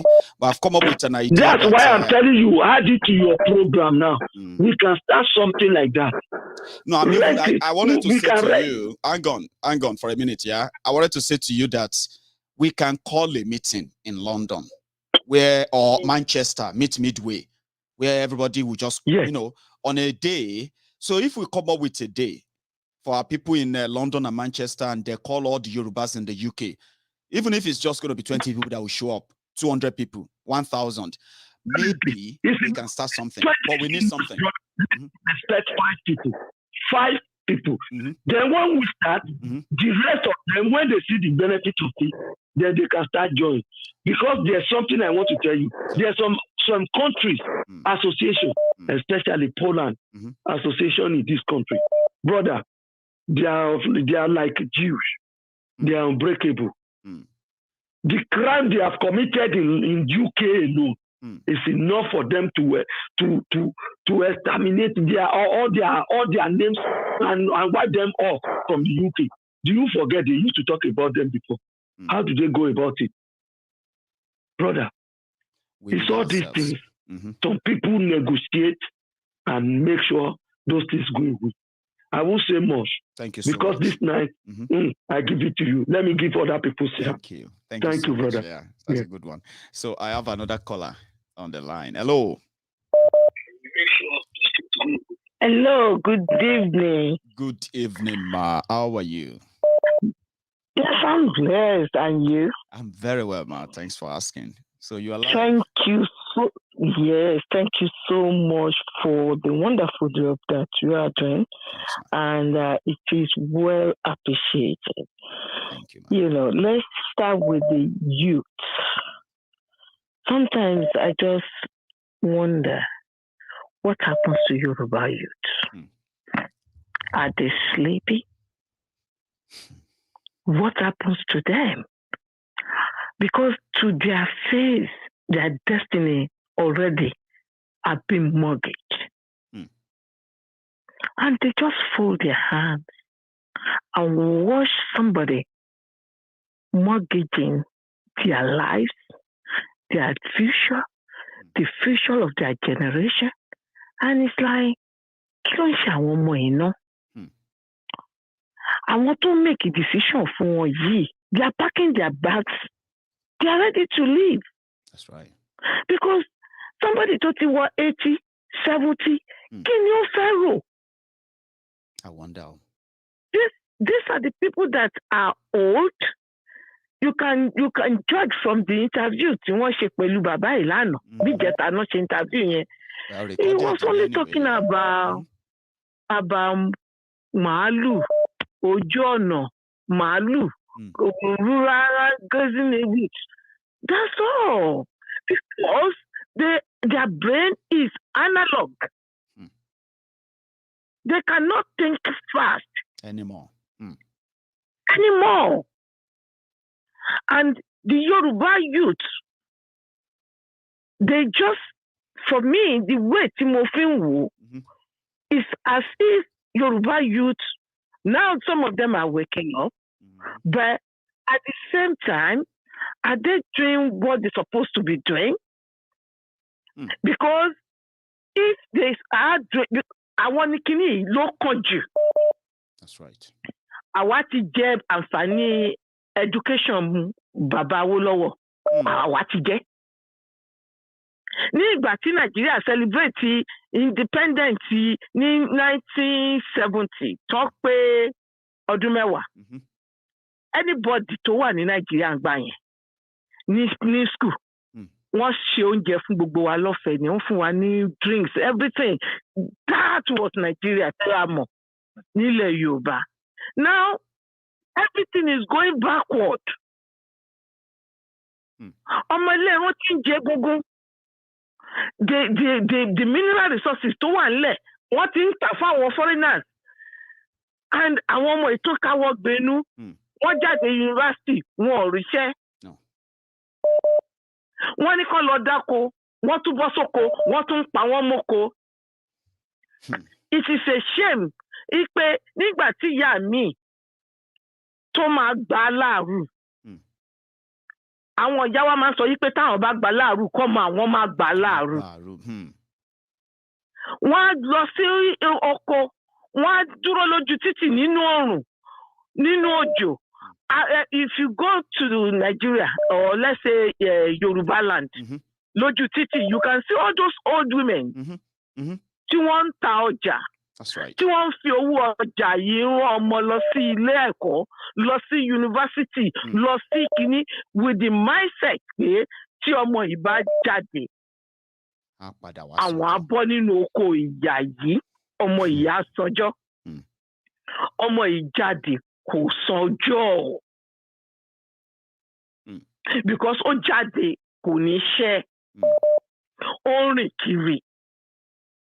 Meanwhile, few people, 1%, wọ́n gba owó orí àwọn ọmọ yìí, wọ́n fi ń ṣe ara rẹ̀. Àwọn ẹ̀dẹ̀ tó ń wò pé, are we going to continue like this? Are they ready to continue like this? Ìgbà wo ni àwọn ìyá yìí fẹ́ jẹun ọmọ? Our youth need to wake up. This so-called election, every 4 years, one man scam money, and you can see pé recycling sakuni. That's true. Àwọn olóṣì arúgbó tó yẹ kó àtọkùnmá kó àmọ̀nàrúnmá lọ yẹn, wọ́n recycle ẹ̀, wọ́n bá tún kúrò, wọ́n á tún fọmọ wọn sí, wọ́n sì sọ di family enterprises, and wọ́n dìbò. Ibo òṣìwò náà ń dì. Ibo wọn ò ní mí ni. That is the point. Because it makes no sense. Wọ́n lọ dìbò. Nígbà tó bá lọ dìbò, ilẹ̀ ó ti kọ result already. So why wasting your time? And is it going to continue like this? Because up to today, that's why àwọn ọmọ yóò ríṣẹ́. Àwọn ìyá wọn sì tún ń struggle láti rán ọmọ wọn lọ sí school because believe Yorùbá nìyẹn. That's right. Ipe tí mo bá rán ọmọ mi lọ sílé ẹ̀kọ́, tí mo bá jìyà rán lọ sílé ẹ̀kọ́, á padà wá sọjọ́, òun ló máa gbaṣọ ìyà yẹn lọ́rùn ìyá. Believe àwọn ìyá wa nìyẹn. That is right. But why làwọn ọmọ ìfẹ́ gbaṣọ ìlọ́rùn ìyá ẹ̀? Wọ́n jáde school, wọ́n á tún wà nínú ilé. Tó bá ti wá dìgbà election, àwọn olùṣí onísàkámàjẹ yẹn, wọ́n á jáde, wọ́n wá máa fi calling card 500, 200, wọ́n máa fi tù wọ́n lójú. And àwọn náà tún máa gbà. It's a shame on them. They create this poverty. They did. And they came under the pretense of we are the savior. May Shango strike all of them. You say. Let me get off this. So I will take another one there. So thank you so much once again for calling in as usual. So thank you so much, ma'am. Now let's go on to hang on. Right. I've got another caller. Hello. Hello, Maiyegun. I'm glad I'm able to get in. Over 40 try. Okay, Maiyegun. I am happy too. Fantastic. Èmi fẹ́ sọ another point of view. Okay, ma. Number one, ó jẹ́ kẹ́rí pé àwọn Fulani wọ́n smart ju Yorùbá lọ. Wọ́n dẹ̀ rí Tinubu ní political monger. Wọ́n take advantage of him. Number one, wọ́n ti lọ gbé Ìbẹ̀jú Lẹ́kì, wọ́n ti lọ Dangote ti ra gbogbo bẹ̀. Ó ṣe refinery ń bẹ̀. Bẹ́ẹ̀ ni, ó ti ní port ń bẹ̀. Number two, wọ́n tún ti ṣí bí rice mill company sí Ìkòròdú. Number three, wọ́n ti ṣí gold mining company sí Ọ̀ṣun. Àwọn people is smart. Wọ́n rí pé elébi ni wá. Nǹkan mẹ́tẹ̀ẹ̀ta tó ṣe yẹn, Ọlọ́run jẹ́ kó lè jẹ́ ká lọ. Because báwo ló ṣe máa lọ nǹkan tí mò ń sọ, go and Google it. Báwo ló ṣe máa lọ ṣí gold mining country sí Ọ̀ṣun company sí Ọ̀ṣun nígbà kan ní gold ní Zamfara. Àti rogo. Wọ́n tún wá mú Ìbẹ̀jú Lẹ́kì. Amos bí ṣe hate ètò for the main fact pé kò tiẹ̀ gbà fún ọkọ sí ìfẹ́ràn sí Ìjẹ̀bú Òde yẹn, ó dùn mọ́ mi nínú gan ni. Wọ́n wá ti rí pé Tinubu olè ni. Wọ́n rí pé kò nọpọlọ tó lè fi kó gbogbo àwọn Yorùbá tó náwó bíi ti ẹ̀jọ́. Kọ́ sí kìíní yẹn wọ́n take advantage pé ṣe bó fẹ́ joyè ni àwọn á dín pẹ̀lú ẹ̀ wọ́n lọ ṣe. Ṣé kò tún tí Yorùbá tó tún lè ṣí rice company sí Ìkòròdú tó ti máa process rice? Dangote tó ló ṣí yẹn. Dangote wà nítorí tó ń pa wọ́n. Cement company tí Awólọ́wọ̀ ṣí sí Ìṣàgámù wọ́n ti bàjẹ́. Wọ́n wọlé sí wa lára ẹni. Wọ́n wọlé sí wa lára dáadáa. Àwa ń wò, wọ́n wá ń tọ́ Tinubu pé àwọn fẹ́ kó débẹ̀. Wọ́n wá ń sọ fún Tinubu pé àwọn ò mind the Muslim ticket. Wọ́n wá ju North sí Vice President Tinubu. Wọ́n wá tún wá mú Speaker of the House. Wọ́n wá tún mú House Senate. Wọ́n á máa rotate between Fulani àbíkọ́ tún tu Yíbò lójú. So that tó bá ti Tinubu bá ṣe mistake tó bá wọbẹ̀ mi ò lè wọbẹ̀ bọ̀ tó bá ṣe mistake wọ́n á yá mú tí wọ́n ti mọ̀ pé kò lè gbádùn mọ́. Ta ló máa wọlé yẹn? Maiyegun sọ fún mi. Fulani ni. Fulani ni, thank you because mo fẹ́ sọ nìyẹn. So ẹni pé èsúrú fẹ́ pàdídà ó fẹ́ lé ajá ṣe rántí pé àwọn Tinubu ni wọ́n rò pé táwọn bá partner Buhari oyè yín sìn Ọ̀ṣínbàjò tí Buhari bá pa Ọ̀ṣínbàjò akàn débẹ̀ ni Yorùbá débẹ̀. So bọ́tẹ̀ ń sọ sí ni pé èsúrú kan ti fẹ́ padà kọ́lọ̀ máa yẹ kó débẹ̀ bẹ́ẹ̀ sọ yẹn náà ṣá. Wọ́n smart jù wá lọ. Wọ́n ti ráǹdì wa nílẹ̀ Yorùbá. Wọ́n ti mú gbogbo resources ilẹ̀ Yorùbá wọ́n ti tọwọ́ bọ̀. Torí pé a fẹ́ jẹ president America ṣá, a fẹ́ jẹ president Nàìjíríà ṣá. Okay, hold on. Thank you so much. More like it. What do you call it? Madam, yeah, right? Now I will explain this one. Okay. Yeah, thank you, ma. So I will explain. I will explain this. I will explain this in English for the sake of because it's very vital information she just shared there, and I love the fact that she dropped it in Yoruba. By the way, okay. Again, no apology. And then I will interpret. Okay, what she said there was that we should think as Yoruba people. They've already sold Ibejuleki to Dangote, and it's very close to the sea, which means he has his own ports there. So Dangote refinery will have their own private seaport. Dangote has also gone to Ikorodu to open a rice mill and all of that there. And the same dam, they have opened up a gold mining company in Osun, owned by these same guys. Now, the question that our lady asked was that, look at Nnamdi. They are telling him that he's going to be president. They will make him president. Why? He doesn't have a clue, or he has a clue of what they are doing in Yoruba land. Because if he actually cares for the Yoruba people, yeah, are there no Yorubas that could build refineries in Lagos or any part of Yoruba land that they could raise same money in Yoruba land? Are there no Yorubas who could build the rice mill right there in Ikorodu? Are there no Yorubas who could actually set up that same gold mining company in Osun? Osun is not Zamfara, but everything that comes to that of Yoruba land, she also said, look at the cement company that Awolowo was set up in Ishagamu. They have ruined it, destroyed it, and made it unprofitable. So as Yorubas, if you are not thinking, maybe you should start thinking. Whatever Tifnubu wants, do not make it what you want, because you are not wanting the same thing. As she said, hello. Hello, Maiyegun. Hello, sir. How are you keeping? I'm surviving. I mean, I'm still here. How are you? Thank you. I'm great, thank you. Class. Yeah. Now you are live, please. You are live. Oh, thank you. Thanks. Oh, my name is Akinola. I'm calling from Kent, and I've spoken to you before. Go on. Yeah, fine. The essence of me calling today is that I've looked at some of your past show. Yeah. Some of the ones that I missed, yeah. Right. And there's a number of issues that I thought you have spoken about. And for example, the infighting. The infighting I noticed is not just only Biafra. It's even within the Yorubas. And I can see how that it is hurting. I know, especially when you are trying to communicate your idea to people, they're not getting it. They infuriated you, and I can see all that. And don't forget, I told you. I need to get it, to handle it, but I get where you are going. But continue. Okay. Yeah. So what I was going to say to you, because I knew how, it's not normally how you speak, through the media, but I was just going to say to you that, you see, people are of different creeds, and some of the things you're doing, it's not everybody, you're not in the same, when you're talking about it's a temple of truth, like you say. Yep. Yeah. So the spiritual bit of it, they're not in the same frame where you are. I'm saying some of your viewers. So I was just gonna say, do you really need to respond to some of their, some of their things other than the call? I'll tell you, Akinola. I'll tell you, right? Yes.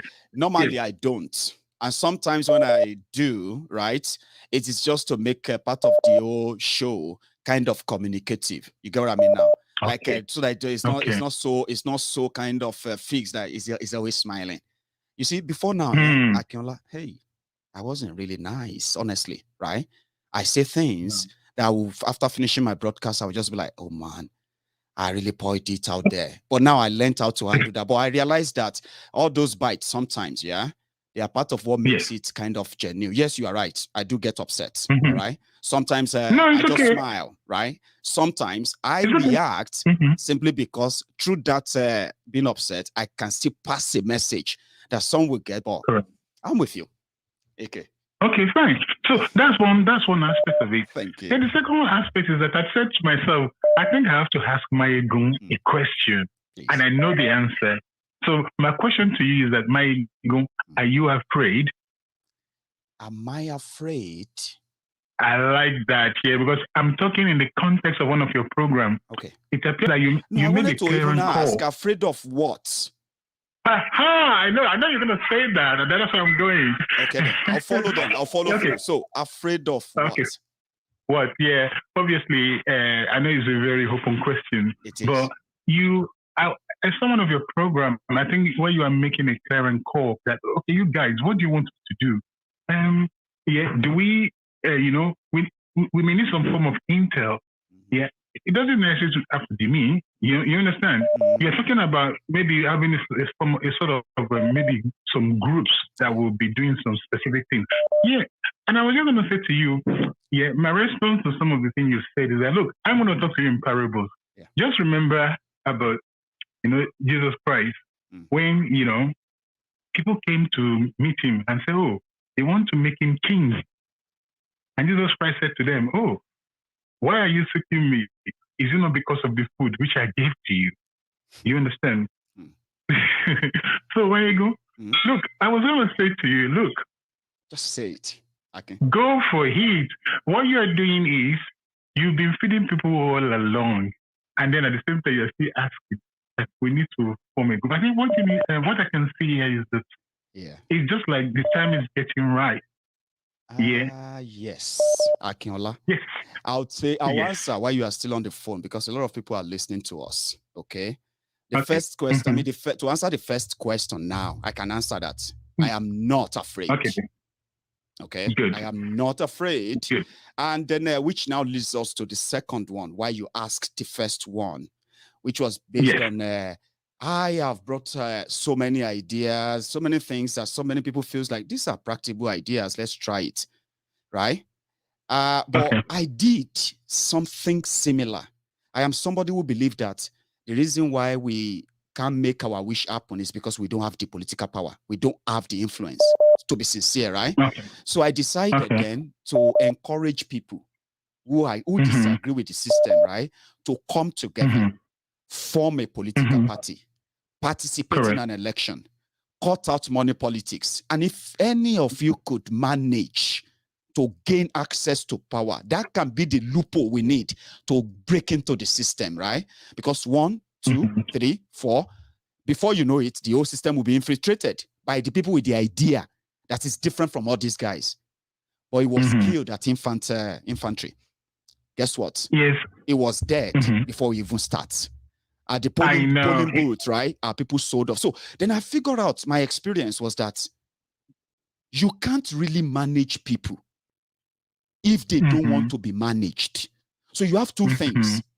You must either have this iron hand, which gives order with some forceful kind of back into it. And I'm not kind of a forceful person anymore.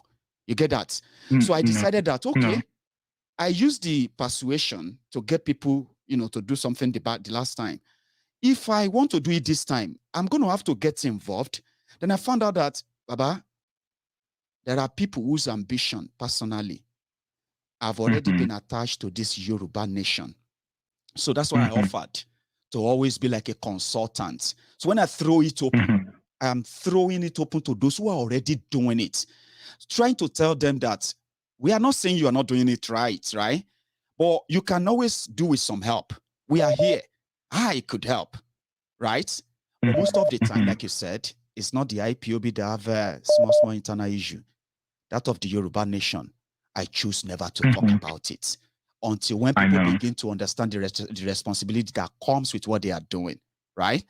I choose not to. But yeah, well, again, talking about time, Akinola, there are people who say, Maiyegun, what is all this story? Just tell us, lead.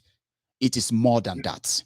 Before you can lead, and you need people. In fact, that's where I'm coming. That's where I'm coming, Maiyegun. Yeah, I'm going to say, please make note of my number. You see, the issue at hand, and I will tell you, the issue at hand is a unique issue, because when you look at the scripture, it says there's nothing new under the sun. However, when I say there's nothing new under the sun, you see, the situation of Nigeria is not the first in history. But when I look at that situation very well, it's akin to like what has happened in France in the past. Don't forget about the French Revolution. I don't. Then when you turn clearly again, you look around, you see Russia has similar situation like Nigeria. Russia and France, if you look at their civilization, they are the ones that have similar picture to Nigeria. But what is really separating us in Nigeria is that, you see, this country I've mentioned, they speak the same language. They do. Yes, the French does, and so is the Russian. You will see how they are, how the noblemen, how they oppress the ordinary citizen. That's in France. The same thing is in Russia. But so the problem we have now is that we are broken down into ethnic groups. You see, therefore we don't have that cohesion. No. Even within our ethnic group, people are still infighting, like you can see. You see, and that boils down on our culture. You see, that's why it's very important for people to really understand the history of where they come from. I always talk to you about history. You see, when you understand the Yoruba system clearly, you see that we have fundamental problems. It's not that Yoruba is a great nation. If you look at our history, Yoruba spread from this Nigeria up to like Ghana, Sierra Leone. That's the Yoruba success. Brazil, and even further. Yeah, you're right. Exactly. Historically, that's Yoruba for you. So I understand that very clearly. You see, this movement we are talking about, it's not going to go the way, the way one is expecting, unless you have a very good leadership that understand how to use resources. So that's what the issue is. That's number one. Number two, I know I'm in the air. You see, you have a problem. See, the current leadership we have, and I'm referring to our, with respect, Professor Akil Banji. For me, he's not the leader that will take us to the promised land, but the Lord put him there for a purpose. Reason being that, look, you say I've never met him, and I haven't met what's his name, George Akinola, the one that used to be in the Yoruba Nation, and then Maxwell, go on. The Akinola is the architect. Well, I respect both of them very much. But when you look at the issue that happened, you will see that Papa Gita, obviously, is an intellectual without any doubt. But the way I look at him is his strength is in what he does best, which is the history. You understand? But I would have thought that, you see, Yoruba has historically, we tend to have like, not really unitary, where one person heads an institution, like the Obas, if you remember. But that's why, if you look at Oyomesi, they used to have kings that are so powerful that it needs to be checked. You understand? Yeah. It needs to be checked. That's why we have Oyomesi, so that they brought the power of the Oba down.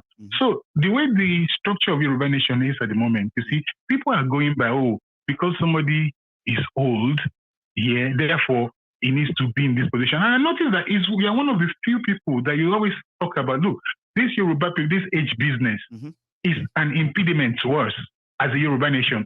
Some of the culture of Yoruba needs to modernize. You understand? Because it got to be modernized. You cannot say because somebody is old. When it comes to intellectual things, it's not about age. Somebody could be very young and they could be very bright. For example, I mean, if they get the right support, there's a lot into all of that, Akinola. But you know what? We should talk. Okay, because I've always wanted to make, you know, because I've been there before, and I found out that even if I have these upright ideas and how to, because I always love to work with people, yeah, but I learned a very hard way when I realized that people's ambitions started clashing with my ideas, which brought them together in the first place.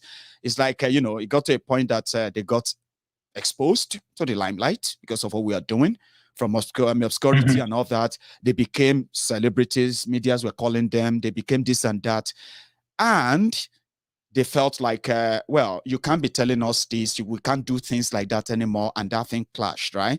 So since then, I felt like I'm not going to get myself deeper because I know what it requires, what it takes, right? To say, I want to lead this or that. So that's why I said, if we have a meeting, something we can organize. It's possible. You know, not a protest. Meet up somewhere. No. And, you know. Yes, it's about, you see, the fundamental issue is about planning. You see, and you got to be somebody from, for example, what some of this that are unfolding is something that I've meditated in the past. Yeah. You understand? Yes. Look, I have been telling. Okay. We'll talk. Yeah. Because of others. Because everybody's now like possibly like, have you guys forgotten us? Yeah. We are still here, you know. Okay. So make note of my number. I will. Yeah. I will, Akinola. Thank you so much for what you raised tonight. Okay. My pleasure. Have a good day. You too. I appreciate it. Bye-bye. Yeah, nice one. So sometimes it may sound like I'm sorry. Hello, Maiyegun. Hello, my brother. You can give me 1 minute, just 1 minute of your time. I promise you, I'll give you extra 2 minutes for your own time. All right, please. You see, I am not afraid to lead anything. Okay, but I am somebody who loves what is called a team.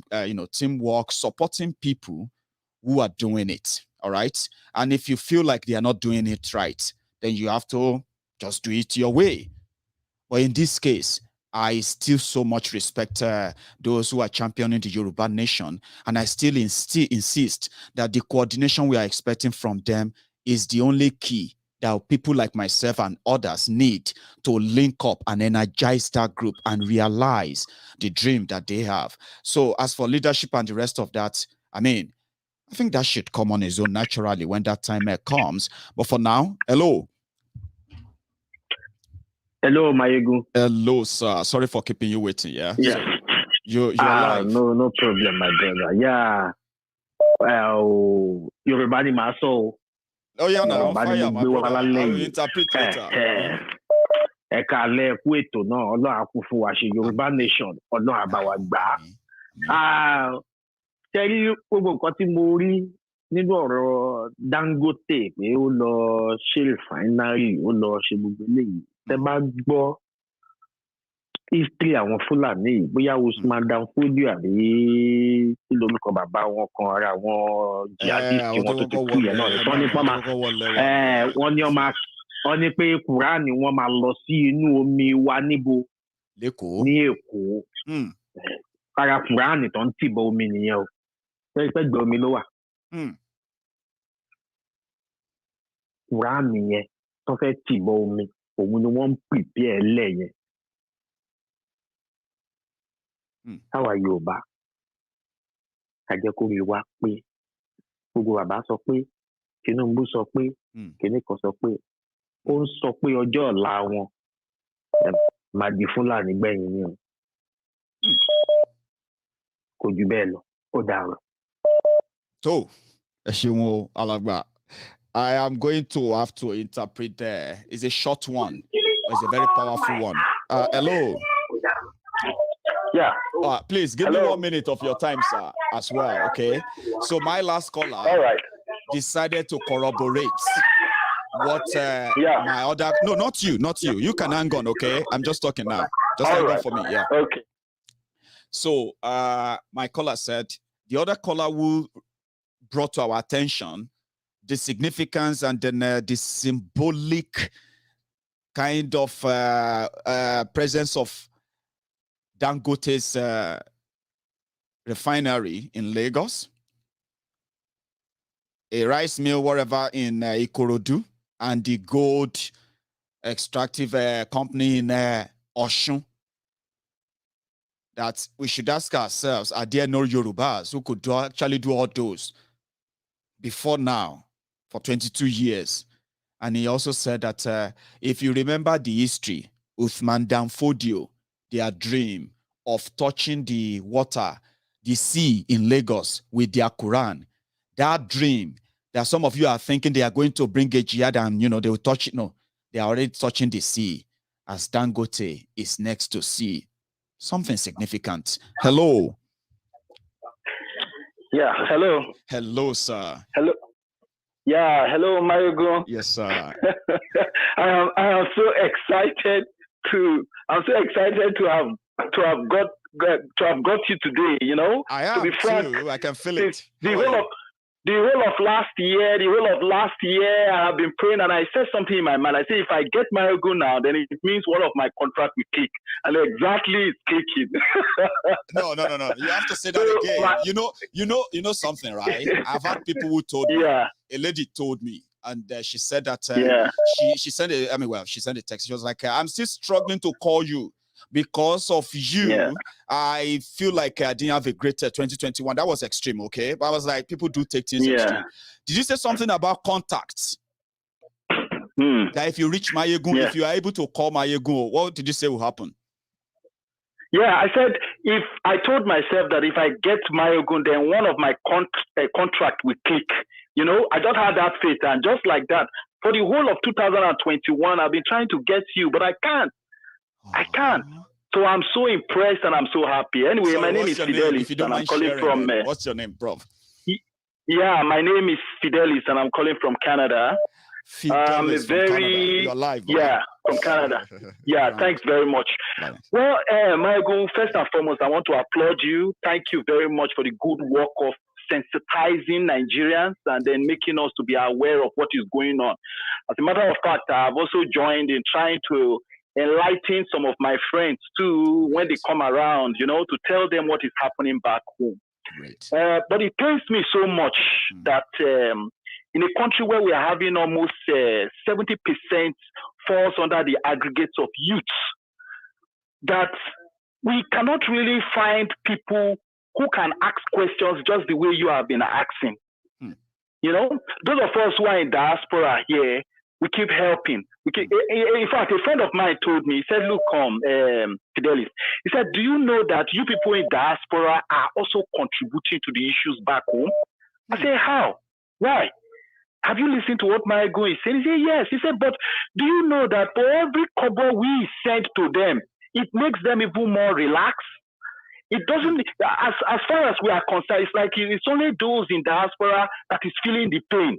They are not feeling the pain. And that is why, to some extent, I kind of feel that the only way they can get this message well passed back home is when this poverty and starvation has gotten to a point whereby people will wake up in the morning and then come out and say enough is enough. There's little or nothing we in diaspora can really do. We keep sending money back home to augment the default of where the government is supposed to have supported. And then those who are back home, call 4 or 5 people back home and ask them, they'll be looking at you as if we are the ones that are mad. We are the ones that do not know what's going on and all that. Fidelis, where you'll be talking to people and you find yourself trying to argue about what they are going through, and they will say you are overreacting. It's not that bad, Gary. It's not that bad. So you experience that too. Yeah. So what? Can you? Yeah, I can hear you. Can you hear me? Yes. So what I think we in diaspora should do is this. Let us fix a day. We can all wear T-shirts of Biafra on a certain day in US, in France, in Canada. Let us showcase a message whereby the whole of those in diaspora on a certain day we dress up on such uniform to send a message back home, and then we tell those back home too. Get your T-shirts ready too, so that even if we do not come out on a physical fight, the world will ask questions and say, look, why are you put dressed like this? What is this symbol that you are wearing? So I think that I feel that such could help. But as long as we awareness and solidarity. Yeah, we will. Yeah, but as long Yeah, so, but I know that sometimes, you see, Nigeria's issue is a very complex one because my uncle is involved, your auntie is involved, your niece is involved, my nephew is involved. It's a very complex, they are all feeding from it. And you cannot tell a man who has like 4 or 5 children to feed that he should stop feeding his child because he wants to defend Nigeria, he wants to fight. You know, it's a bit very, very hard because once there's no food in the tummy, it's very hard to actually talk sense into such person. And those are what the politicians are liberating on. You know, so I must really thank you very much. But I want to advise. I want to advise you, please, please. I want to advise you as it is for you now, because of the fact that you have decided to build. To buckle the cat, you should know very well that nobody should be advising you now to come and mantle. And you've done your own side, and your own side is to kind of enlighten people to make us to be more aware. But I want to tell you, bulk of it is going to fall into poverty. Nigeria has to sink to that base first, die, and then before resurrect. Just like you planting a seed in the soil, that seed has to die first. There is nothing we can do about it. We can talk from today to tomorrow, but the population in Nigeria, the youth there in Nigeria, I doubt if they are ready. They are not. I doubt if they are ready. No. Yeah, they are not. We are only in diaspora. I mean, check how much we send. Check how much Nigeria in diaspora are remitting. We are already crossing $40 billion now. We used to be around 33, 32, 34 a year. In 2021, Nigerians all over the world remitted almost $41 billion. $1 billion.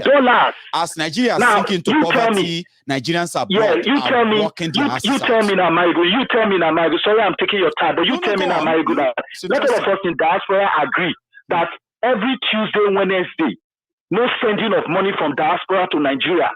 Let's crack it in that way and see what happens. Even if it is twice in a week, we just say nobody sends money on Tuesday or Wednesday, no money from in diaspora, the whole of the world, diaspora going back into Nigeria. Let's see if that is going to shake. It's going to shake the youth now to say, let us, because, I mean, look at the same crop of old men that are there who have come back again, whether PDP or APC, they are the same crop of people. And we are going for another 4 years. Another 4 years. Whereas those of us in diaspora are busting snow, trying to make sure that we make both ends to meet. So we need to ginger them. We need to ginger them. If it is twice in a week, we just say, okay, whether it's your mother, your brother, your sister, your uncle, your auntie, we don't care to know. Hot money. Let's all hold our purse and see if that will not shake. It will not send a waiver into Nigerians' foundation and crack it, where they will come up and say, yes, enough is enough. Everybody is tired. I hope people are listening, because we've said this many times as well, that people should cut down what they give, but somehow cut it down. Can let the family suffer too. Zero it. Then we will have a time that they say a Biafra t-shirt where everybody in diaspora will wear on a certain day. You can go on YouTube, you can do another, advertise it. You understand? So that because the youth need to know exactly what we're talking about. They do. They need to know what they're talking about, but I doubt if they do. I need to thank you. Thank you very much. Yes, thank you very much for giving me. I mean, granting me this opportunity to air my opinion, and I hope we talk more. Thanks, sir. I hope so too, and I hope I'm lucky next time to have you. Okay, it's been an interesting night. Okay, thank you, Fidelis. I'll take my last call. We already passed our time, but I'll take my last call from Eda Olaoluwa. Helda. Hello. Helda. Hello. Elda Olaoluwa. Good evening, sir. You are live. Yeah. Eba binu kwe mi wa church mo sick díẹ̀ ni o re mi díẹ̀ ni eba binu sa alagba airo egba ìwòsàn nípa ti òdodo báyìí kí ara ja mo ti lọ sí ọ̀dọ̀ àwọn evangelist tẹ́ bá rán wa lọ sa ní hospital wa normal no primary nìyẹn mo fún yín ní ìwòsàn ti òdodo láti Temple of Truth yẹn ní pẹpẹ òdodo mímọ́ pẹpẹ òdodo mímọ́. Okay. So but primary one láti lọ yẹn ló ṣe pàtàkì o yẹn ní first àwọn yẹn ti sọ fún yín pé ẹ follow procedure pé wá gba final ìwòsàn ètò òdodo báyìí ó yá kórìí bẹ́ẹ̀ ètò òdodo. Ẹ go on sir ẹ pẹ̀lẹ́. Yes. Yes, thank you. Yes. Yes, sir. Yeah, first of all, I just wanted to remind every Nigerian that there are three things. There are three responsibilities of a citizens of a state. One, you must pay your tax. The second one, first one, you must respect the law of the state. The second one, you must pay the tax. The third one is an obligation. Voting for someone or offer yourself to be voted for is an obligation. Nobody has right to force you to do that. So if you choose not to vote, nobody has right to force you to go vote for someone or be voted for. No. So people should understand that one. That's right. Now, to what happened to what they call him, Shawolu, the wash down that happened at Magodo. They settled it, or they said they are going to give the land to the people who won in court. And the people in Magodo can keep the houses. Go on, sir. Yeah, I've gone through it. Yes. Now, Sawolu Elsa killers, people killer, the Elsa, and the other one, the Odumosu, the commissioner of police there. Oh, that man. Jumoke killer, because he's the one that killed Jumoke, that police. He's the one that killed Jumoke. Okay? Two of them, you see how they were degraded. Maiyegun, I've told, several times I said to Nigerians, say anybody that wake up in the morning that think he has a leader or a government is deceiving, is a fool. You can see yesterday. Look at that. Look at what they call it subordinations. I don't know what in government term. It's subordinations. Look at Buhari one, and there's no consequences for anything. The danger there is this: if a governor could do that, and that thing can happen in the face of the glares of the camera. If you do it, I do it. I think I will have been dead. Give me my right. So this is where the danger is. Now, the last callers was talking. I can see he was talking about how young people start ready or they are not ready, all this type of things. Yeah, I understand his frustrations, like everybody. Okay, but the truth of the matter is this: I want everybody to realize this. Independence. When we are talking about Yoruba nation, we are talking about Yoruba independence. You are talking about Biafra independent as a nation. It's not a marathon. It's not a sprint. It's a marathon. That's right. It's a marathon. So, but I'm happy because that one of Nigeria is going very quicker than I expect. And you can see the way this Buhari talked yesterday. That man is breaking the country very quickly. I don't want her to watch it, but I know I will do myself a disservice if I don't watch it. How useless the man is, because I can see now Buhari is a useless man to the core. Okay, now Ima Okpe, the lady there. He asked him, Ima Okpe asked him a question. When they told him about the restructure, state police, whatever, you see how he talked. But Ima Okpe now asked him later, follow it up, and he said, as she said, don't you see the way the country is going?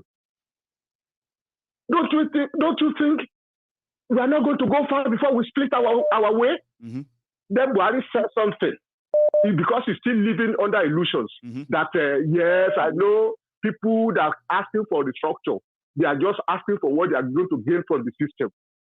All right? So that one shows you the man is living under illusions. Yoruba land is a Yoruba land. That's right. There's no ambiguity on that. Igbo land is a Igbo land. There's no ambiguity on that. There's a map. Everybody knows their boundary. Okay? Hausa know their land. If Fulani have one piece of land in the one in Kasinas there, they know where their land is. If Benin know their land, everybody know their land. So now, what you guys are doing, please continue do what you are doing. Because the job you guys are doing, you can see, even the ordinary reporters like Mokwe or anybody, they can even ask the president of Nigeria about the breaking up of country in front of him, face to face. That means you guys have already break their back. Their backbone, they've already break their backbone. Please continue. Thank you, sir. Let us continue our awareness. We will. Okay? Because these people that occupy the political space, they are very dangerous people. They are. Okay? So now this mic, that mic in front of you make you dangerous. Make us dangerous. All of us dangerous for them. So please continue. You know, but everybody don't be in a hurry. We will pass the message round. We are doing the job. I was happy yesterday. I was talking to someone. Somebody called me from Ohio yesterday. I was seeing him for a long time. Yeah. At the background, I just had Maiyegun I just had you talking on the background. The background, okay. Yeah. In Ohio. So then I said to him, I said, you are listening to this rubbish. I call you rubbish. I said, you always listening to this rubbish Maiyegun. I said, you respect me more than that. How do you call Maiyegun rubbish? He said, Maiyegun is a good man. I don't normally listen to him. I said, no. Then I said, thank you very much. I said, I always. Like Thank you so much. Sir. Thank you so much. We'll continue. Well done. Well done. Thank you, sir. Yeah. So that's another one from Elder Olaoluwa there. It's going to be my last caller, and then it is actually bedtime. It's over. I mean, it's past 12 in Nigeria as we speak, late in the night. Usually, I don't really want to keep you up that late. All right. But the time change or time difference here in the UK is a big issue, okay, until we go back to normal. So I want to say thank you to every one of you who took your time with me tonight. It's been a pleasure, as always, all right? I've passed the message. You can digest it. Let's disagree to agree. You've got a great opinion, a great idea, and then many of them you can share with us. The beautiful one I love most about tonight is that, yes, we will get to a point where we have to meet, and it's going to start. It may even start with you, Akinola, my great brother.